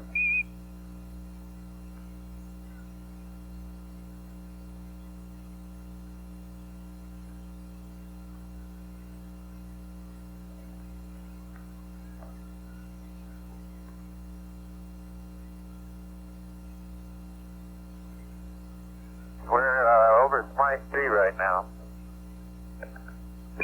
Roger. We're about 88 degrees east, I would estimate. But we show you about south of the southwest of the crater Jansky right now.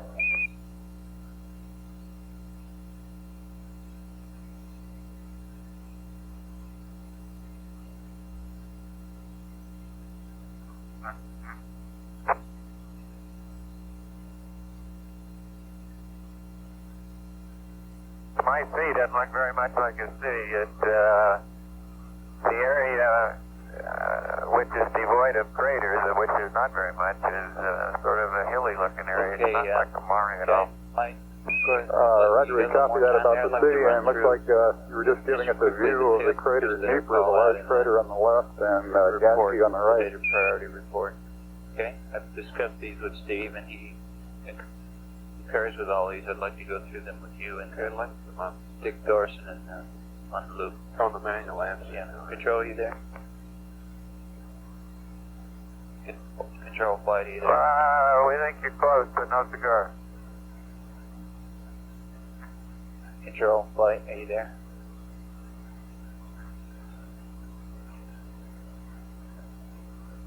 He's there, but he's not answering. Control flight. Go ahead, flight. Hi, have you got about 5 minutes? I'd like to run through this. Get a priority report on the different techniques for different failures. I've been through these with fails. I'd like to be sure. Okay. I'm just going through with the back room right now. Okay. Call me when you're ready. Right. Thanks.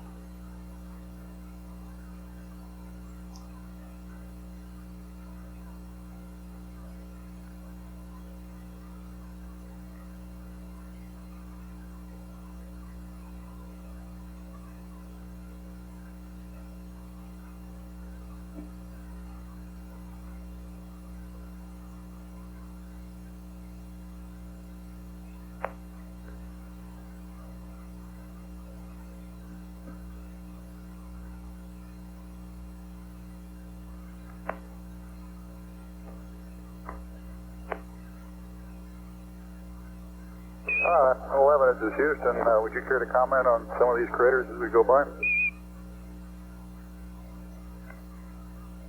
Roger, we're approaching the approach path ignition. This is equivalent to 13 minutes before ignition, and we're at about 83 deep, I guess. 83 degrees east. That corresponds to location you're holding in.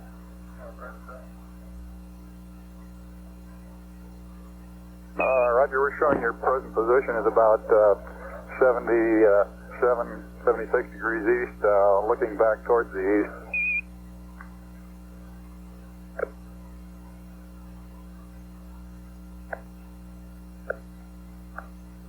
You should be looking back at Smythe C now. Roger.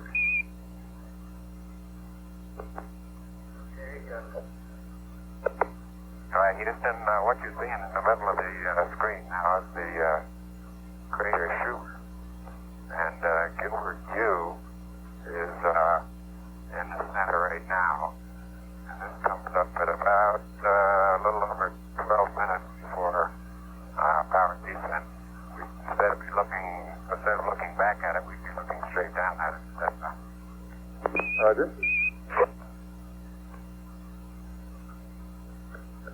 we show you an altitude now of about 110 miles. Of course, you'd be considerably lower at the initiation of power descent.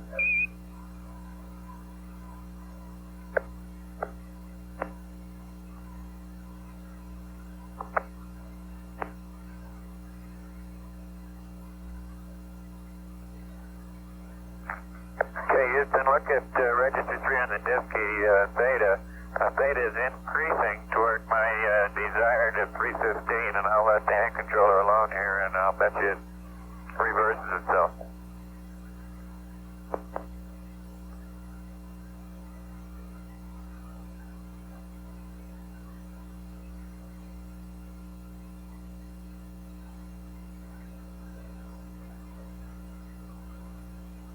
Roger 11, we're watching the Disky now, and still coming in beautifully on the TV.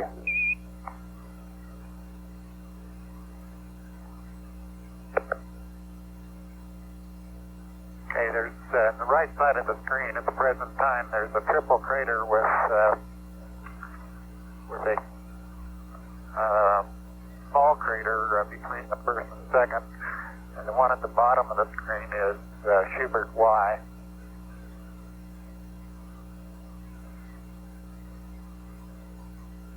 Zoom in, it does have a central peak at Schubert Y. Actually, several of them, and you can observe those. Plus the rim craters at the bottom of your screen. Roger, we're seeing the central peak quite clearly now.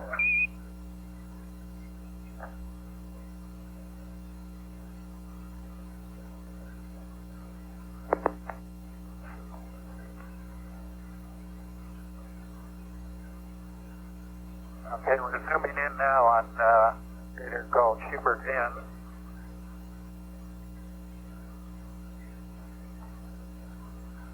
Schubert N, very conical inside walls, and the bottom is nearly flat. Look at theta on the Disky. It's stabilized and is holding steady now. Roger. Looking out the window, like a number of small craters on the bottom of Schubert N. We're coming up on the foaming sea, where I'll be doing some P22 marking on a crater of my choice, name of Crater Camp. Okay, we'll be watching for camp.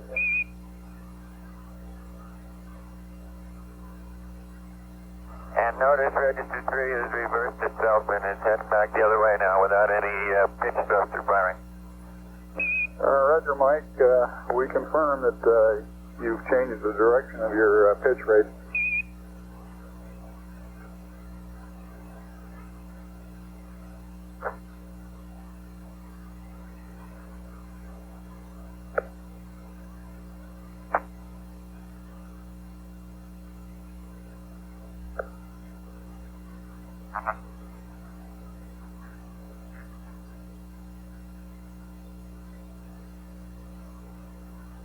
Generally speaking, the tendency seems to be to pull the LEM down toward the center of the moon, as in a gravity gradient experiment. Roger 11, we copy. It may have something to do with mass cons, or may... Roger, we've got... it may have something to do with mass cons, or it may just be the peculiarity of the Disky display. Okay, we've observed the behavior of your Disky. I think we've got the data here to work on it.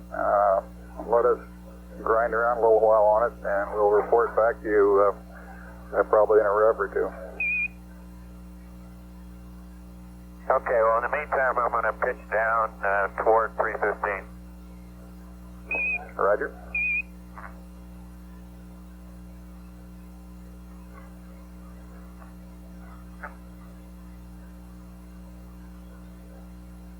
Three horizontal craters that you now have in the field of view are immediately underneath the ground track. The right hand and the largest crater that you see is Dubiago P.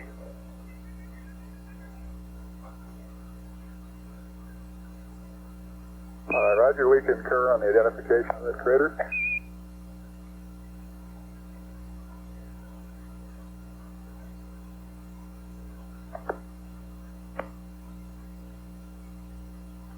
show you coming up on landmark Alpha 1 here shortly.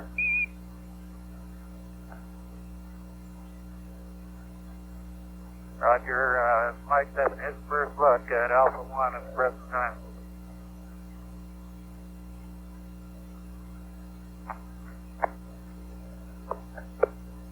Yeah, there's a great bright crater. It's not a large one, but an extremely bright one. It looks like a very recent, and I would guess, impact crater with rays streaming out in all directions, which should make the correction of foaming sea easy to see coming up on it. Now, Crater Cap is one of the smaller ones out on the floor of the foaming sea.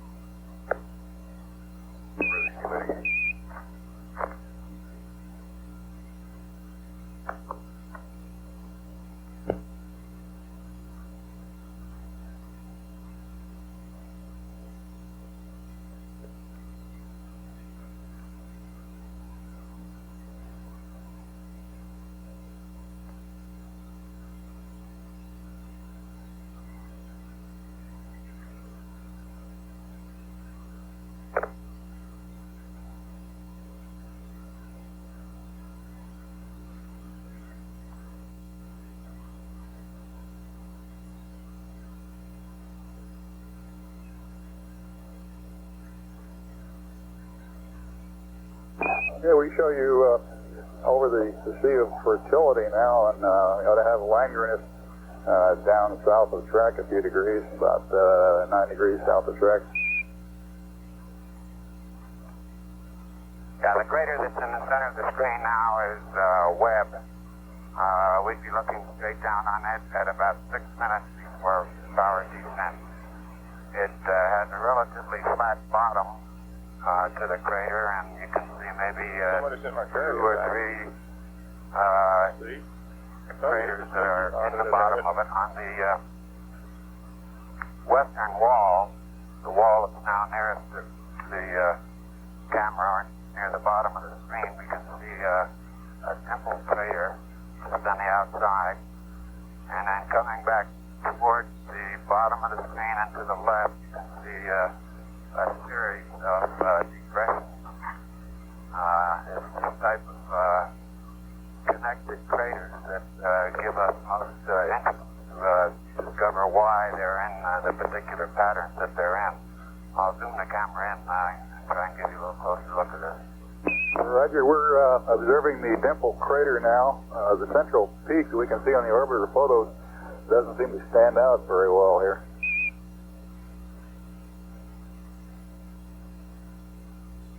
Well, they're not central peaks, they're depressions in the center. Roger. Yes, sir. Okay. And you'll notice on the pitch thruster activity, I put in a dozen minimum impulses and pitch down, and I'm still far from correcting back 315. We're moving the camera over to the right window now to give you Langrenus. It's several central peaks. And, Roger, we've got Langrenus in our screen now.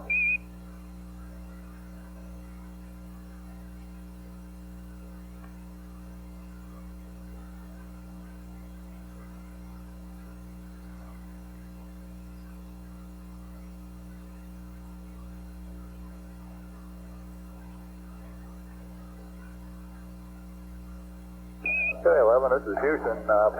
We're getting a beautiful picture of Langrenus now with its rather conspicuous central peak.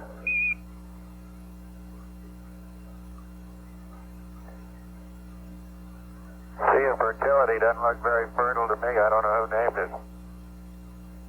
Well, it may have been named by a gentleman whom this crater was named after, Langrenus. Langrenus was a cartographer to the King of Spain, and made one of the early reasonably accurate maps of the moon.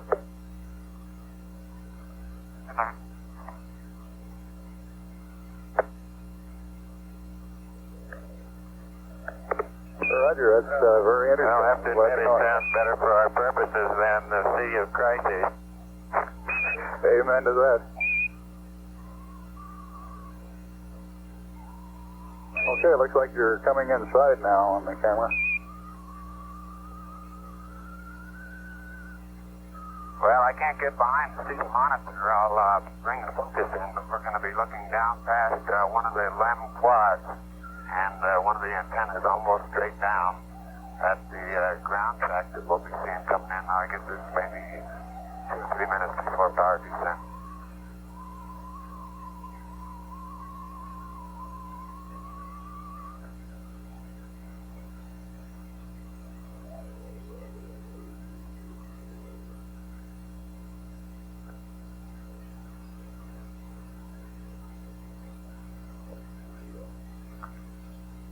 Alright, that should put the LEM structure about in focus. I'm going to move it out to infinity and then expand the field of view.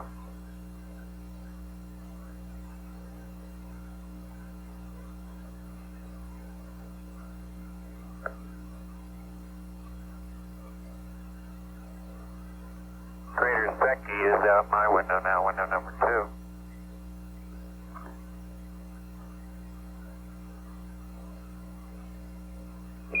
Apollo 11, this is Houston. We saw you coming up on the Terminator at 78:53, about 7 minutes from now. And we've also got the LOI2 and TEI5 pads ready for you after the TV, whenever you want to terminate. Let's start on page 24. Okay. Roger. And we're getting a good view of the track leading into the landing site now. Everybody there? Brian?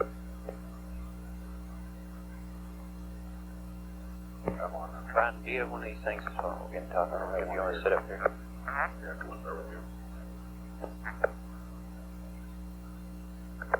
Okay, starting with ground monitoring. Okay, it looks like we had Secchi just says that we watch about 10 seconds ago, coming up on Apollo Ridge.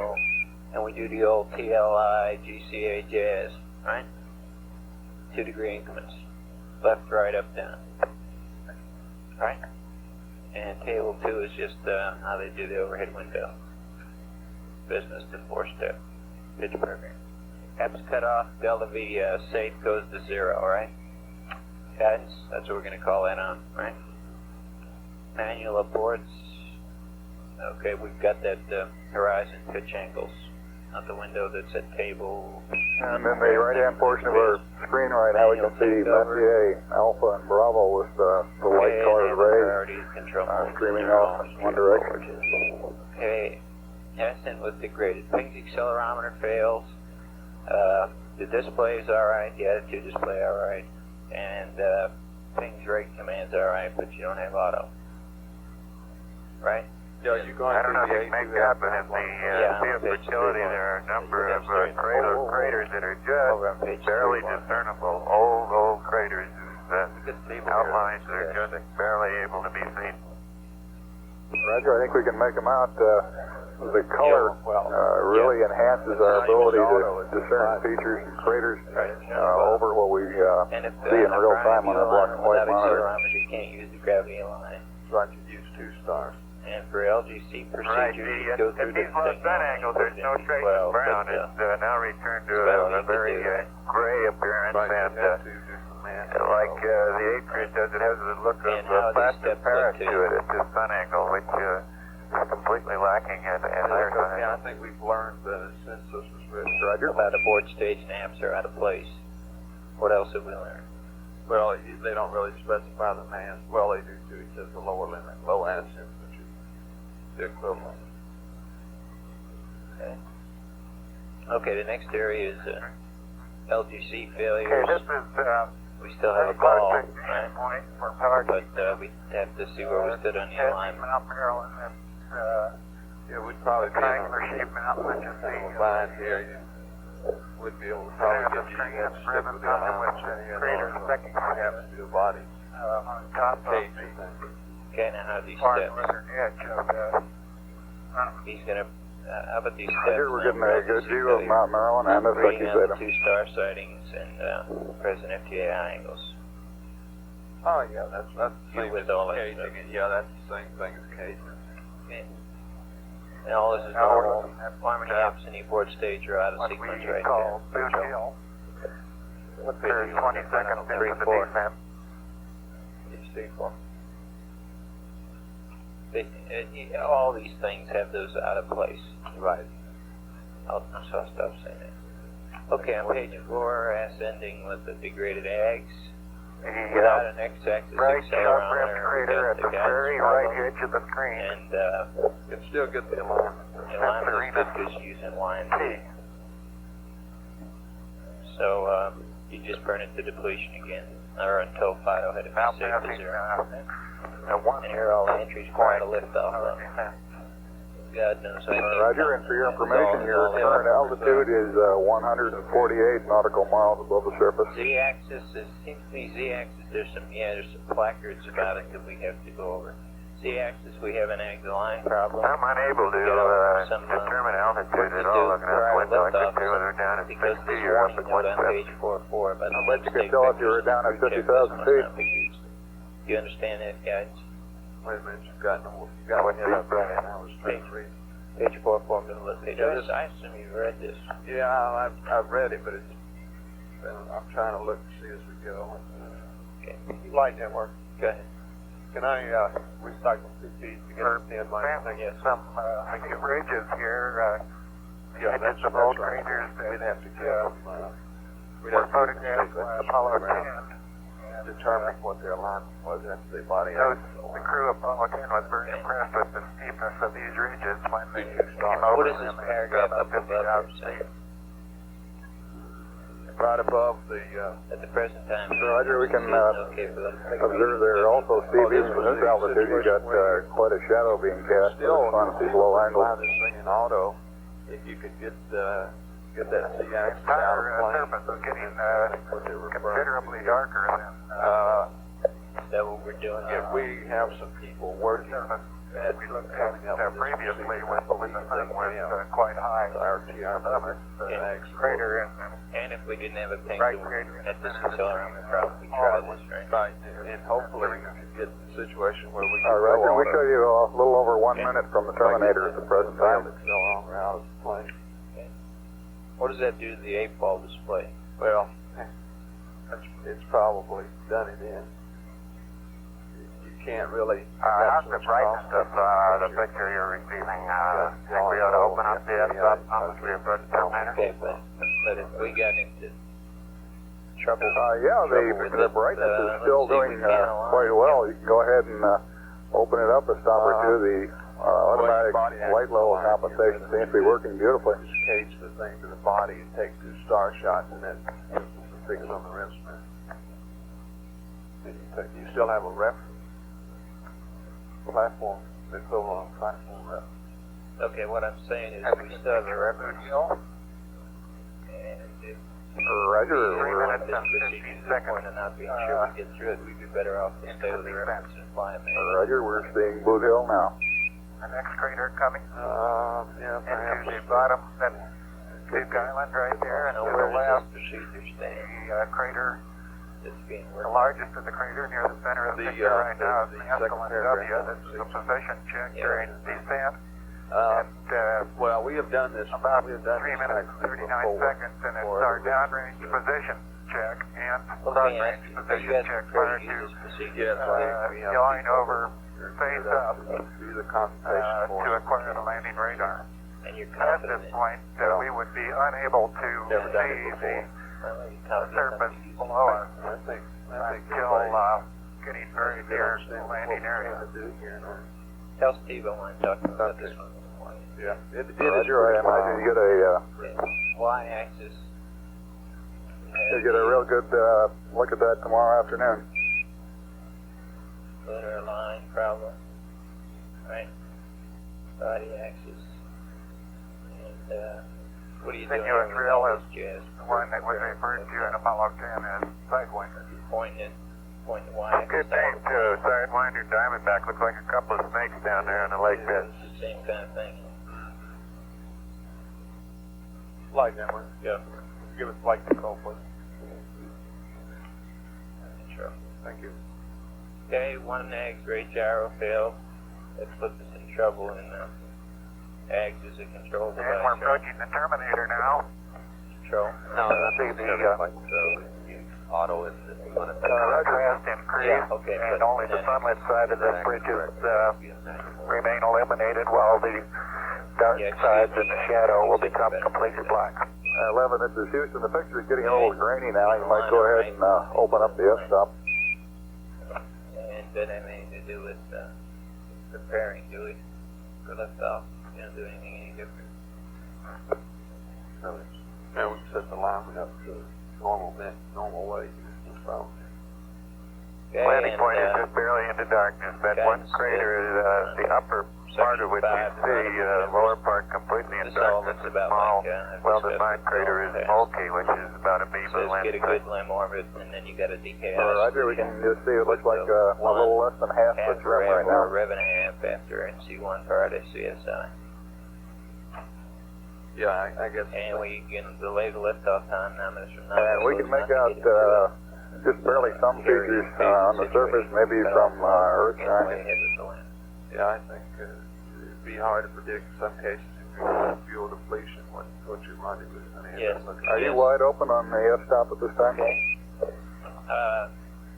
No two sides there. Wait, I want to talk to Steve some more about this. Yeah, it looks like we're Really, just the sun coming into the last procedures are Roger. As long as you're we can't see any earth shine or any surface features at all in earth shine now due to the fact that the lamp is very bright and is causing our pupils to contract. It's very fantastic view. Controls, If you we've look been along the over edge all of our it, subjects. Do you compare it to any other some of these craters that you're seeing in the picture now are really accentuated by the lengthening shadows as you approach the terminator.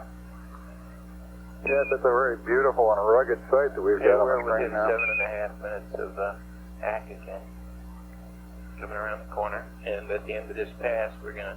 And I think you got some interesting data on thruster firing versus pitch angle. It looks like that lamp just wants to head down toward the surface is all. Roger, I have a comment here. It says that's what the limb was built for. I believe.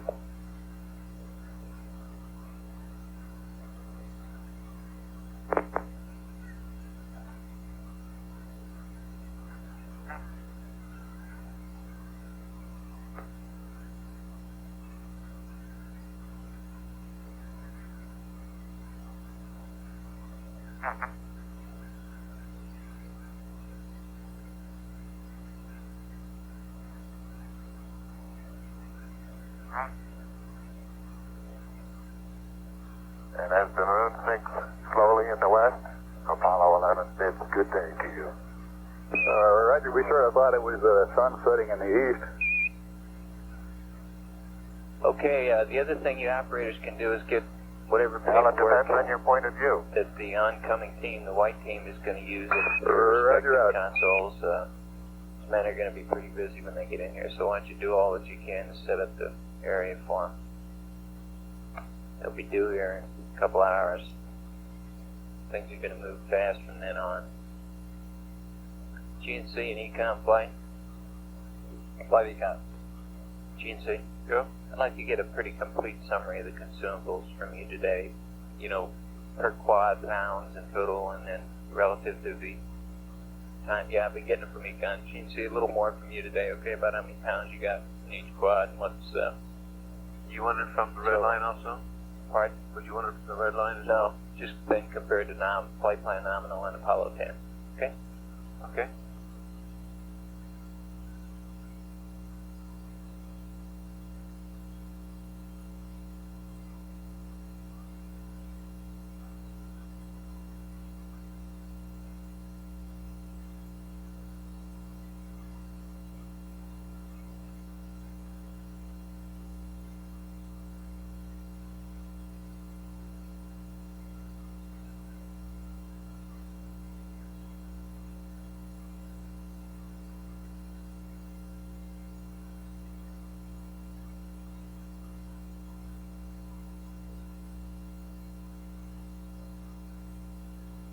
Honeysuckle, Houston, contact net 1. Honeysuckle on net 1. Roger, read you loud and clear. Guam, Houston, contact net 1. Houston, contact Guam, read you loud and clear. Roger, read you the same standby for remoting check. This is Houston, contact testing, test 1, 2, 3, 4, 5, 5, 4, 3, 2, 1, 1, 2, 3, 4, 5, 5, 4, 3, 2, 1. Test out. Honeysuckle, Houston, contact. Honeysuckle, read you loud and clear, 100% key. Roger. Loud and clear. Roger. 100% key. Roger. Okay, Honeysuckle, your active site, and Guam, your backup, and configure the CSM focus in line. Honeysuckle, roger. Guam, roger.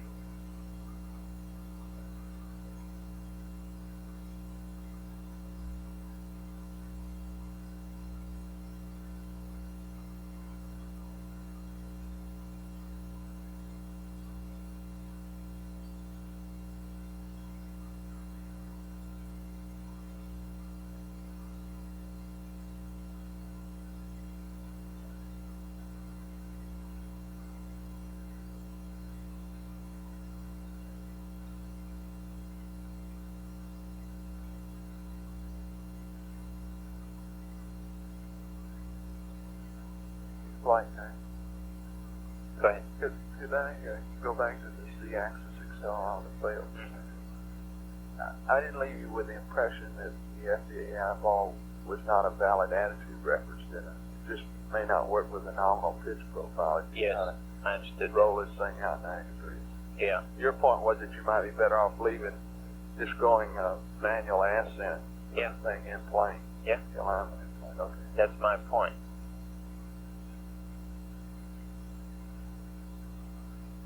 Yeah, we tossed this thing around quite a bit, that particular thing around quite a bit.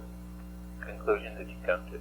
Well, it was you know worth how, the try. how people are, they like to go auto, if at all possible.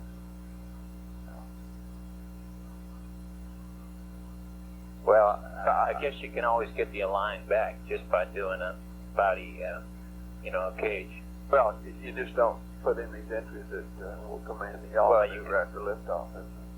It's WB vector thing.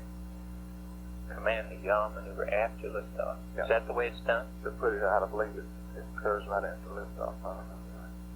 Puts it out of plane. Let me think about that.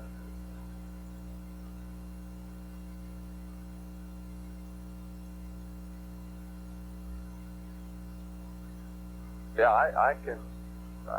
I see your point.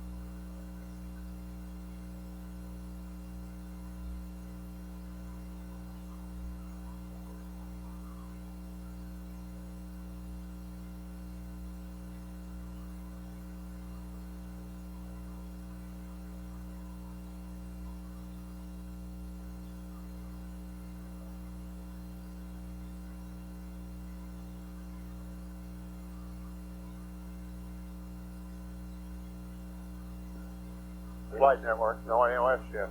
See it yet, bud.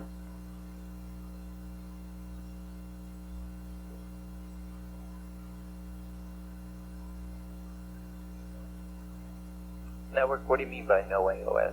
No signal at all? We have weak signal now, flights. Okay.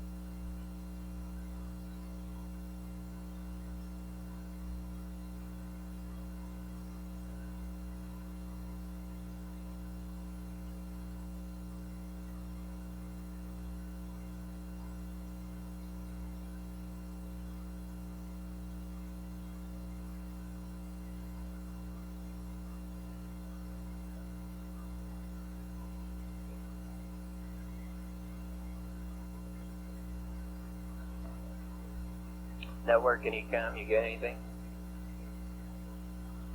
Still weak signal. We're sweeping and trying to fire flight.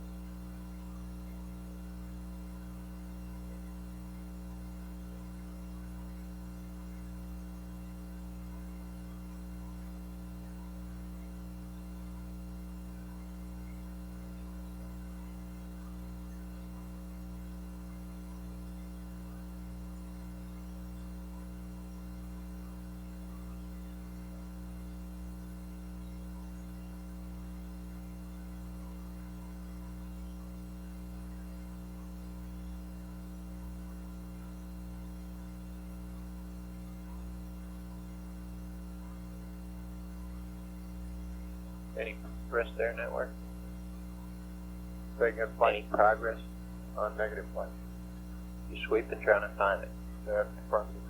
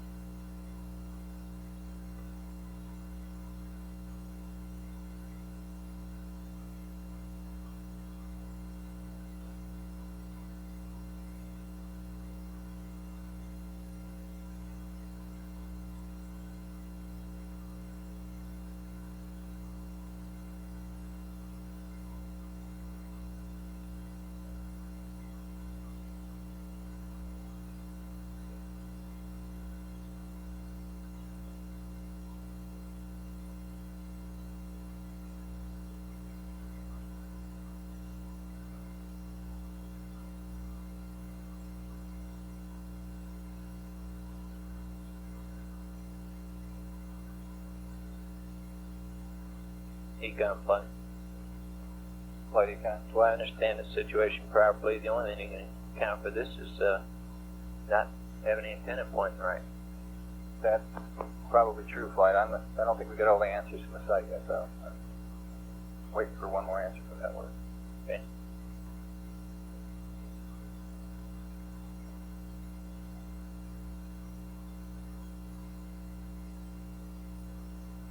AOS flight.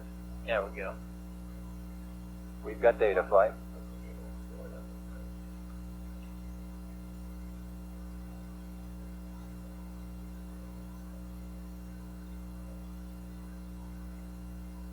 Okay. TNC quads. Control. Go ahead, Mike. No, I mean, GNC, you got the vehicle properly controlled and the quads are okay. Rogers Flight looks good here.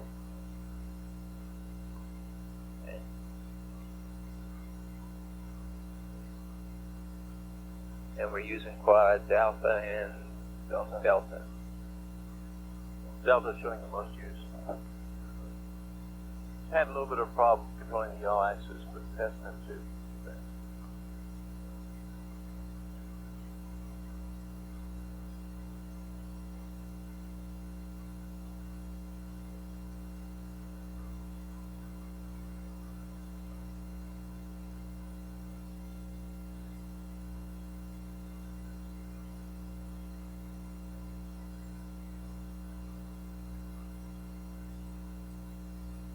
Okay, we got data.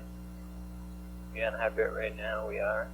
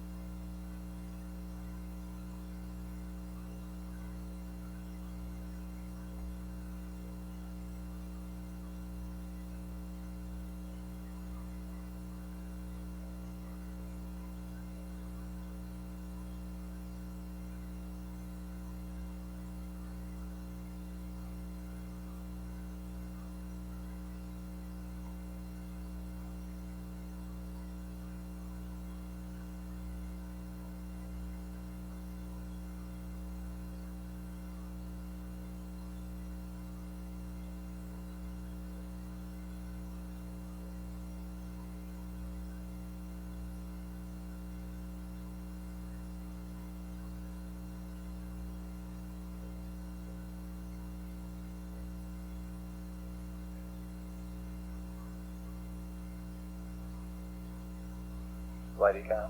Yep. I have no explanation at this time for that late acquisition. Okay. We're looking good on data right now. Systems look good. Okay. It's about 7 or so minutes late, and Let me see. just about. At 5 or, yeah, 5 to 7 is fine. I got about 9230 required.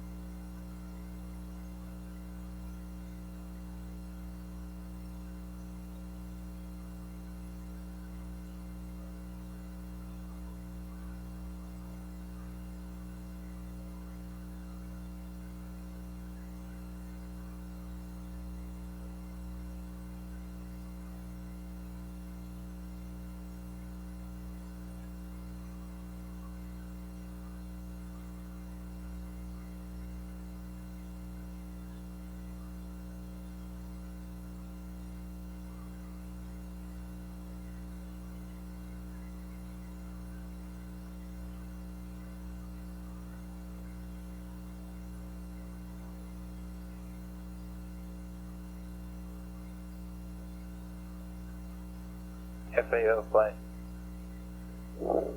Go fine. Now, when they first get up, we owe them some block data that Retro's working on. We owe them this baseline altitude for descent altitude settings. Is that the number you're referring to? 500 feet high? Roger, fine. We don't know them until 95 hours, both of those. Yeah, I know. I was just looking ahead. That's what we owe them, right. And it's 500 feet high. Is that the correct way to say it? Roger, it's 500 Feet above the landing the site. landing site. Excuse me.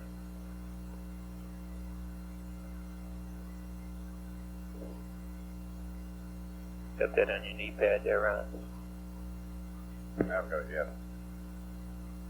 I know that's what it is, but I don't have it down here yet. So that will wake up about 5 minutes before I left.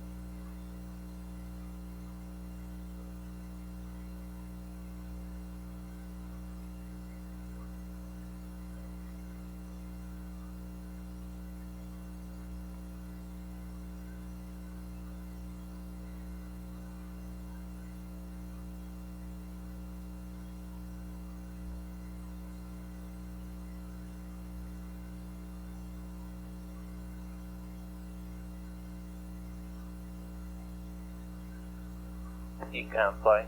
Flight econ. We passed the red out peak for this trip. I'm sorry. Yeah, that's right, flight. I hadn't been watching it that close. I'm getting the word with 65 flight. Okay. That's very consistent.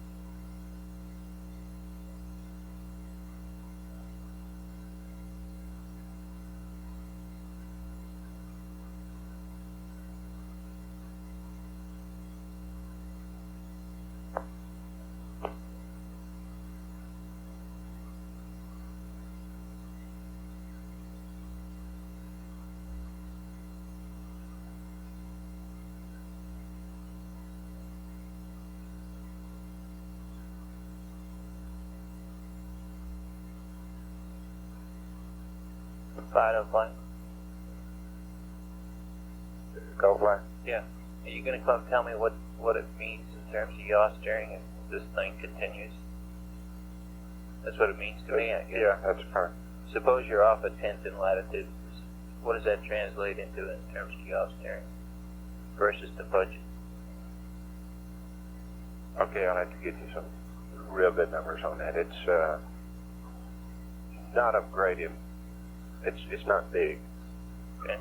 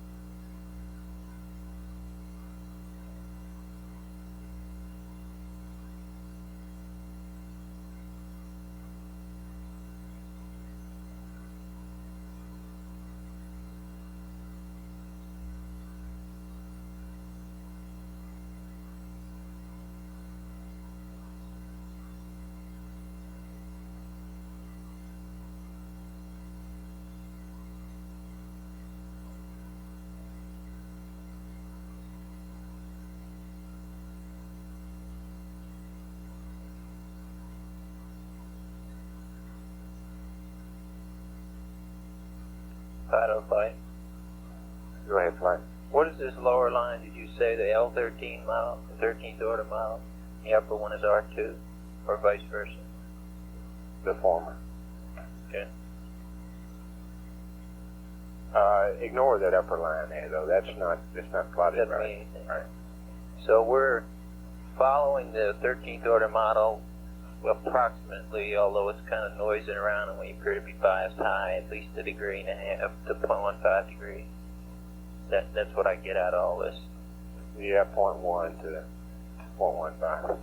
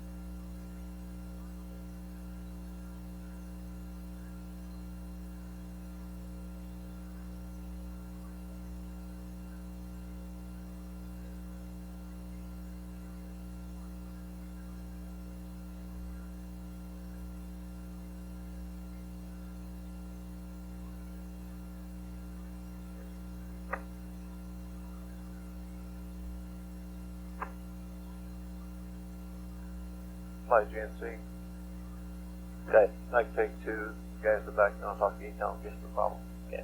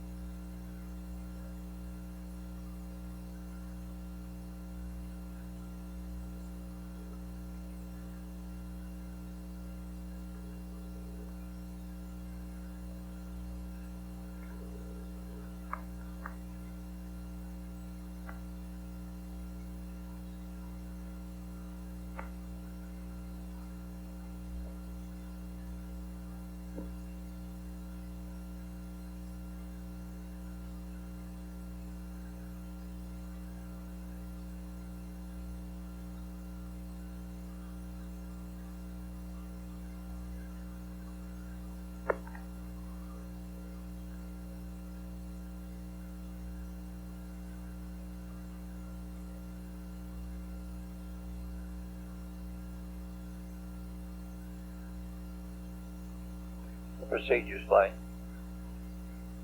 Go ahead, fly. Check that LOS clock one more time just to be sure it's right, because Capcom's going to use that first call. We don't want to miss that. Roger, I will.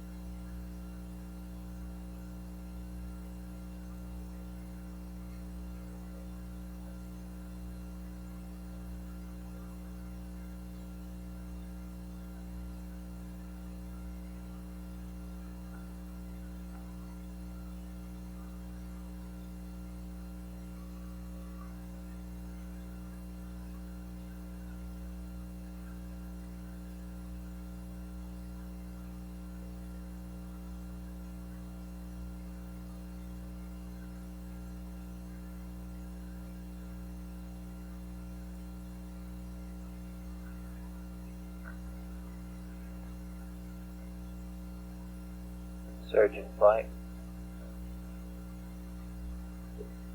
Go ahead, Mike. Sleeping sound?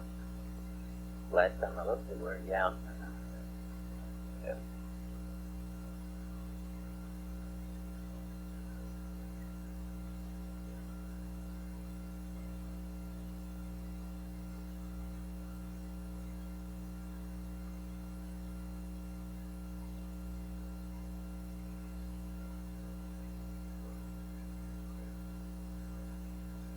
Flight surgeon. Go ahead. Back room confirms that they've been sound asleep for since this acquisition.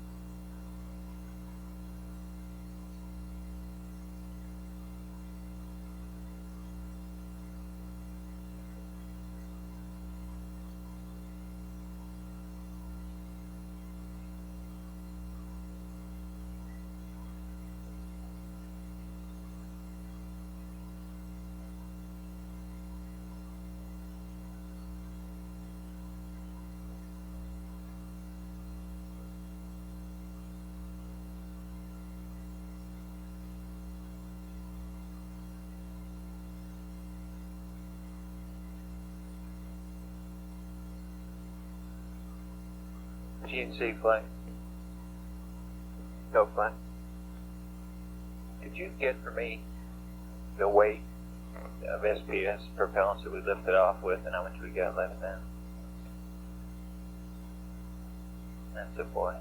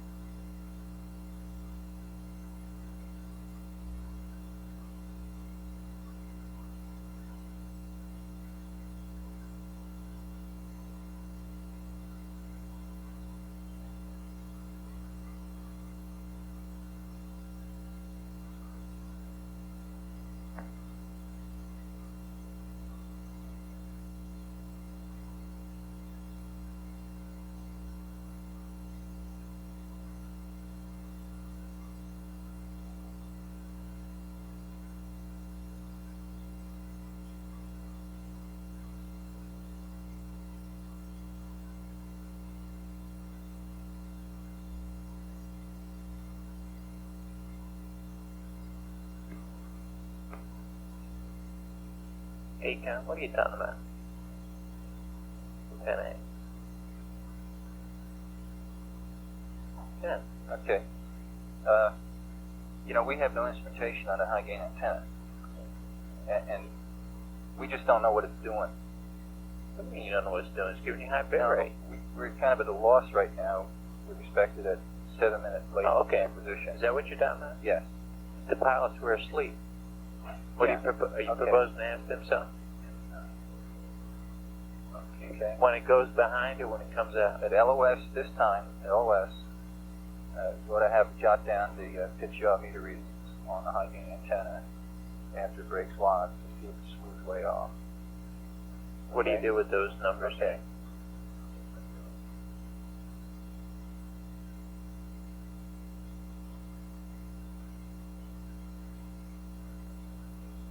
At AOS, it ought to go to the settings on board, and if it doesn't, I don't think we ought to mess with it. What are you gonna get out of that? One thing at AOS, at least, if it doesn't go to those settings, you can possibly anticipate the fact we're not going to get an acquisition on time. So you can manually drive it there. Yeah, okay. My question is, should we have to do anything special? You know, they get to wake up and shower and shave and go to the bathroom and eat some breakfast, and they get a big day, and we got high gain and high bit rate. Okay, I was just trying to anticipate if it is an antenna problem, we can alert them to it, and they can be ready. Yeah. Well, okay. But instead of jotting down a lot of numbers, et cetera, why didn't we just say it took us a little while to lock up the high gain next time? It may take you may look at it when you should have act next time. May not lock it right up. Okay. Big day today.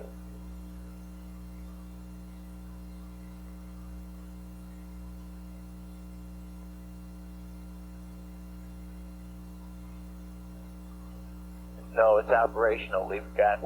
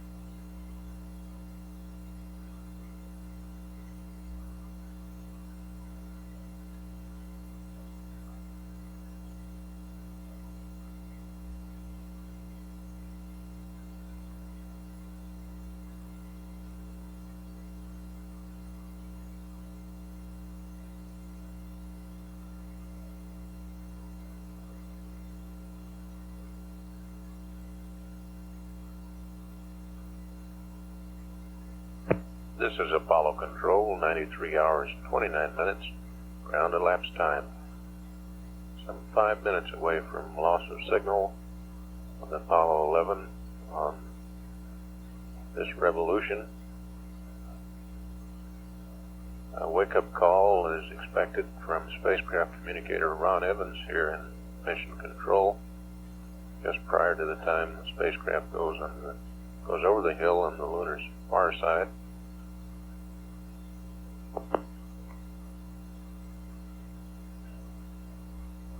Standing by as wait for him to make his call, and presently Apollo 11 is in an orbit measuring 64 nautical miles at Apocynthion, 55.5 nautical miles at Pericynthion. Present orbital velocity around the moon, 5,370 feet per second. Spacecraft calculated now to weigh 70,321 pounds.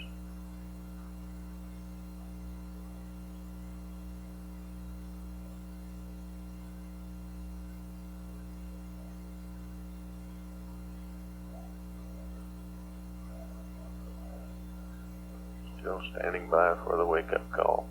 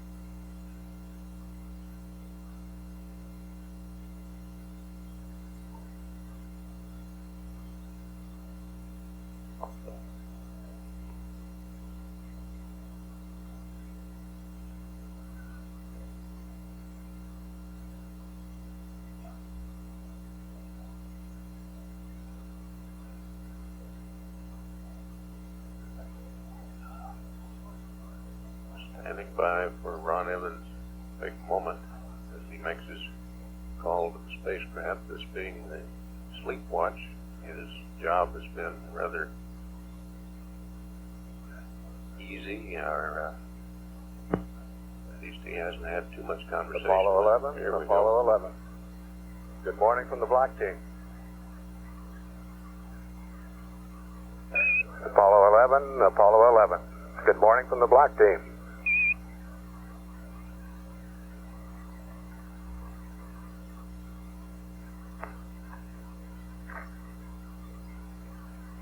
Surgeon flight. Let me know when you see a response. Mike's away. He's around. Good morning. Good morning. We got about 2 minutes to LOS here, Mike. Don't worry about that high gain, Capcom. You guys wake up early. Yeah, you're about 2 minutes early here on the wake up. Looks like you're really thawing them away. You're right.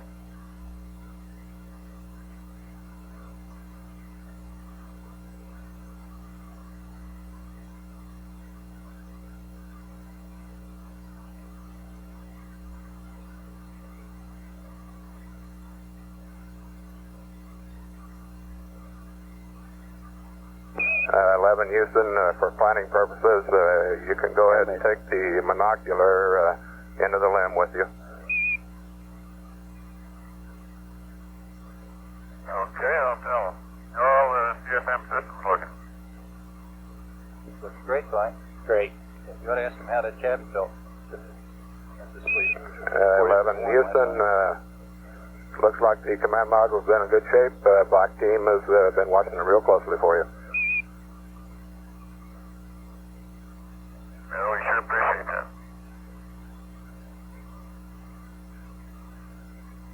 Because I sure have. Say again.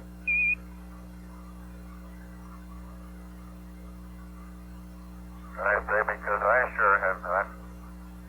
Roger.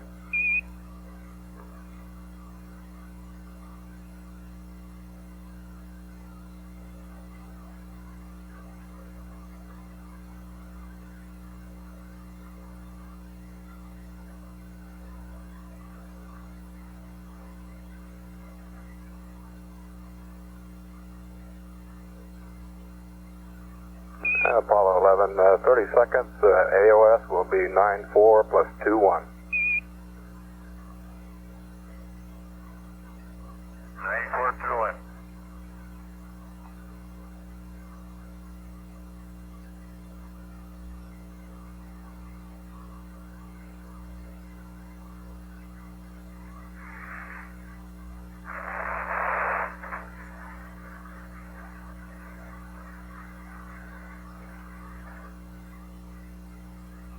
Yeah, what was data flight?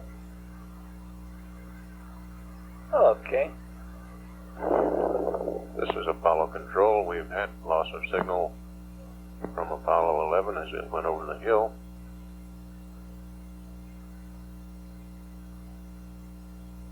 Now, tracking through the Madrid station Break it during off and get something. this series of revolutions.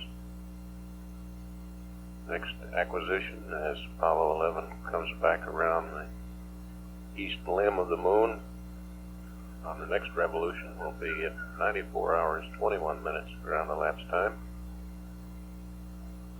Some 43 minutes from now. And at 93 hours 36 minutes ground elapsed time, this is Apollo Control.